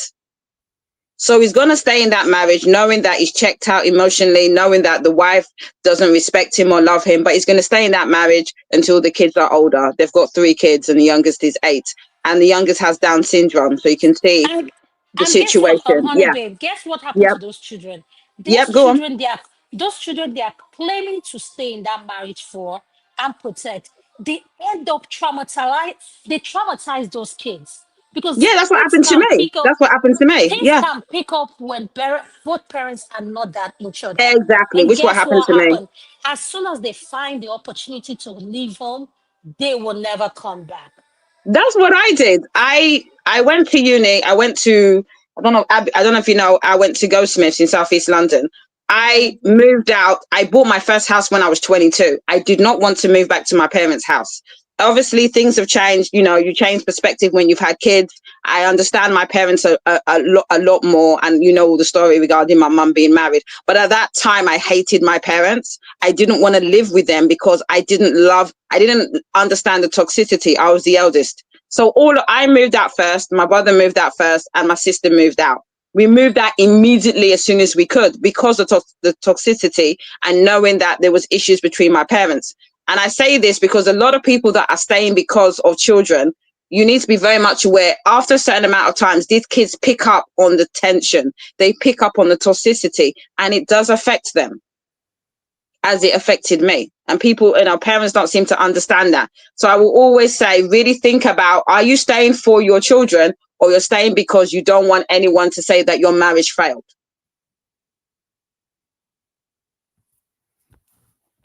Thanks for that, honey babe. Who's next? Can everybody hear me? We can hear you. We don't Yeah, have we can hear you. We can hear you, Cece. You be okay. Someone needs to come up with something. For you be thinks we need him. We don't need him. We don't need him. Cece, are you moderating? I'm moderating. I So think what's the Missy's next saying, What's the next topic? Missy's saying if your sex is not good, she can't marry you. I'm just looking at the comments. Sorry. But Who But the said funny that? thing, Steve, there's a lot of people. It's really scary. There's friends I have that are married. A lot of women are like in marriages, yeah. And I know no one should come for me saying that I'm advocating for divorce. Do you, man? Everybody has to deal with whatever situation they're into. But there's a lot of people in marriages that I believe they have no business being in because of all the reasons that we've said, but they will still stay in those marriages. And then when the kids grow up, you notice that a lot of African parents are divorcing when they're 50 or 60, because as soon as the last child leaves the nest, they have nothing in common. It's so sad. Yeah, they're done. Really weird. But to be fair, I think if you are in a relationship where the sex is not good, if it's early in the marriage, it's something that you should address. Whichever partner feels like, okay, they're not enjoying, it's something you should have a conversation about. I don't think you should wait 10, 20, 30 years of having bad sex and then you wake up one day and say, oh, I'm done. Because the other party might not know that you're not having a good time. If you're not enjoying it, you need to speak up. So I'll always advocate for speaking up. And, you know, you don't have to, it's just the way that you say things. You don't have to say, oh, I'm not enjoying this, I'm not enjoying that. You can just say, oh, you know, babe, I want us to try this. But then that can only happen if you two have already like a free relationship. Communication. You have that communication style already. If you're the type of couples that you just married each other, you don't speak to each other, you don't have anything in common, then it can be a lot more trickier to do that. But for me, no, I'm sorry. That's very important. For as long as I'm able, it has to be good. I'm sorry. That's a divorceable reason for me. But you know, because I don't want to cheat. I wouldn't want to cheat. Exactly. Exactly. That I think would push me to cheat if really? I'm married to somebody. Oh yeah, I think so. I think there's not a lot of things that will push me to cheat. How about Rose? How about Rose? Rose is not enough for you. No, I need the feeling. Yeah. Well, you know the funny thing. The funny thing is that I hear what you're saying. That find a way to communicate. But I've not me personally, but I've heard friends of mine where they've said that the sex was bad to me as a girlfriend, and I'm like, okay, have you communicated to your partner, whether it's your husband? And they've said they have tried to have a conversation, and the reaction is that you're a whore, you're a slut. Where did you learn these things that you're trying to teach me? So you can get a negative. I'm just saying. I know I'm not generalizing men. Some men will take the feedback and obviously, the constructive criticism and try to amend it. But there are a majority of men that will take it the wrong way and will label you a certain label. So especially, African men, and I don't want to generalize, but you have a small minority that will say, who taught you that? That type of mindset. So I think it can be very difficult if you're in a situation where you try and explain to a man that, babe, can you whatever, and they react the way they do. You guys know that the guy that I said to you guys that was engaged to, told me before that there's certain things that we can't do because he sees me as his wife. And really? Is that what he said? Talk. Really? I've heard it before. Yeah, and it's not the first. I've read this stuff on the internet before. Where no it's way. Oh, my wife, so I can't do certain things with you. It's a bit much. I don't know if what I'm saying makes it too extreme. I've been told that before by that guy. So, because I was asking, I was actually like just saying a few things you could do to spice things up. Yeah. His first was only 2 years of dating. What are we going to be doing when we marry? It's not time to spice things up. That's the first thing. And the second thing was, well, to be fair, he doesn't really want to do those nasty things because I'm his wife and he loves me and he can't do it. These men, they'll say all this noise and then they'll be having side chicks and doing all the nasty I'm doing exactly the same thing. Side chick, but they can't do it with the wife because they are done with life. We're doing everything together because it's me and you. Hello, can you hear me? Yeah, I'm back. I'm back. Oh. Wait. Welcome to welcome. I just remember now. And what I saw is Ashley saying this is why I prefer diaspora black man. And in the studio, I'm hearing, are you people gossiping us now? Okay, Chucky, what are they saying now? Chucky, no, Abby was saying that her ex or a boyfriend before was saying, and this is a common thing that some men do. Yeah. They'll say, oh, these type of acts is only I don't want you to be doing these because I see you as my wife. This one is beneath you, or it just make you like a shower type of thing. But tomorrow you'll be the same one that will be going outside and doing all those nasty styles with another side chick. So what do you men really You want? might as well do it with your wife and enjoy it, man. At least number one, you don't spread STDs. If you want to do freaky things, yeah, obviously it's with consent, and it has, and it's not deviant, crazy sexual stuff. There's nothing wrong with doing it with your wife. You're doing it in house rather than doing it outside, and at the same time you start bringing in STDs and everything that we spoke about before. But I think that I think that is very interesting what someone put in the comments that she only wants to deal with dysphoria men. I find that some men, and I don't want to generalize, they're very stuck in their ways. Like, for instance, I remember having a boyfriend and I broke up with him because of it. He wouldn't agree to foreplay. And I was like, are you joking? He didn't understand it, didn't want to do it. He just wanted to get to the real thing and get out. That doesn't work. That didn't work for me. And I broke up with him because of it. So I think there is the question about, I don't want to say it and trigger Uncle Ben, but do men even know how to even give good sex? There's that question as well. Honey babe, sorry, I didn't mean to say it. I'm sorry. I didn't mean to say it. So we can still agree that sex is very important in a relationship, if I'm correct. Totally. I'm back. So, but you guys mentioned something about why should you find out about your sexual experiences for the next 20 years or 30 years? What's wrong with knowing how the person performs before marriage? Shouldn't that be something that you should know at that time before getting married, if that person is sexually active or not? I personally agree with that, but there's a lot of religious zealots here that will probably disagree with that. I personally believe that What do you mean by religious? some religious people that don't believe in trying before you buy. They believe you should. Who does that in this stone age now? There's plenty of people. If you talk about this on other platforms, trust me, I've heard the feedback. And I do believe that you should be very careful. But I think when you get to a stage of marriage and you're committed, you're engaged, you're courting through, you're dating for marriage, then I don't think there's nothing wrong with trying, because you need to know you're compatible. Like I said to you, sex is a big thing for some women. And if you can't cut it, then I think personally, you need to question whether you can spend the next 30, 40 years being with someone that cannot do it properly for you. Honey, babe, I have a question for you. And I want everybody to answer, actually. Sure. It's not a problem. My question is, are you saying that... Why are you guys laughing? I know, because I know you're going to give me one very difficult question, but go on. Are you saying that you don't advocate for celibacy? So I can't decide now that I miss the man of my dreams and decide that you I do. I advocate for that. Nights to be on our wedding nights. I beg, leave that matter, because listen, let me just be real, I abstained. Let me just be real. With my son is sleeping, so I can't talk, and it's even regarding his father. Hey. We abstained until we got married. It was wacky. Did you? It was wacky. Yeah, obviously I had my first son, I broke up with the dad, and then I thought, let me be a good girl, and I held it together until the wedding night. It was whack. But had you had it before, or you were just doing something? I had it before now, because obviously, I've got two boys. I've got my oldest one at 13. Him. No, we didn't do anything. I told you we didn't do nothing until the wedding night. Yeah, and I was very disappointed, and I'm going to be real, I was very disappointed. So if I was to do it again, I need to make sure that the guy is correct.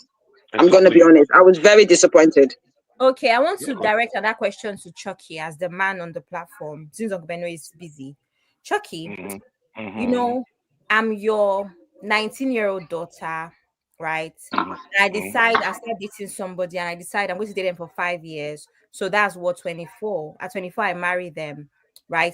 Perspective of child and dad. I know that dads often think about sex with their daughters like, ew, even if they know it's inevitable, right? We have to be honest with ourselves. Your daughter is going to have sex. But I'm saying, would you not advise? Let's assume that you're a cool dad. Like, my dad is cool. I can have these conversations with my dad, right? Would you not advise me to be celibate and wait until I get married? Or would you say, nah, it's not a good idea. Check your goods before you buy them?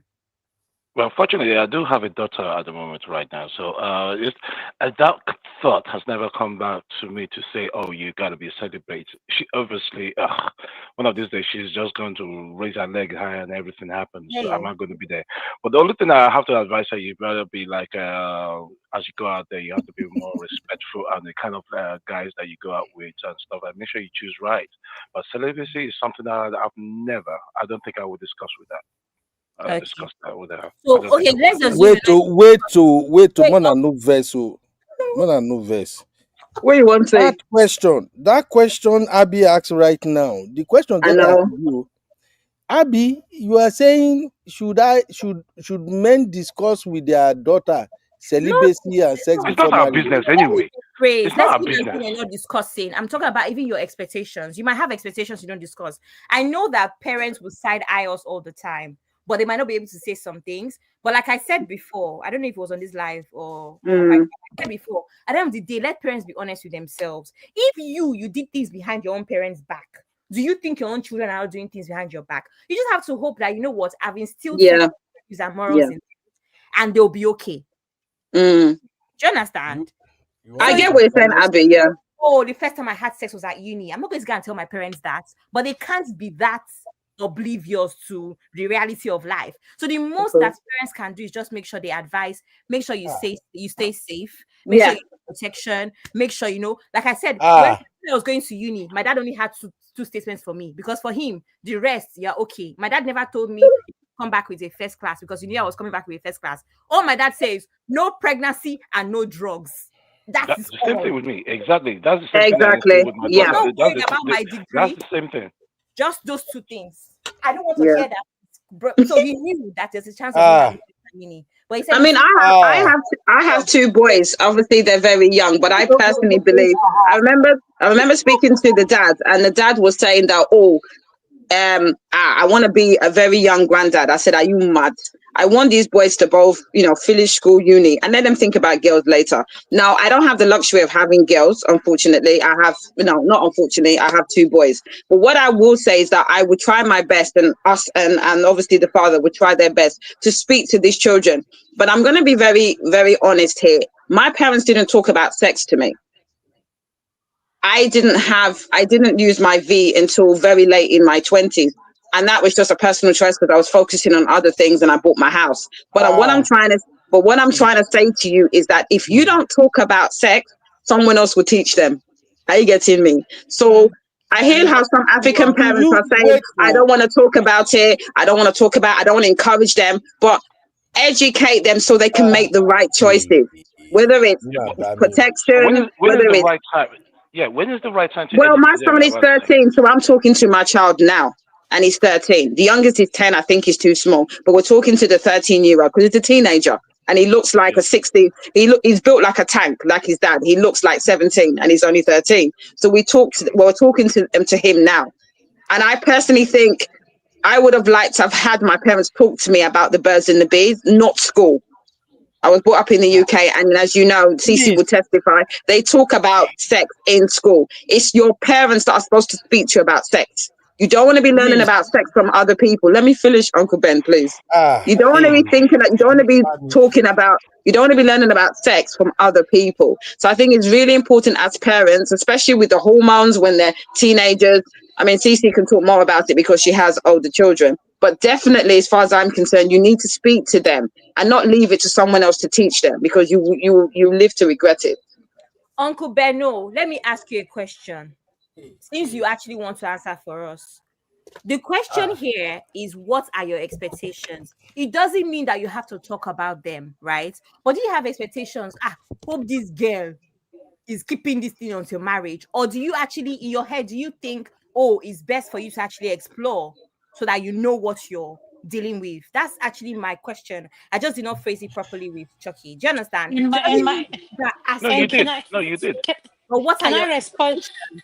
Go ahead, let Chucky speak. Go ahead, Chucky. No, she did. No, you addressed it properly. So I got what you meant. And I Okay, believe I you gave you the answer understood. for that. Okay, Yeah, cool. I understood. Come on, Uncle Benno is still Go for eating. it, Dr. A. I am here. Yeah. The conversation is Oh, you traumatizing back? me with this Why talking is it about daughter, this traumatizing, thing. But that's how it is now. Kubeno, sure you had skinny with other people's daughters. That's how life is now. Like it's just how life is. Sorry. Look, So see, let me understand the question again. If Abby, are you saying you choose to stay celibate till when? No, I don't. I'm not me. I'm not choosing it I'm though. just know you're asking and you're asking a question. If you want, okay, if you want No, to, I said because of the way we advocate for certain things on this platform. I'm now saying that as you know, like I said, Honey Bear, as an older sister, would she not? How does she feel about advocating for celibacy? If a younger lady comes now and says, "Oh, this is what I want to do," right? Would you be like, I think it's better for you to test? And I now ask Chucky from the perspective of a man that has a daughter as well. And would you advise that it's better for you to ensure that you have sexual compatibility with your partner and make sure that you guys get along like that? Or would you say, okay, no wahala, you might as well just wait until the wedding night? So that's basically the question. okay, let me use my daughter for an instance, who is 24, and I say this, no, I won't tell her to wait till the wedding night. I'm sorry, it's just me. Okay. Because you know why? Because I believe having sex education with your kids, for me, I did it with my girls and my son. You just have to show them how it works. For my daughters, I show them how to, brought a banana and brought a condom and show them how you put it in. Because what we forget to understand is people don't wear their medical record in their forehead.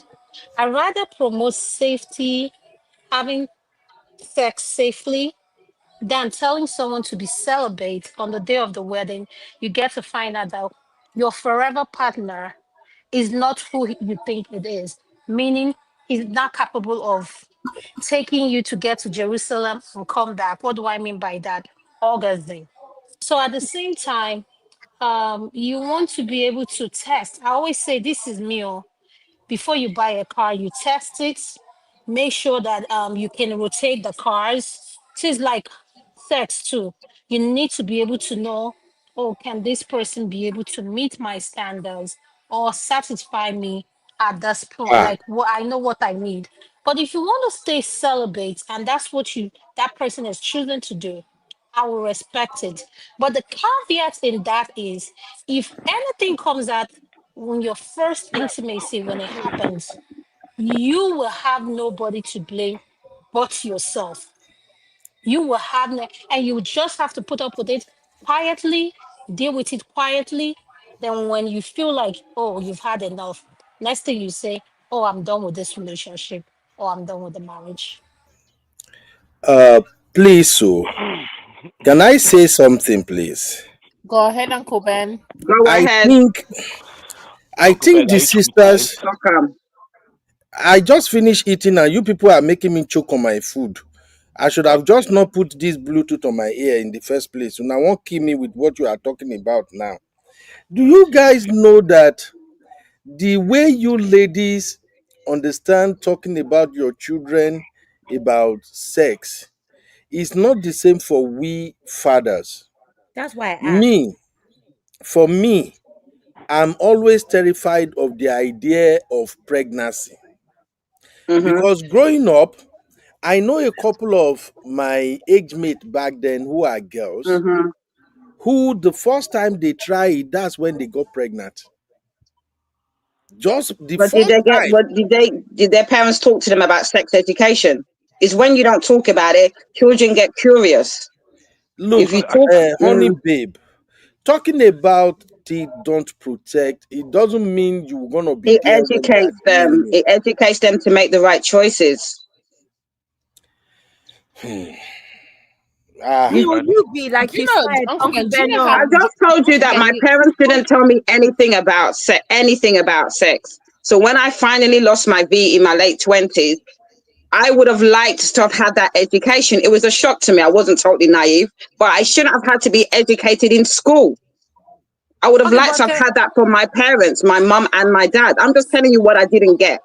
okay, You all right, hold Uncle on, understand? honey Beno, bear. it Okay. was Yeah. meant to be a difficult question. That's why I put that question. Yeah, yeah. And it was meant to be a No, but different question. I want to hear where Biano was going with this. What are you talking about, and where? What's like? I want to understand what you're saying. You see, the thing is this: to be honest with you, my 17 years old and I, even from age 14 to 15, we've been having conversation about this. In fact, I was shocked the first time I was going to have this conversation with her. We were actually driving. She and I, we do go out at times just to go and play around. So while we were driving, I was just saying, Bibi, there's something I've always wanted to discuss with you about boys, but the topic is kind of it somehow. And then she just caught in. She said, Dad, you want to talk about sex, right? I almost slam on my brake because I didn't see that coming. So Uncle Bino, why is Sissy laughing now? But Yes, no, Chucky. Uncle Bino, Uncle Hmm? Bino. See, for what you just said, yeah, I'm not surprised of that, right? Yeah, you see the difference between our own era and today's era is now. One of the ladies over here did mention something about the parents is talk about sex over the two. That was the era. That is something as we didn't know about sex as of those days. Compared to now, which now that you can virtually get anything sex anywhere if you want to get it on the tip of your hands, on your fingers, or bad friends or anything like that. We instead that kind of information. So I prefer that now we have like I have a daughter. I have to talk about some things about this, and there are some other things the mom have to come in and say to them and say, listen, uh, things I can't discuss with her, things I can't discuss with her. So I see where you're coming from. So, but these days, don't be surprised when they come up to you and they say to you, uh, "How do we do sex and all those things?" It's gonna happen. So that's the difference between those two eras. I know, Mm, but it was a shock. You know the way it is with there are some dad that you are like your children best friend, that kind of thing. I've mm, always been super super close with my children, my mm-hmm. girls, like even when they were having their first period, everything, both the first and second, I'm always the first to know. I think I joke about it that even when my first daughter, when she saw her period, she called me and said, Dad, I think I'm on my period. I was stunned, like, what is she talking about? It's the Then, exposure they okay, get. what are we going to do now? So she said that you have to go to Walmart, you have to get me ladies stuff. So Okay, I dashed to Walmart. I went to get this condoms. what did they call this one? There is this one they push inside, then there is pad or something. So when I got there, in A fact, tampon. I think tampon. I still can't forget the experience. I went for the biggest size. I didn't know those things have sizes. Make una no laugh me. I didn't know pad get No, size. I don't blame you. I've So been in that eh, situation too before. so I just got there. I grabbed the biggest one I can grab. I pick one or two other things. So when I now got to the checkout, I was now looking at it like the real size on this thing. I was just like, so the lady that was there at one of the Walmart sales rep now say, "Oh, sir, do you need help?" I now walk closer to her and they're like, please, Yeah. my daughter just saw her period. She need pad. I just grabbed this. I don't know, is this the right one? I actually took the one CC measure now and then the pad. So the lady was like, oh, how old is your daughter? And I say, oh, she's just like 13, 12 going to 13. She say, how big is she? So I look around, I saw one girl her age. I say she's like that. Then the lady said, oh, sir, you picked the wrong one. I'm like, eh? What do you mean I picked the wrong one? I'm actually, this is bad. He said, yes, maybe you picked the wrong one. So she now took me back to help me grab the right one. So all through, I was just kind of like, what is happening? Because in my mind, the moment she said that I saw my period, I'm just like, yeah, this guy go get belly. That was just like what came to my mind at that time. So after everything, I still waited until like she's like around 14 before we had that trip. When I now say, BB, we have to discuss something, and then she said, Dad, I know you want to talk about sex, and I was stunned. I was like, I just one gas station was coming up in front. I pull inside the gas station. I'm like, what do you know about sex? She said, Dad, come on, I'm not a baby. I say, do you have a boyfriend? Tell me, Who is the boy? Where is he from? He said, Dad, leave me alone. I don't have boy. And since then, we've been communicating about it, but I'm not gonna lie to you. I spoke to my wife and I said, babe, you need to start talking to this girl. I don't know what to tell her. And while I was even talking to my wife, I was just kind of like hollering. I was telling my wife, me, I don't want to make anybody get below. Can we use your credit card, please? Hold on, I'm on the phone. You want to use my credit card for Mommy's what? taking us to Walmart. Your mommy is taking you to Walmart. Rightfully so. You gonna get How some. much are you guys going to spend? Did she just put him on blast? $25. What do you mean 25? I'm on this thing. You just go. Take my card. Nobody is spending more than $30. Take my card. I'm busy. Which Bye. card is it? Which card is it? Just take anyone from the wallet. You people should go. Take all of them, baby. Take all of them. Talk about the Uncle Vino, devils. Yes, sir. Uncle Vino. Them, Next, eh? when see, this is what I normally do to my daughter. I was in Nigeria recently, right? Yeah. Every time I go to Nigeria, I have to buy a box a box full of what's it called, sanitary pads, and carry the whole all the way thing back to the UK. Every time I do that, something that would last for the actual size and everything like that. So I Oh, recommend wow. that if you do, yeah, that's what I do. It's annoying, but what can I do? I've been stopped at the airport and asking me this kind of question and asking me, what am I doing with all this? I said, listen, it's from my daughter. What do you want me to do? It's very expensive over here. So I might as well just get it to Nigeria, which is much better over there and much in quantity and quality. Yeah. You see, I'm just being serious. If you live in this side of the world, this America, and you see the way these boys with tight jeans, dreadlock, earring, and all these nonsense boys are moving up and down, you're gonna understand where I'm coming from. Some of these boys, they are scary. So that's just the thing. We had the conversation, and I told my wife, babe, you got to step up. You got to talk to this guy. I don't want to make anybody mess with my daughter or anything. And ever since that, I think one time I had to even call CC when I saw one boy. I don't know that boy, the boy just want to enter school bus. And my daughter came out, and the next thing, I just noticed that I've never seen this particular boy before. My spirit was just telling me, this boy came for my daughter.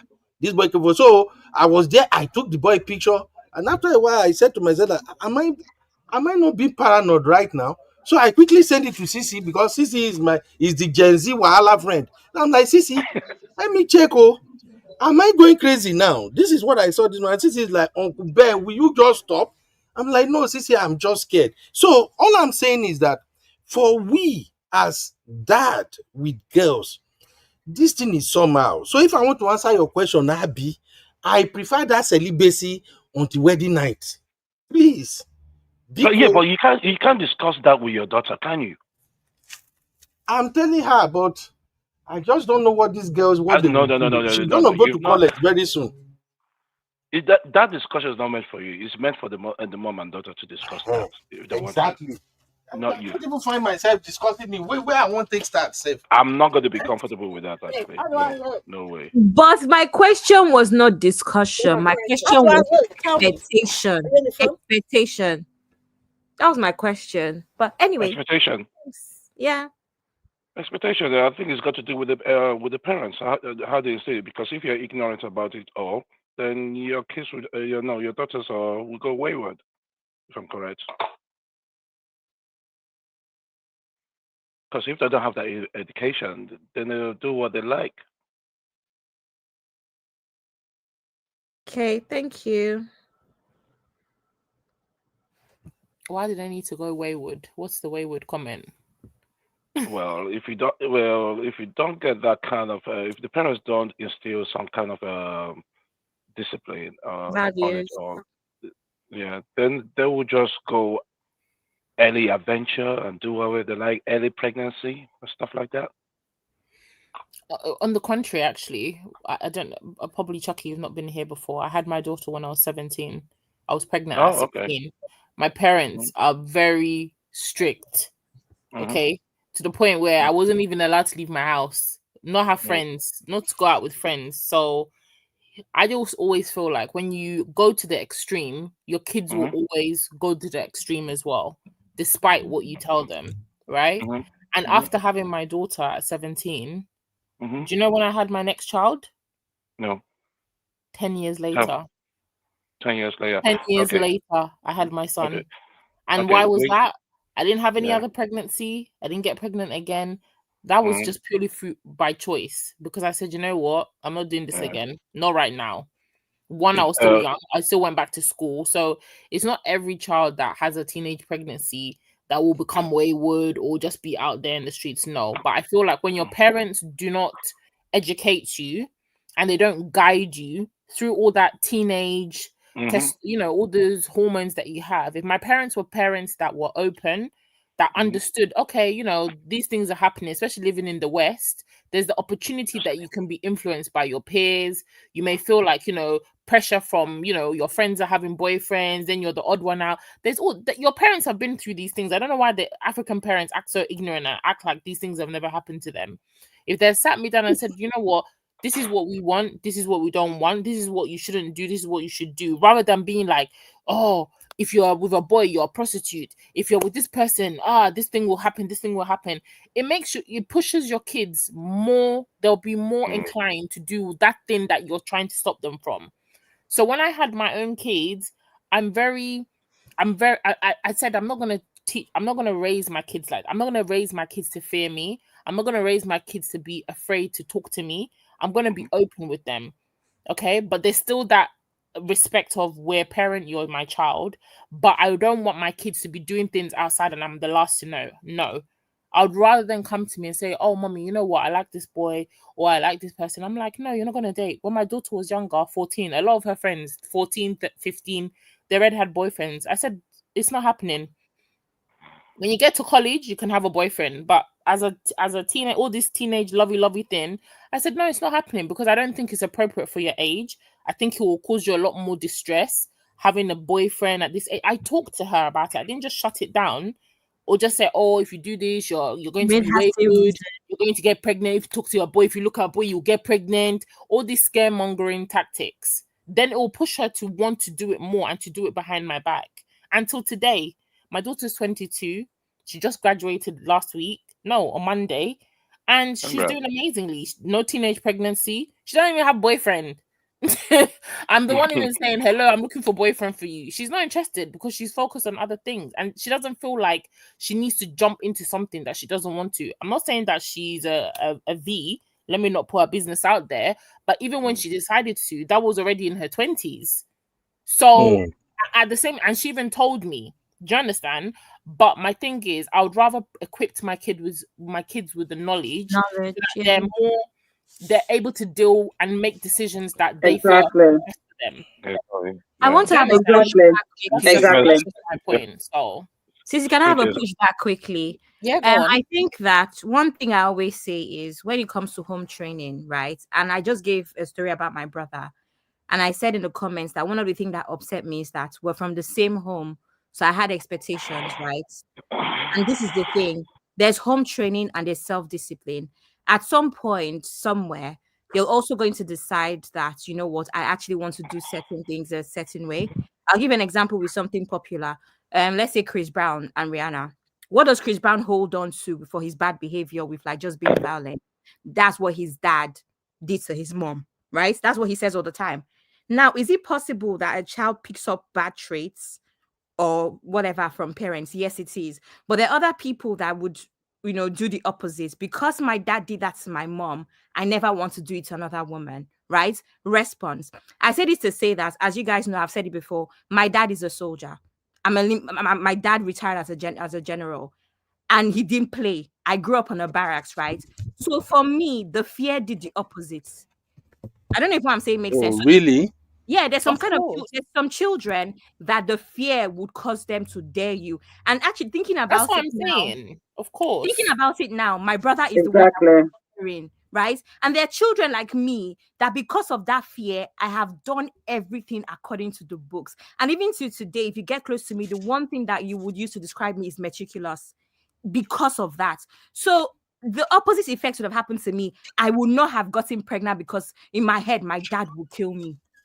But my brother is just there, like, what's the worst you would do? Are you seeing like difference in children? But also, there's also the personal thing as well for me, where I knew that I wanted to wait a certain time, etc. That makes sense, and that's just a personal thing, right? So yes, my brother could have been the one that wanted to rebel based off of I don't care how tough you are, and then there's me who I was just always scared. I was just always scared. So I guess it can have different effects on different children, that fear. But me, even to date, I'm no longer scared of my dad because we have an amazing relationship. But what I would say, I would say the emotion that I guess share is just I don't want to disappoint him under any circumstance. That's where I'm at with my dad now. So yeah. Can I say something as well? I do agree with what you're saying, because you can have, like I said, I've got two boys. Their personalities are totally different. You got one that, is, straight A student, and you got another one that's giving me stress.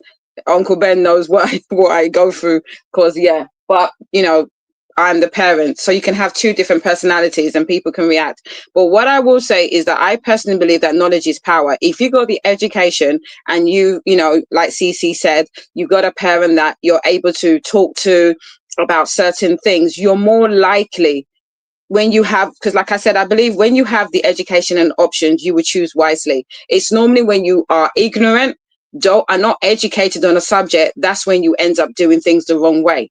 So that's why I personally do agree with what you're saying. But I still come from the premise that if you educate your children, talk to your children about sex, that normally, because there's no tension and you're free to talk to your mum or your dad and they've been educated, more likely they're not going to be interested, because there's no curiosity, because they've aroused all the curiosity with the education and being free with their parents about talking about sex. Absolutely. I don't know if you understand what I mean. I think it also loses the appeal. When you're exactly. I mean, you can't rebel when your parents already know, okay, you're hitting this age, you've got a boyfriend, there's a likelihood you would be doing this. It's not shocking me. Do you understand? If your parents, so you kind of already have that mindset, your kids are less likely to do this. The kids always want to push their boundaries. Yeah. If you already give them the freedom to do certain things, it's not as appealing and it's not as intriguing, enticing when they already know that you already know what's up with them. Do you understand? It's when you're doing things behind them, you're doing things ducking and diving. You get that rush of the secrecy and hiding and ducking and diving and thinking your parents don't know. So to me, I just feel like I'm open with my kids. We have open communication. We talk about things, and I prefer it like that as opposed to them hiding things from me. I always tell them my biggest fear is finding out information about my children that I live with, that I've raised, from other people. I don't ever want to find out anything about my child secondhand. That is crushing. So my kids know that thing about me. It's not going to happen. Whatever that thing is, if it's bad, if it's good, I want you to come to me and tell me first, and we can work through it. Don't let me hear it from so-and-so, or hear that, oh, my daughter did this, or my son did this. No, that thing, it's not going to happen for me. So I'd rather us have open communication and talk about all topics, so nothing's off the table. I have a different question, and I don't know if you guys can fix it for me. How would you know when a girl have had sex for the first time? Oh my God, Uncle How would you know? What? Well, normally, what do you mean? When she has sex for the first time, she will start walking like a parent. Uncle Benno, if you have that open communication, like CC says, you just heard what CC said, and obviously CC can answer the question. I don't have girls, but if you have that open communication, it would be a case where you would hope that your daughter would tell you, "Oh, mum, I've had sex," and and you've had that conversation prior. If I don't really want you to, because I want you to, focus on studies. But if you have to, be protected. A, B, C, D, E. I mean, you can elaborate more, CC. That is what happened to me. No, you guys didn't get my question. When how would you know? You wouldn't know. It's not like you wouldn't know until your child tells you, and you wouldn't know until your child tells you, and everything that CC said. If you have that communication and everything that CC said, then you would hope your daughter, if you have one, I don't, would say to you, "Daddy, I have a boyfriend, and Daddy, I've done the deed." When you've had that open dialogue. But it's not something that you wake up and the person will have two heads or they'll be glowing a certain way. Most times, the first time is not anything exciting, right? You guys, Yubi wants you to tell him that the work will change. The work will change. Ahead or something. Well, sorry, I can't believe you're indulging him. He's not indulging. I'm learning, just like you people are sharing now. To tell. She may be doing it. She will never know. That's the truth. Until they come and tell you. I They'll be told doing you it. that. Hey, I told you that you're indulging him for no reason. I'm sorry, like They'll be doing it. You'll never know. My own personal experiences when it happened for my daughter, she was like, "Oh, mum, you know what? This actually happened." I know she was talking to somebody, and I was like, "Look, me personally, I'll prefer that you continue to wait. You've been waiting a long time. I want you to, meet a nice boy, somebody who you're really, really serious about." But she was just like, "Oh, I've been waiting a long time. It's only me. I'm the only one in my friendship group." And it's not like a pressure thing, but it was just like she's not really that. Like it's not like she's keeping it for God or keeping it because she's trying to be celibate. No, it's just like it just hadn't happened. And then she met somebody and was like, "You know what? I'm actually ready now. I just want to like get over this thing that people have been saying and doing and stuff." And I was like, personally for me, I feel like you should still wait a bit longer. But she was already over her 20s by the time it happened. And she told me. And I was like, "Okay, so did everything go fine? Did you guys use, protection?" And she was like, "Mom, of course, blah, blah, blah." I said, "Okay, well, hopefully, you've scratched that itch now. Now what next?" And she's like, "Oh, Mom, I don't want to talk about it, blah, blah, blah." I'm like, "Okay, well, when you're ready, we can have that conversation. But don't bring any baby to me because I'm not going to be like your grandma. My mom helped me with my baby. I'm not helping anybody with any baby." And we just laughed and I said, "Okay, cool." Yes, sir. That was it. Yeah. See, that question that you're asking, right? That would never come your way. It would never even come my own way. What It's question? that Amen. question is that question of what's it called? How do you know when your daughter has had sex? It's not going to come your way. It's not going to even come my own way. So don't even raise your hope on that because it's not going to happen. Just like Cynthia mentioned, they will have that rapport between mother and daughter. They will say it. The only thing is that the mother will not come back to you and say, "Hey, listen, your daughter just had sex." It's not going to happen. Definitely not going to happen. It's something they Oh, will have you to are keep. you are truly experienced, Chucky. My madam would not tell me. That woman would not tell me. You don't know She my will not tell you parents. that. You say I will She's go not going to crazy. tell you You that. won't You've tell me. not met No my way. parents. They Eh? play. You've not met my parents. You see, the reason I'm asking is because for me, I'm this type of man that I like to like prepare for what's coming. That's why I'm just curious that I really want to know if they start doing this so that I can start preparing for what might happen. But I pray it won't be our portion in Jesus' name. No, no, They no, are no, no, going no, to Uncle. wait until the wedding night in So how Jesus' would you name. prepare No if you never boy asked the will come question? around them in Jesus' name. Nobody is even saying amen first. You people should say amen first. Amen, amen, amen. Eh, As I a think father that to they a talk. daughter, yeah, amen, no, Ah, amen. No, I understand where you're coming from, actually, but here's the reality of things, right? Yeah, once they hit that age, 18, just be prepared of whatever no eventually that is going to happen as from 18 onward, because when you've done your job, all the information you might have instilled on her, she carries it along with you. Now, as soon as it gets that 18, you know that that's the age, in this Oyibo land that we are in now. They will just continue from where they, where you stopped. They'll have to instill that on themselves. So if they're gonna have that sex, there's nothing we can do about it.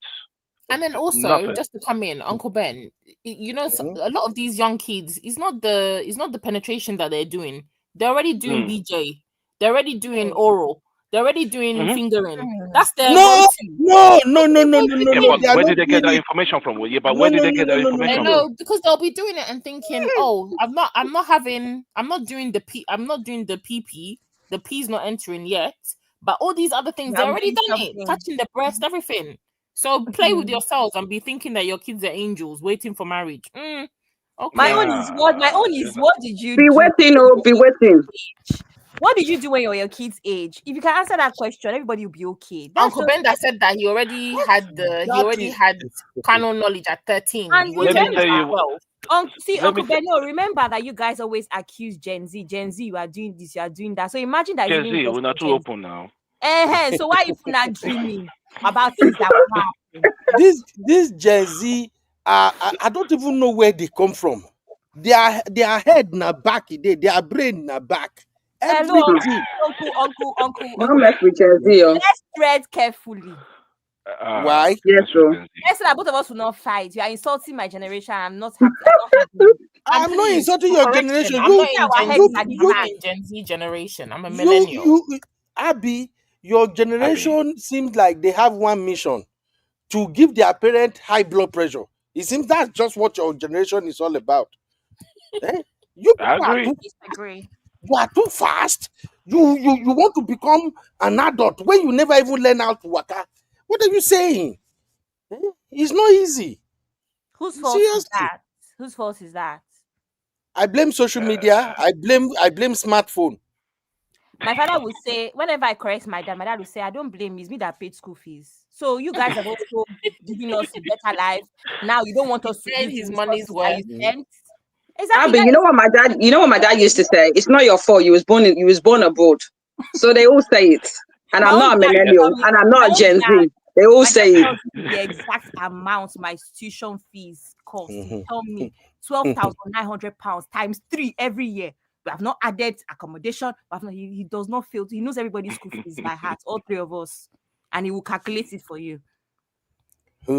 Sister Yika said, we are 5 girls and 1 boy. My dad sat each of us down at our first period and talked to us about sex and his expectations. He never said celibate, no pregnancy allowed, and keep yourself till you are fully ready to take care of your responsibility. That's what my dad said too. That's what I said to God. my daughter. She knows. So it's I'm not like saying the getting same thing, cash but money. me, I'm Just still putting the fear of God into them. fear of God of what? The fear of God will No, push them, no. could push them. The fear of God can push No. them the other way. You know that. It can push them the other way. Hey, it's not too hard. I'm just constantly Okay. reminding them of their goals, Yeah, how I what they agree. want Yeah, to have, the ones that want exactly. to become a doctor, the one that want to be. I Exactly. just keep Yeah, telling yeah. them, you got to stay focused. You see all these small Exactly. small boys, Okay. don't even listen to them right now, and don't Exactly. even listen Focus. to your friends. You and your female friends must not be in a closed space together. No touchy touchy. You know, I think we Which have one to is talk about all touchy? those ones. Yes, now you can't trust both boys and girls these days. They are all Yeah, that's monumental true. children. So I keep telling you, you gotta be careful. If a woman touch a woman, thunder can strike from heaven. You don't want that. Okay? all I'm going to say, one of my egbons reached out to me because she was going to meet her, I think 21-year-old boyfriend. And she came to me, oh, Abby, what question should I ask? I said, just ask them how Uh, they met. Just I check say I see that you. he has, just see that he has a good head on his shoulders and all of that stuff, just because you know where your girl is headed as well, right? But most especially, don't start asking them questions about sex, in my opinion. That's why I says to her, all you want to do is have a conversation with your daughter and make sure that she's actually being safe. That's all. Because we're talking about pregnancy, but there's worse things that are there. Pregnancy, There nobody, are worse people don't things. die. That's why I asked when you said he had girls when he was growing up and got pregnant. And I asked, did they die? They didn't die, but there are worse things. Imagine someone catches HIV the first time they have sex. That would be very traumatizing. The one Hey, now. try is now when I got Ah, this thing. So I would say it's better to actually just have that conversation about being safe. And like you said, most especially no distractions. That's why I said at that time, what I would want to find out about my 21-year-old boyfriend is if they actually have a good head on their shoulders. Let me know that everybody is goal oriented. Exactly. Everybody is goal exactly. oriented. I know that you too, you don't even want a baby. Do you understand? Not that you will not go and Exactly. be with one no future ambition now. Of course, there's going to be distraction there because he's not on the same level as you that wants to be a doctor. He's not saying that it's not sure what he wants to be. That should be your issue because now they're not equally yoked. Agreed. Exactly. Exactly. It's not easy to raise girls, so honestly. Nah, Oh, it's girls. not No, no, easy. no, no, Oh no, no, no, no. it's not. Eh? Ah, it's not at all. Ay, It's not that easy to one. My raise girls, so. Now, what my dad says now, even to me that is older, my younger sister. I remember we were on a family call the other day because we're in different cities. Obviously, my dad still lives in Niger, and my sister is in Birmingham. I'm in London. And my dad says, you heard your older sister the other day. Just keep your standards high. So that's all he's focused on, your goals, your standards, not things. Because, like I said, the reality here is you've instilled value and morals in your children. What else do you want to do? Are you going to be the fly on the wall in every room they are in? No, you're not. So you No. actually have to bank on the standards that you set as well. For me as well, I have a good example with a lot of women around me. I mean, even on this platform, Imagine, even now, you don't understand where my head is at is I don't want to let my dad down. But imagine me even thinking, oh, I have sisters like Sissy, Honey Babe, Dr. Adama. Do I also want to let everybody down? No. So I think as well, it's just making sure that, okay, you've equipped them with what you can. My dad has set me up with mentors as well. He has given me to some of his friends that are in my line of, my career and stuff. So you just have to make sure that children are also equipped with like the right people around them as well. Yeah, but at the same time, you also can't underplay the role of peer pressures. There's going to Of be peer course. pressure, So that peer pressure is the major concern as far as I am. Like my Then you kids, also need I to raise your trust them. kids. You need to raise your Yeah, kids to I be trust them like tomorrow, no independent. day. So the only thing I'm educating them right now is how to handle peer pressures. If you are in the midst of your friends, if they are moving this way, do you have the capacity to evaluate what they are trying to do at that point in time, so you can figure out that, okay, this is not right. I need to remove myself from this situation. That's where we are right now. They all behave well. I trust them like say tomorrow, no day. Even Uncle right Benny, now. we talk about confidence on this platform. I think Mm. I've spoken about Hey, it as Sister well. Yinka, you came in, you went out again. I don't know, maybe it's your network, man. But So go ahead. we talk about things like confidence. In my own opinion, these are the things that when you're confident as a child, and I say this all the time, even on Mom of Ice platform, where people need to. I don't like when parents use harsh words, right? I'm not someone that grew up around harsh words because at the end of the day, you can't tell your child they are stupid or whatever, even if they do something stupid, right? So doing things like this where you want to make sure that your children actually have confidence and high Okay.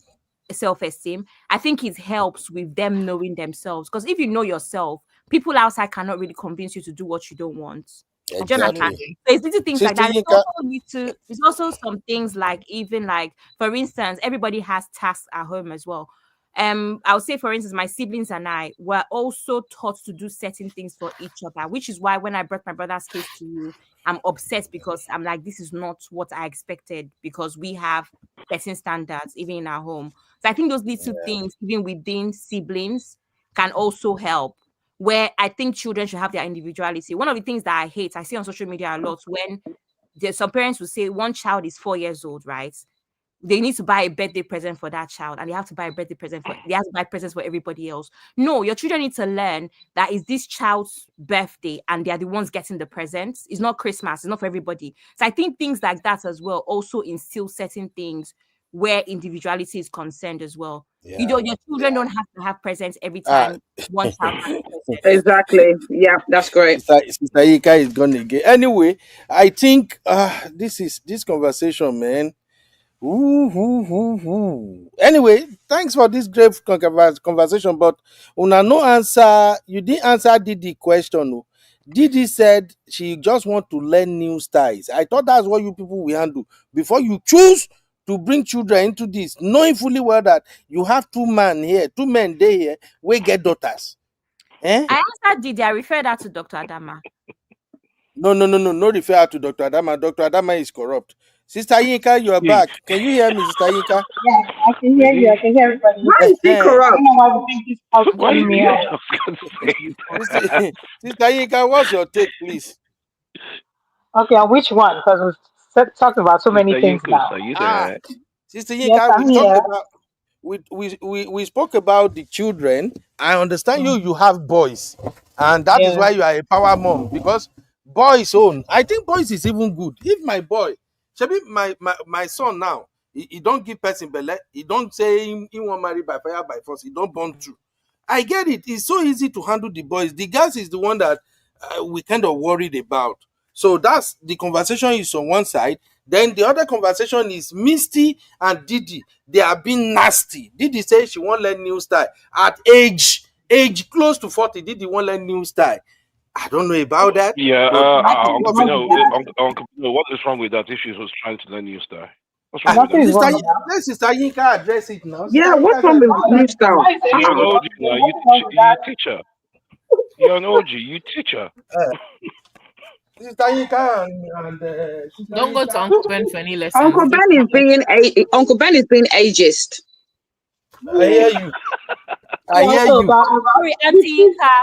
And Tinka, Yes. do you not have a story to tell us? The one where you had to call your husband to get Yes, Please tell us the story. So I called him. I wanted to be sure that he was good with it because he's just getting the hang of me being online and talking about stuff. And I know that it will get to the point I will start having to share some parts of our story somehow. So I'm like, are Okay. you cool with it, babe? Before I go and spill something you don't want, you don't want anybody to hear, but he's good.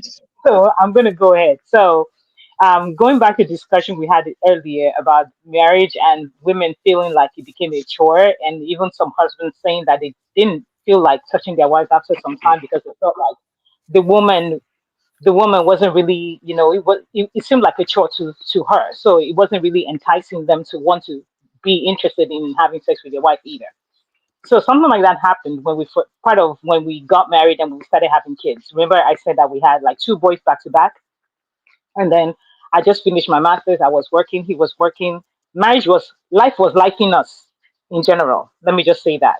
Before then, everything was good. But of course, by the time the kids came along and work and, new marriage and all of that, it was chaotic. Now, it was chaotic for me because I felt like sex part it was not something that I wanted to focus on. Like, it was not a big deal to me, right? But for him, it was a big deal for him. Like, regardless of how much stuff we had to do or how much work we had to do, even with the kids and how late we had to sleep, he still needed to get what he needed to get, right? But for me, it was like a chore, like something I can put off. That's my Like, brother, hold yo. on up to now.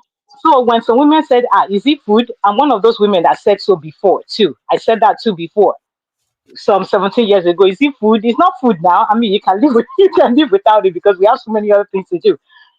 But for him, it was part of his everyday process, his way to distress. But I didn't see it that way, right? I was always complaining about the dishes. I needed to clean the kitchen. I needed to do this. And note, my husband is not one to sit around while I'm running around the house. He's always doing something too. So it's not like I'm carrying out the heavy weights, heavy lifting, and he's not doing anything. If I'm cooking, he's taking care of the kids. If he's taking care of the kids, I'm cooking. So someone is doing something. But for me, I'm OCD about cleaning, right? So I'm always up at night after the kids have gone to bed. I want to tear down the house, like clean and wash and do everything while this man is Jesus upstairs waiting Christ. for me, right? Hey, This man is upstairs waiting for me, and then I'm I like get that upstairs and then too. I'm like, dude, I'm I'm like tired. that I too. can't do it. I'm not, I don't want to do that. Like, and it became like, what's going on? First day, second day, 1 week. And then, of course, when we finally do, it's not like I'm not really giving it my all because I'm exhausted. I just want to, just because, you know. But then it got to a point where I started noticing that he didn't like it. Like he wanted me to be present, right? And I knew that it was beginning to cause an issue because for him, he started getting like a little bit angry here and there over little things, right? He would just go off, like get upset about something very little, things that he didn't used to be upset about before. So I'm like, okay, what's really going on? Like now I'm really seeing that something is happening, but I'm not really figuring out what's going on, right? So we sat down one day and I asked him, I said, what's really going on? You've been kind of going off, like you get upset about little things that you didn't used to be upset about. And then he came up and told me, I said, I told you this is what I need, this is da, but it seems like you don't really care, whatever. And I knew that right there, I care for my husband deeply. For me at that point, I just didn't think that that was important. I didn't think it was that heavy of a weight of a thing. You hear I say like a thing, but it really wasn't. It was something that he needed as a person. And for me not to even be present mentally and physically, it was something that was not going to work with him. He wasn't okay with it. And for me, whenever my husband is upset, even if it's not something that has to do with him, with me, if he's upset, that really has totally messed up my day. Like I can't function knowing fully well that my husband is not happy. There's something about his joy and his happiness that just triggers me, that makes my energy just come alive when I see him smiling and I know that he's okay. So God when he bless told you, me, my I'm like, God, sister. and I'm like, God, I went back. I won't lie. When people talk about Christianity, you don't talk about this. No, I went back to God and I said, God, I need help because at this point I cannot do this on my own. Like I'm not feeling it. Like I'm just so tired. I have all of these things I have to do. Da da da da da. I was complaining to God, right? And what did the Holy Spirit tell me? How important are the dishes? Are they not going to be there in the morning? If your house is not mopped every day, is the house going to burn down? Like leave the things and go do what you need to do. Like take care of your home. And that's exactly what I did. The day I shifted, The day I shifted my mind from letting my OCD part of me take over me and actually be there present for my husband, it's 21 years. Now this man cannot match me. That's just it. So I'm just saying this because Jesus. he's like, I mean, that's Criminal just plenty. Oh. Criminal. and it makes him. So I've gone from someone saying, "Is it food?" to someone saying, don't worry, I got you. You understand what I mean? So for me, that's why I kind of found it difficult for the woman that said that she was. I mean, the man that said that he had not had any relations with his wife, relations in 4 years. Like you're living together in the house. If I even when I'm upset, that man knows me. Like if he smiles, smells, and touches me, it's done. It's over. Like it's done. So for them, I feel like their marriage is totally done. Like for the man and the woman, because there's got to be more. Number one, was she ever attracted to him? Number two, like Mr. Chucky said, was it arranged? Because I don't know if you really have a. I believe that if, except that maybe there's a whole lot of other things that the man isn't sharing, it's kind of very difficult for you to be in the house with your spouse, someone that you say you love and you're attracted to, and you guys are not touching each other for 4 years. I don't know how that works. So I don't know. Even if you don't, even if you don't think it's food, I still don't know how that works for 4 years. So that's it about that's it about that. I just wanted to say that for me, the way I think about sex now is this is my husband. I'm his wife. We are in this for life, right? Our goal is not, one day we're going to be divorced and be with other people. No, it's me and you. So there's nothing off limits for us. It's us, right? It's just the both of us. So I don't see how you have boundaries in that when you're married, and I don't see how you're able to keep away from your spouse for 1 week, let alone 4 years, without something happening. Okay. So God bless you, Sister Yinka, for sharing with us. You see, I like hearing good marriage stories like this because these are the things that actually inspire people to get to understand how this thing works. You see, for instance, like I can relate with Sister Yinka husband very, very well. That's why I always call him my uncle, even though I haven't met him. I know one day I will meet him. It's like we work the same way. For me personally, just like Sister Yinka said now, I'm a workaholic. I've been like that from my youth. I share my story with you guys all the time. So I'm a workaholic because of the fear of poverty. Even if that thing will give me $50, I don't care. I will create time to do it to bring money. So sometimes when I work very, very hard, or I'm working on a project because I have this creative mind, and anybody with creative mind will understand what I'm saying now. People who are creative, sometimes they have this power of imagination that your brain, you can literally stress your brain out. So if I'm in that mode, sometimes I find it difficult to sleep. And my partner has been able to read me so well that once I'm struggling with sleeping, before you say Jack Robinson, Madam is already working on me. We call it sleeping tablet. We get name for all kinds of sex in my house, me and my wife. You get the one, this one what they call sleeping tablet is like a therapy for me. So once you see that this guy don't overstress himself and things like that, and I can't sleep, I'm turning around. Even though she's tired, she's sleeping, she will still go to work. And that's why I was talking about riding the other day. That women, you have to make sure you get your body to the point that you can ride. Because sometimes you just have to be the one to do the damn job. So by the time Madam give me my sleeping pills like this, by the time we are done, 5 to 10 minutes, your brother don't sleep, go. And coming to what Sister Yinka said, there was a time that the thing won't be like, say, share food ni. Madam will say, dude, leave me alone. But then, as Madam hit 40 like this, it be like say they go turn, maybe they turn one engine on, I don't know. Madam won't kill me. Every day, bam! At the bar, I'm like, Auntie, Biko, you see, this is my life right now at the manager. I don't know whatever came over you, but I may have to deliver you with Holy Spirit. I am not ready to buy. You say, wait, it happen. And she be like, I feel alive. I feel alive. Then, suddenly, She and her supervisor that time they begin go gym. Now the gym now can't even scatter my life. Now so this energy come there and all that. So when I see people say, "Oh, we don't have sex, we don't do this, we go this long," I'll just be like, "Do you guys really understand that this thing actually serves a purpose? And do you know that this is like the grease that make the engine keep rolling?" I saw a comment Didi left earlier. I was looking for that comment where Didi said that if there are issues to resolve and the issue never resolved, sometimes they feel go like maybe 2 weeks or something or 3 weeks, say nothing will happen. And I'm like, oh my God, Didi. But it's like that with some people too. But what I just wanted to ask now, how long should that resentment go before you people circle back to Kiriwa? Especially for you women. Because now when una dey vex this una crazy vex, now una no dey gree give person wetin person deserve. Chucky are dey lie.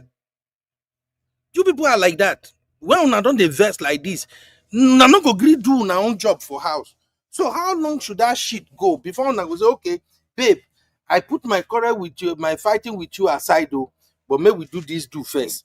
Baba Chucky, what do you think? No, you're on point. Yeah, I agree with you. So sisters, CC and Co, why is it like that?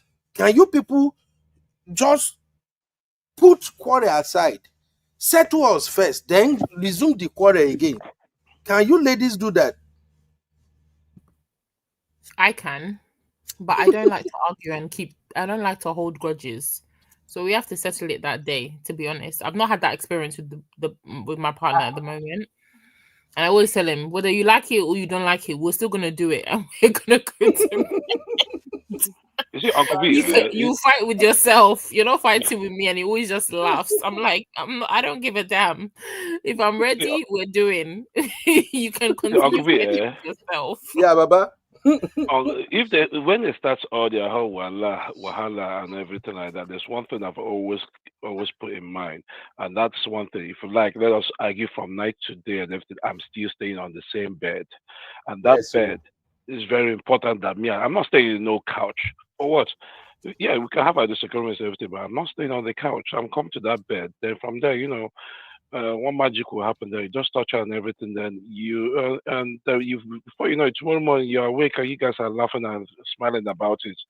That's why sometimes I just find it very hard that how can you be in a relationship for 4 years and nothing? And when he touched you, you're crying. I said, I don't know. I don't know how to do that. I don't know how to do that. I think that their issue is way deeper than that, honestly. Yeah, I believe it is. I believe it is. Yeah, their issue has got to be deeper than that because for the man to touch her and she's crying. I mean, I would say everybody should believe me, but my husband is right here with me. And I can say that for 21 years that we've been married, there's never been a day where I'm angry. And because of that, I hold back from him. I've never, ever. Now, I may lie, maybe because I'm tired, right? I say, oh, I have a headache or my stomach hurts or something like that. But not because I'm angry and then hold it as a weapon. I've never, ever weaponized it before. Never. I don't before because for me, I feel like I have a very soft spot for him. Like if I'm angry, once he looks at me and we talk about it or he Yeah. smiles somehow, it's over. Like it's over. I just can't.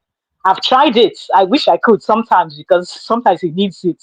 He needs me to really show my anger, but I just can't. I can't go past it. So yeah. But for them, I think it's got to be deeper than that because that's why I said the story was incomplete. And we won't really know the full extent of the story until if we were to hear the woman's side, which sometimes happens with Pastor Shola's page, where the woman will come out and, say her part or write out her own part of the story. Because for the man to touch her every time and she's crying, that's much now. 4 years. That's too much. It's a whole lot. It's a lot. There's a whole lot I don't know. It's a whole lot. Okay. Now, if that man steps out, are we going to blame the man? No. There's no marriage here. Oh, There's only paper. There's only paper that shows that they are married, right? Because they signed a document. But in their hearts, they've been disconnected for a long time. There is no marriage. They're just roommates. That's just what it is. Oh my God. All right. Thank you, everybody. Let's just round it up here because sometimes when we are on this show like this, the conversation go drift, go here, go there. When you have troublemaker like CCRB, everybody, all this my sister, before you know, we are talking about something differently. So, and thank God Dr. Adama don't go. So, peace day. I don't know why Dr. Adama, he is the troublemaker of this platform. But It be like Misty say we go find. No, I'm going to play my role as a Gen Z and report you to Dr. Adama with evidence. report him. No, no report me, I beg. I no one will allow. Dr. Adama go come now, go bring back rules, come backstage. Chucky Baba, I beg, Yes, send sir. me a text here so that I go add you to the backstage. I need more brothers in the backstage. These sisters, they are overpowering us. Sometimes when they start their wahala like this, we go try, then they will come begin to attack whoever gets strong opinion. I don't know how many times they don't put Uncle Dayo for timeout. At one point, Misty put Uncle Dayo for black book. Then he carry and come yellow book, and then when he was about to get out, Mr. Sisi put him back. Then Uncle Emeka come. They won't take time out, finish Uncle Emeka. Uncle Emeka will say, before you people put me in the doghouse, let me just say this. So we need more brothers so that this conversation can be balanced in the backstage. So Baba, I beg, just send me message here. Then I will message you with my personal number. Thank you, everybody. I want to believe that people have gained a lot. They've learned a lot from these our shows, and like I've always said, I'm so indebted to all our real fan members. I thank everybody, our members, our supporters, people that come to the platform. I really appreciate all of you. That is why when people ask me, Ben, why on a show they long?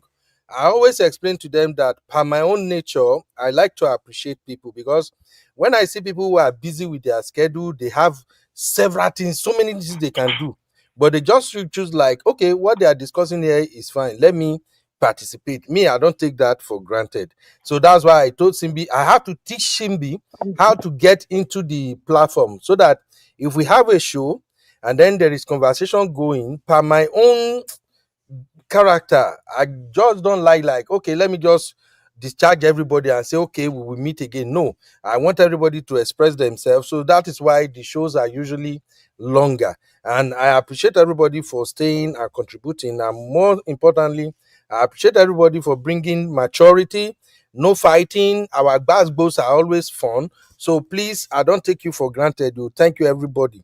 Thank you, Shoki, for coming in. Shoki say you say my sister Yinka na sweet sister. I was even like, this one. I never seen Sister Yinka verse before. I said, this one when Sister Yinka verse enter studio like this. Wahala don't day. Yeah, that's the power of it now. If you apologize for something, that if you're generous to a fault now, you just go by it and case closed. That's the best thing. That's the best exactly. And immediately, the moment you say you'll be married 70 years, I say, no wonder. Because I know some. He knows the drill. Yeah, I know some platforms where we say the men that come to some of those platforms, can I say they don't have the patience to have conversation with women? I don't know. Not be say I'm not dragging them or something. I just feel like sometimes it's a conversation. People will have different opinion. Why are you men getting mad when women talk one thing? When I don't catch fire, begin just be like, that's why sometimes I don't go to many of those platforms. I think just listen small. The moment they not allow the women talk, I will just exit, just they go my own. Because my own thing be say, by my own personal experience and as a married man, I've come to learn patience. I've come to understand that the women we are dealing with nowadays, they are smart, they are educated. It's not like the women of those days that you just want to like bully them into submission. All this one they go talk. They see this my sisters here. Now start they take manage them because even when you try to just go down small, they'll say, hey, Uncle Ben, no. And I'll be like, can't you guys see I'm a man? But I no go agree talk him out. I go say, I'm a man. Uncle B. Yes, sir. Uncle B, I beg. Help me settle this matter. Misty is on about me breaking hearts at 17 years. What is this all about now?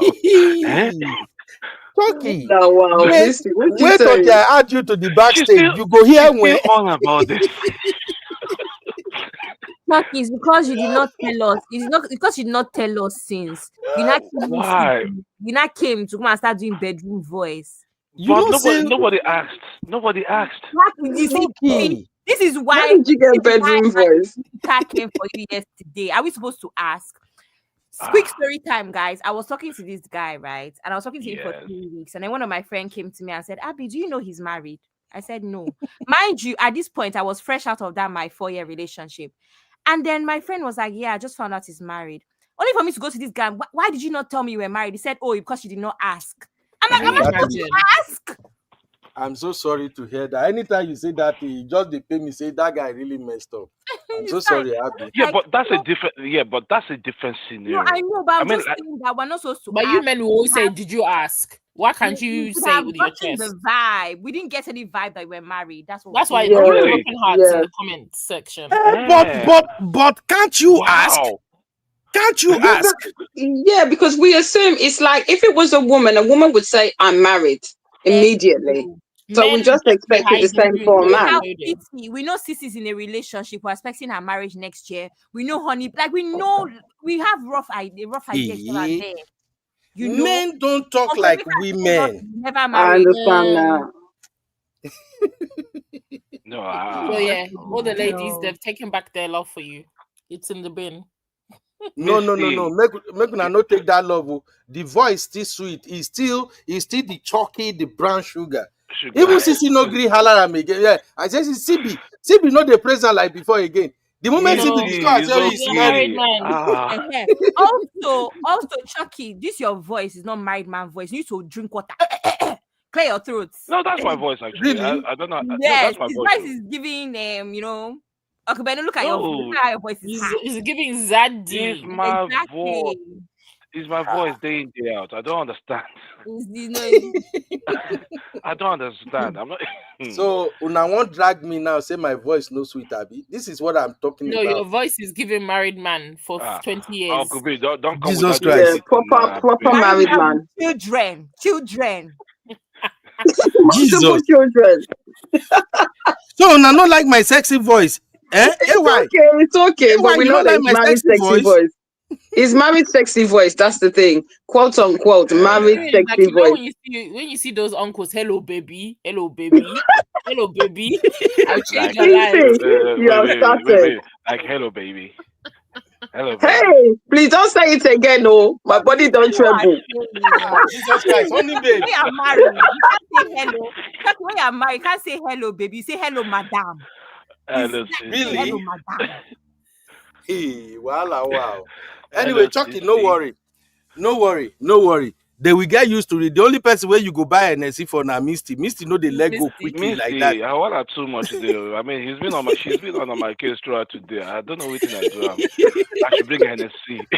Oh my God. Where am I going to send Hennessy to? Just send NST to her. She will calm down. Where you know, is she those, based? see, Chucky, you know, say those people waiting for Canada. Cold, no, they let them like anybody. If they confidently like one person, the person can't disappointed. They know they forgive. You don't check Canada, babe. They're wicked, well, because of Cole. They know they see man. So once they see one fine man when they like, the man can't go disappoint them. That man don't enter for life. But not before Misty anyway. Misty he there for where we say that they go vibe every day. I remember one time where Misty described say that they go club for backstage. These sisters, may God deliver all of you. They come begin, they share idea what to do when they go out. Misty, it mess everybody up with laughter that day. So I know Misty is cool, Misty is fine, but man, I no worry. I still get a lot of calm young guys that will come around. They watch every day. They just they fear. One even tell me, say, Uncle Ben, that day when they talk about so I wanted to call in. But the ladies, I just say, make I step back. Are they fearing us? No. I remember that conversation you said that someone phoned in and said that why is Honey Babe always angry? Isn't that what you said? Now, but now me when they tell them say, look, just listen. After a while, you get to know these sisters. They are not really tough like you see. Is the conversation, because the conversation and the fact that Nami they host. Sometimes my angle, even sometimes when I go back to replay, I will say, yeah, blood of Jesus. Now I know why these sisters are coming after me. So I start explaining to them. Sometimes, you know, if you are hosting the direction you are taking the topic determines how people will react. So I will begin to explain to them. Are you not surprised that my friend pop up in the backstage which day? Raf, out of the blue, Raf pop up when I think which show I did. I think the title of that show where I combined May Edoche and Peter Obi. Raf pop out of the blue, say, Ben, no, this title we get as a B. I'm like, Jesus, Raf, you still there here? So a lot of the young men, they watch, but they are just still looking like, these sisters. So I know after a while, they'll get to know what's up. And my sister, But we Mona, know they we allow we us. all say in jest. Even now, you know, me and you had the misunderstanding. Once you clarified your stance, obviously I apologize if I was a bit harsh, but I say it all in jest. It's just the passion of the topic. Please, a lot of us ladies, it's just the passion of the topic. They should come because we like a lot more men to speak. Exactly. Like I said yesterday, Sisi used to be fire. Now Sisi is always doing soft. Like this Sissy is loved CEO. up now. She has calmed down. Who's loved Abi, up? Right. Sissy is You see, loved up. you see this Abby where they talk, where they ask question now. Allow one of my brother to tackle her now. When she find love, when they take love, scatter her now. Abby go come here and say, you know, Uncle Ben, people should try to understand men. You know, she said Dr. Adama, they defend men all the time. You go no say they don't my Yeah, that's my true. yeah, you see, my brother don't take love. Choke Dr. Adama. So anytime the Dr. Adama say, no. You see, let me tell you, you have to understand these men. Our men are not like that. Say, you see, hand of love, don't touch my sister. So everybody on this platform, hand of love will touch you in Jesus' name. Amen. I will Amen never, to that. Beno, I told you that I'm Eh? a weapon fashion against you. As long as I Eh? listen more, I will not be calm. Eh? Wow. What just happened? You never Wow. still I love, don't even my know what dear. just happened Beno just Wow. is now. always tackling me. Have you not noticed? Any opportunity Beno gets, he tackles me. So that's how our relationship is going to be. I'm Forever. not tackling you. Oh. It's because you are Gen Z. And I told you, I'm raising Gen Z every day in a battle between me and my daughter. Still, I can't leave my daughter alone. I'm telling you honestly, I can't leave her alone because she's like my replica. But that Gen Z spirit, if this guy follow me enter argument for here, even in mama no they even put mouth for our matter. You sort of if I say I'm not finding my way, when I boss enter in mama say, come and talk to this guy right now. You see what she's doing. My wife will just say, I beg, close my door, go meet your daughter. And I'll be like, what? Then by the time I'll see her again, she's all over me again. Say, Daddy, hey, Daddy, sugar, Daddy, your six pack is showing. You. I'll be like, okay, he's giving me compliment. But She's Abby is a giving me compliment. Abby is a level-headed Gen Z now. Thank Abby, you. Very. She's Abby very never calm level-headed. I down. didn't even Level-headed. know. I'm sorry. I didn't even. Abby's She like a sounded Gen much older Z, with the but maturity with of the what she sprinkle says. of millennial. Exactly. She's very level. Yeah. I didn't even know you was that. Not trying to be condescending. I didn't know you was that young because you sound. You have an old spirit in the sense What I the way say. you tackle subjects. I don't know if I'm articulating the way I should, but I feel like you have a very old spirit in the way that you tackle subjects. Is because she was raised by a military father. That's Ah, of how they course, used to of be. course, of course. See, Oh, are you you being know, serious? yeah, the dad is military. You know, this my team member, Big Ada Flex. Abby. Bflex was, I think when I was graduating from the university, that's when Bflex was coming in. So yeah, when I was the president of my department, Bflex was like in year one. Bflex dad is a major. Even now that she's working with me, before we do any show, when I go backstage, say, okay, team, what are we working on today? By the time they present the cases, and I be like, okay, you see this one? For instance, now, this guy, Sophia Amomodu, Jesus Christ. If me and Bflex enter argument for backstage, anytime I won't do any show on Sophia Amomodu, now there you go, no say, these girls where military fathers they raise, they are thinking they different. She go follow me back to back. The boy I'll be like, I'm still your boss now. You're supposed to dey give me some grace. But the thing is, she will be tackling me with facts, with references. So you go know say this guy, the brain where she carry, he pass her. I think that is what is happening with Abby. Maybe na that barrack now they do them like that, or I don't know. Or maybe they are trying to mimic their dad's strong character. I don't know. But anyway, it's a good thing. It's a very, very good thing. I think it's got to with her to do with her being the First first child, the Yeah. first daughter. Because I can relate Oh, to that matter. yeah. I can relate And to that is another good one. First daughters are usually stubborn. Not stubborn. I can testify to that. No. Definitely. Definitely. How you need to say something nice? He still says stubborn. I know now. No. What can you do? I What was did going you to address that. expect? I was going to address that. I was really going to address that. I don't know about being firstborns being stubborn. No, they're not. First daughters are never stubborn. They want to put, they've got this standard we want of them all the time. Yes, that's true. There's a lot of pressure. I don't think it's a lot of pressure. There's a lot of pressure. Abby, myself, who else? Misty. Dr. A is not a first daughter, but she's the I'm only. a first daughter, yeah. It's a lot of pressure. Yeah, exactly. You see, Ashley? And it's not, and another thing, we're judged unfairly. I feel that as the eldest, definitely my younger I'm the first of three. I feel that my younger siblings got away with a lot more than what I did when I was the eldest. Yeah, exactly. They're very strict with the eldest. I don't know what other guys think, but I feel that as as one of the firstborn daughter, I was treated. I feel that I was treated a lot more strictly than my younger siblings. Oh yes. Oh, We had so a conversation in the comment section with someone about how I always ask my siblings, "Is this how you guys behave in the house?" They're saying so many things that I couldn't do. For instance, exactly, moving here, my sister was still in Niger, and my mom would ask my sister to do something, and she would talk back. I'm like, "Wait, what?" Yeah, exactly. How did that happen? What? That's true.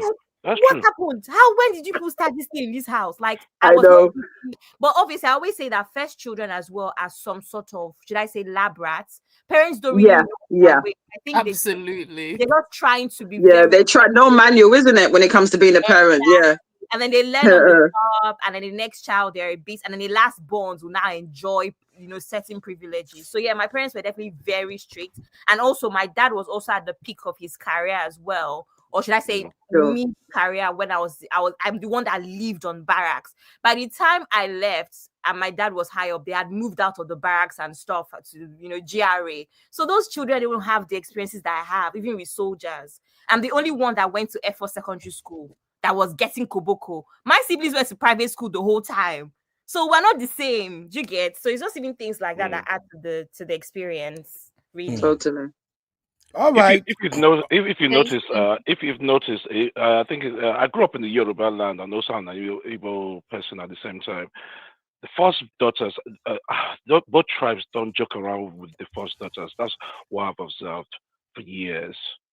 Always. Yeah. I always take the first daughters seriously. But for me, first daughters are too stubborn. They are very, very stubborn. And I'm seeing the same thing with my daughter. You still on that one? They are stubborn.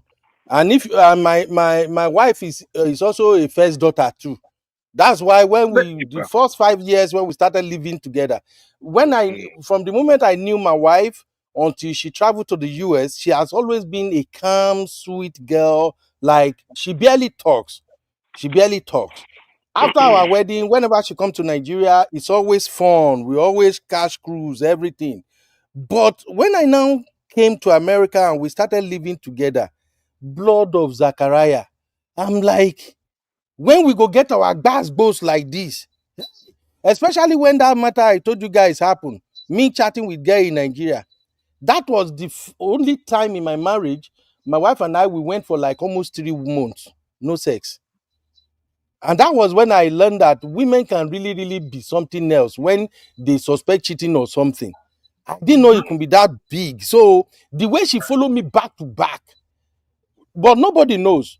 At that time, we were still living in my mother-in-law's house. Nobody knew we are fighting. It's only when we get into our room, while I don't start. But when we're outside, everything seems fine. Everything seems fine. In fact, one day, I think when that matter dragged for like almost a month, and when she was like, "I've made the worst mistake of my life." So you already have somebody in Nigeria. I said, it's not chat. It's just ordinary chat. You look at the chat. So one time, her friend came. Her best friend, as at that time, she came around.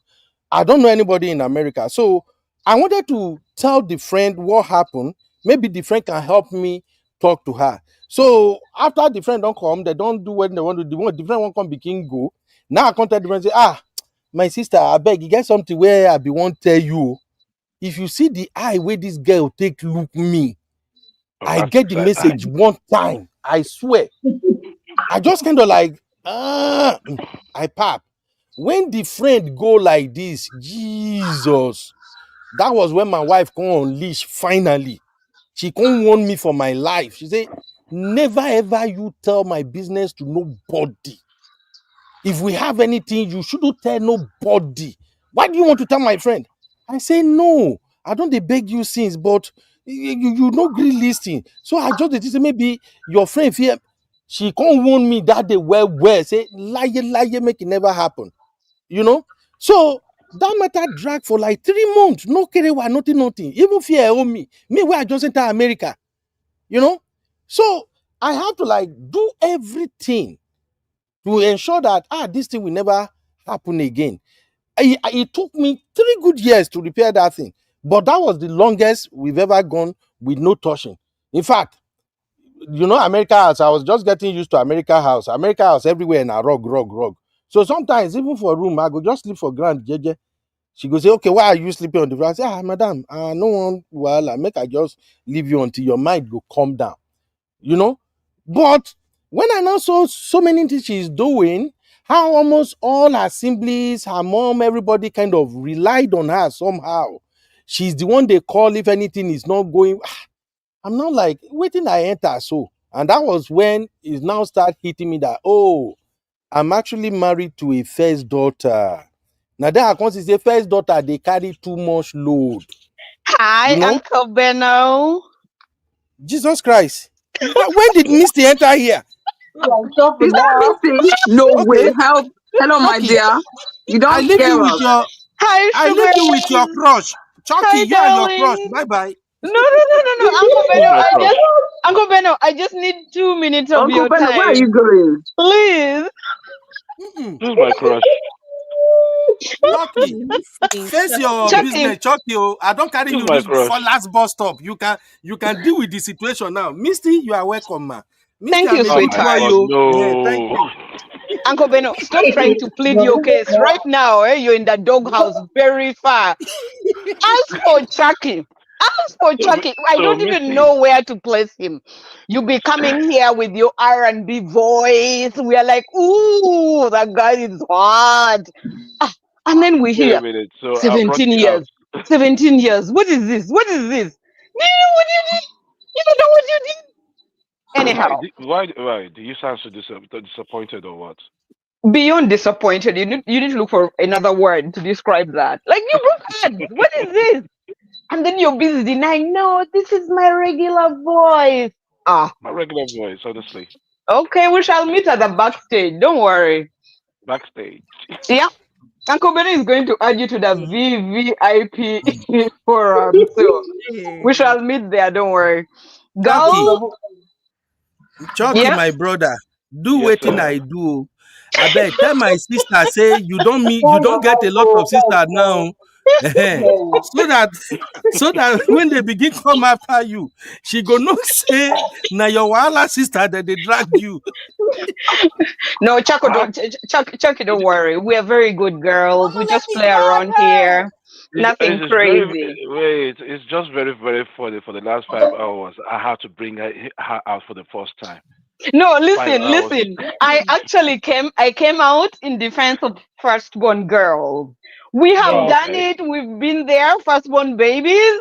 Yeah, we have a special place in heaven, whether you like it or not. We're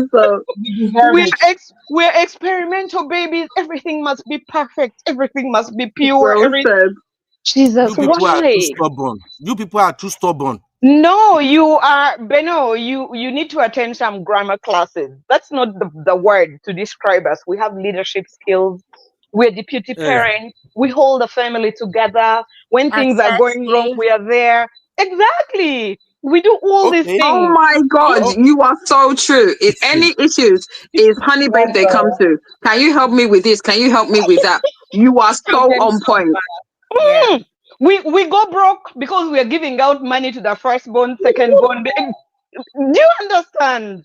And there's a way they look at us like we need to have it all together. You cannot be a firstborn and you don't have it together. But I tell you, I think I truly felt the impact of being a firstborn when I lost my mom. Everything comes to me. That is what my mom took care of. Sorry to hear that, sis. Everything comes to me. And as you may know, if I go to the village or I go back home, they look at me like some demigod. Like whatever I say goes. People be looking at me waiting for instructions. It feels good. But it's a lot of responsibilities too. It is. So And I Uncle have a Beno, question. No, I have a right? question for you, first daughters. Okay. Why do you guys always feel like you have to save the whole world, especially when you are married? Why do you think you have to rescue everybody? That is how we are brought up, though. We are brought up to take care of everybody. Do you know what I mean? Like, you have to make sure everybody is doing okay, they are fine, and everything is well. We kind of glue the family together. We honestly do. It's true. I agree with you on that. And you know what? I also have to say that my dad only has brothers, right? And I know that it's not going to be the same for every family, but I often wonder if my dad had a sister or couple sisters, I think that he'll be closer to his brothers.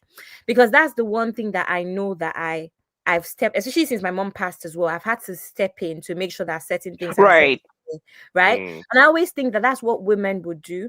My granddad passed a couple weeks ago, and the confusion, I mean, the wives had to do what they had to do, but I just realized that they were dependent on their wives. And if they had a sister, there's certain things that would have gone smoothly, even with like my grandmother's clothes and things like that, you know. So women are very, very, very important. And that's why every time I see men that actually uphold male children, you know, sons, and I'm just like, you don't understand the impact of women. Women will look after you. Women will make sure that even in your old age, everything is good. People should actually strive to have female kids. Honestly. Yeah. And it's such a good idea. So yeah.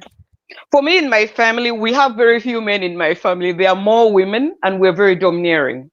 So if you get married in my family, just know things are not going to be the same. And I was that firstborn child. I could not spell BOY until I think I was 20 something. Couldn't spell boy.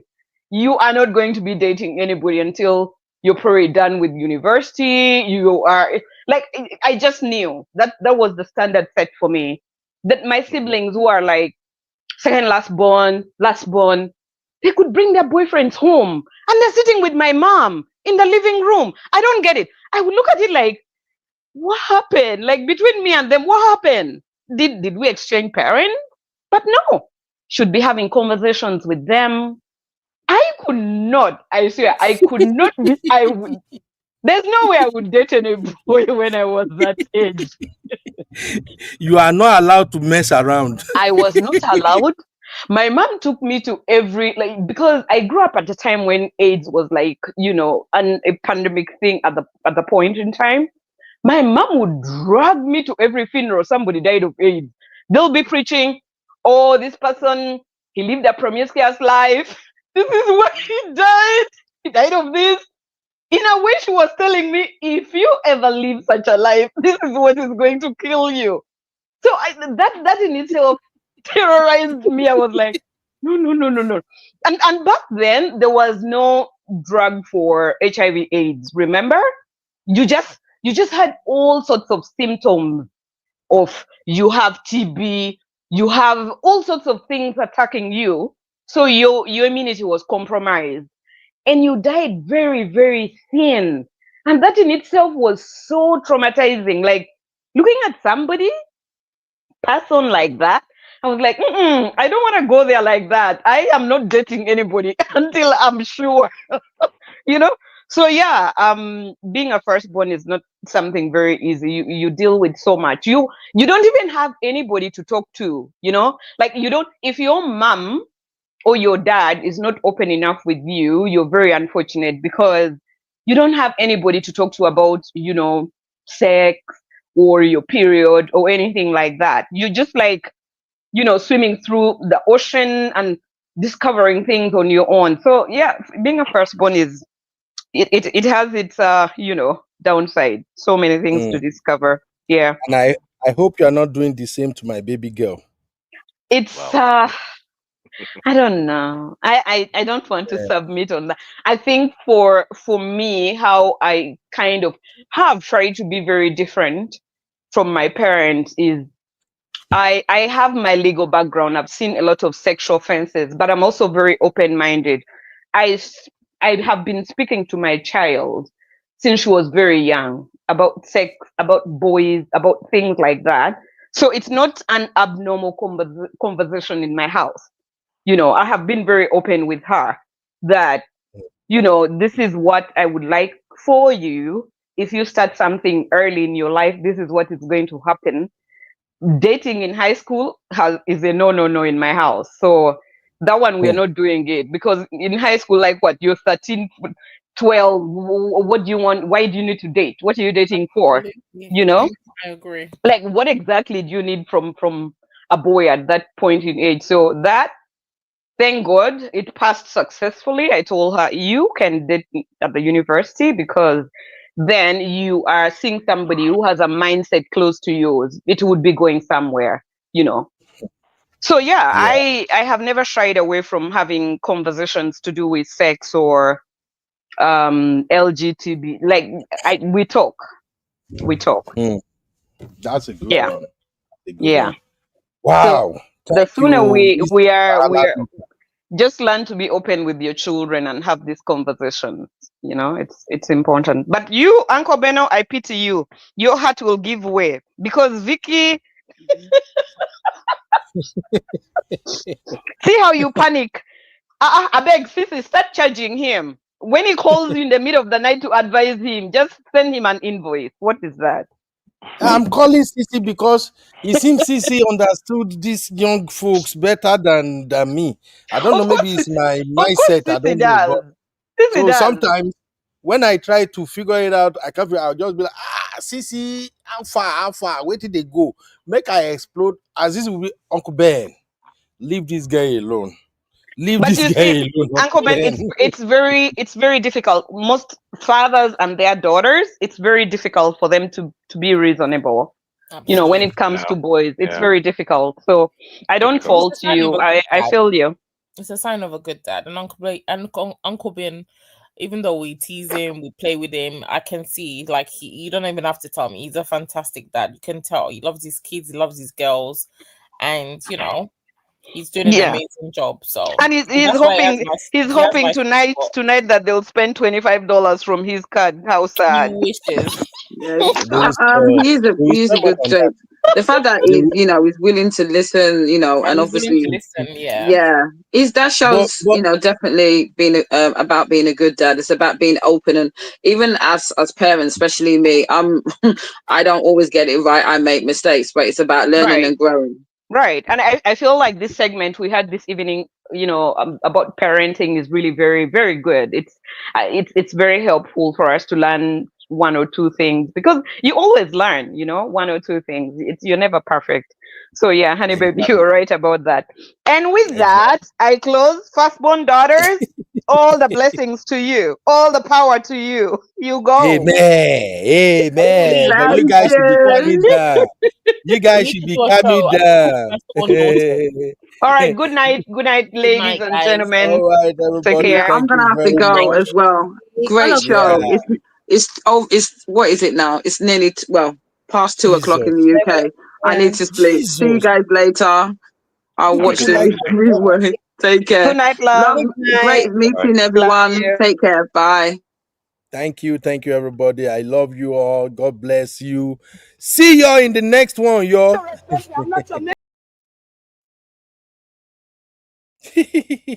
Thank you, everybody. We're going to talk about this one day, but thank you. I really enjoy you guys spending time with me. God bless you all. Whatever you do, God will replenish your pocket. Your children, they will become amazing. God will bless all our children. For those who are looking forward to husband, God will provide your husband. And all of you firstborn that are looking for husband, God will make you calm down. the hand of love will touch you. Okay, thank you, everybody. I still remain your one and only Uncle Beno, the only coconut head brother that you have. Good night.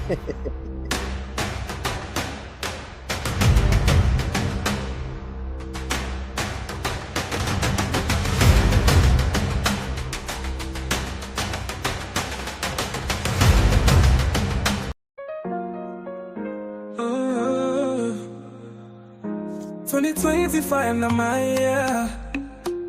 No matter waiting them go talk. Oh. I go to shine for front, yeah. God don't bless me with good luck. Oh. See me the rise every dawn. Enemies go on, make I fall. But God they carry me go.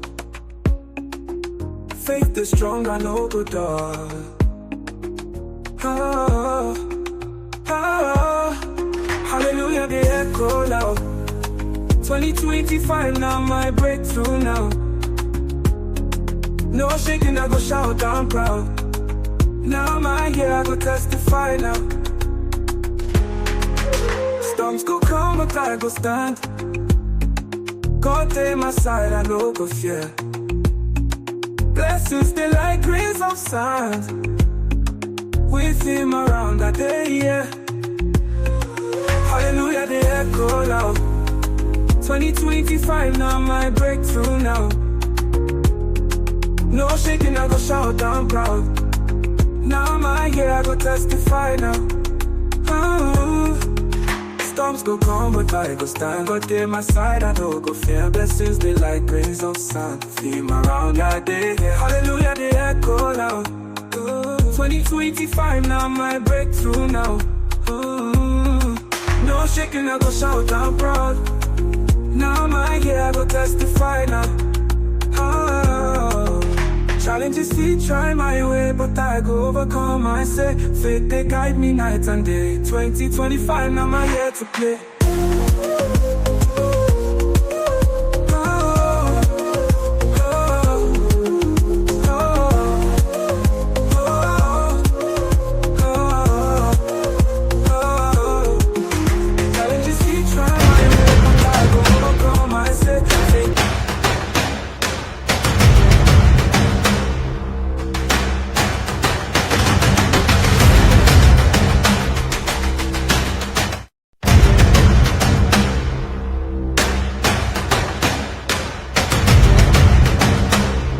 Kasongo yeye Mombali nanga Kasongo mbona wewo Songa libala Ugo yeye Kasongo mbona wewo Mombali nanga Kasongo yeye Mombali nanga Kasongo mbona wewo Songa libala Ugo yeye Kasongo mbona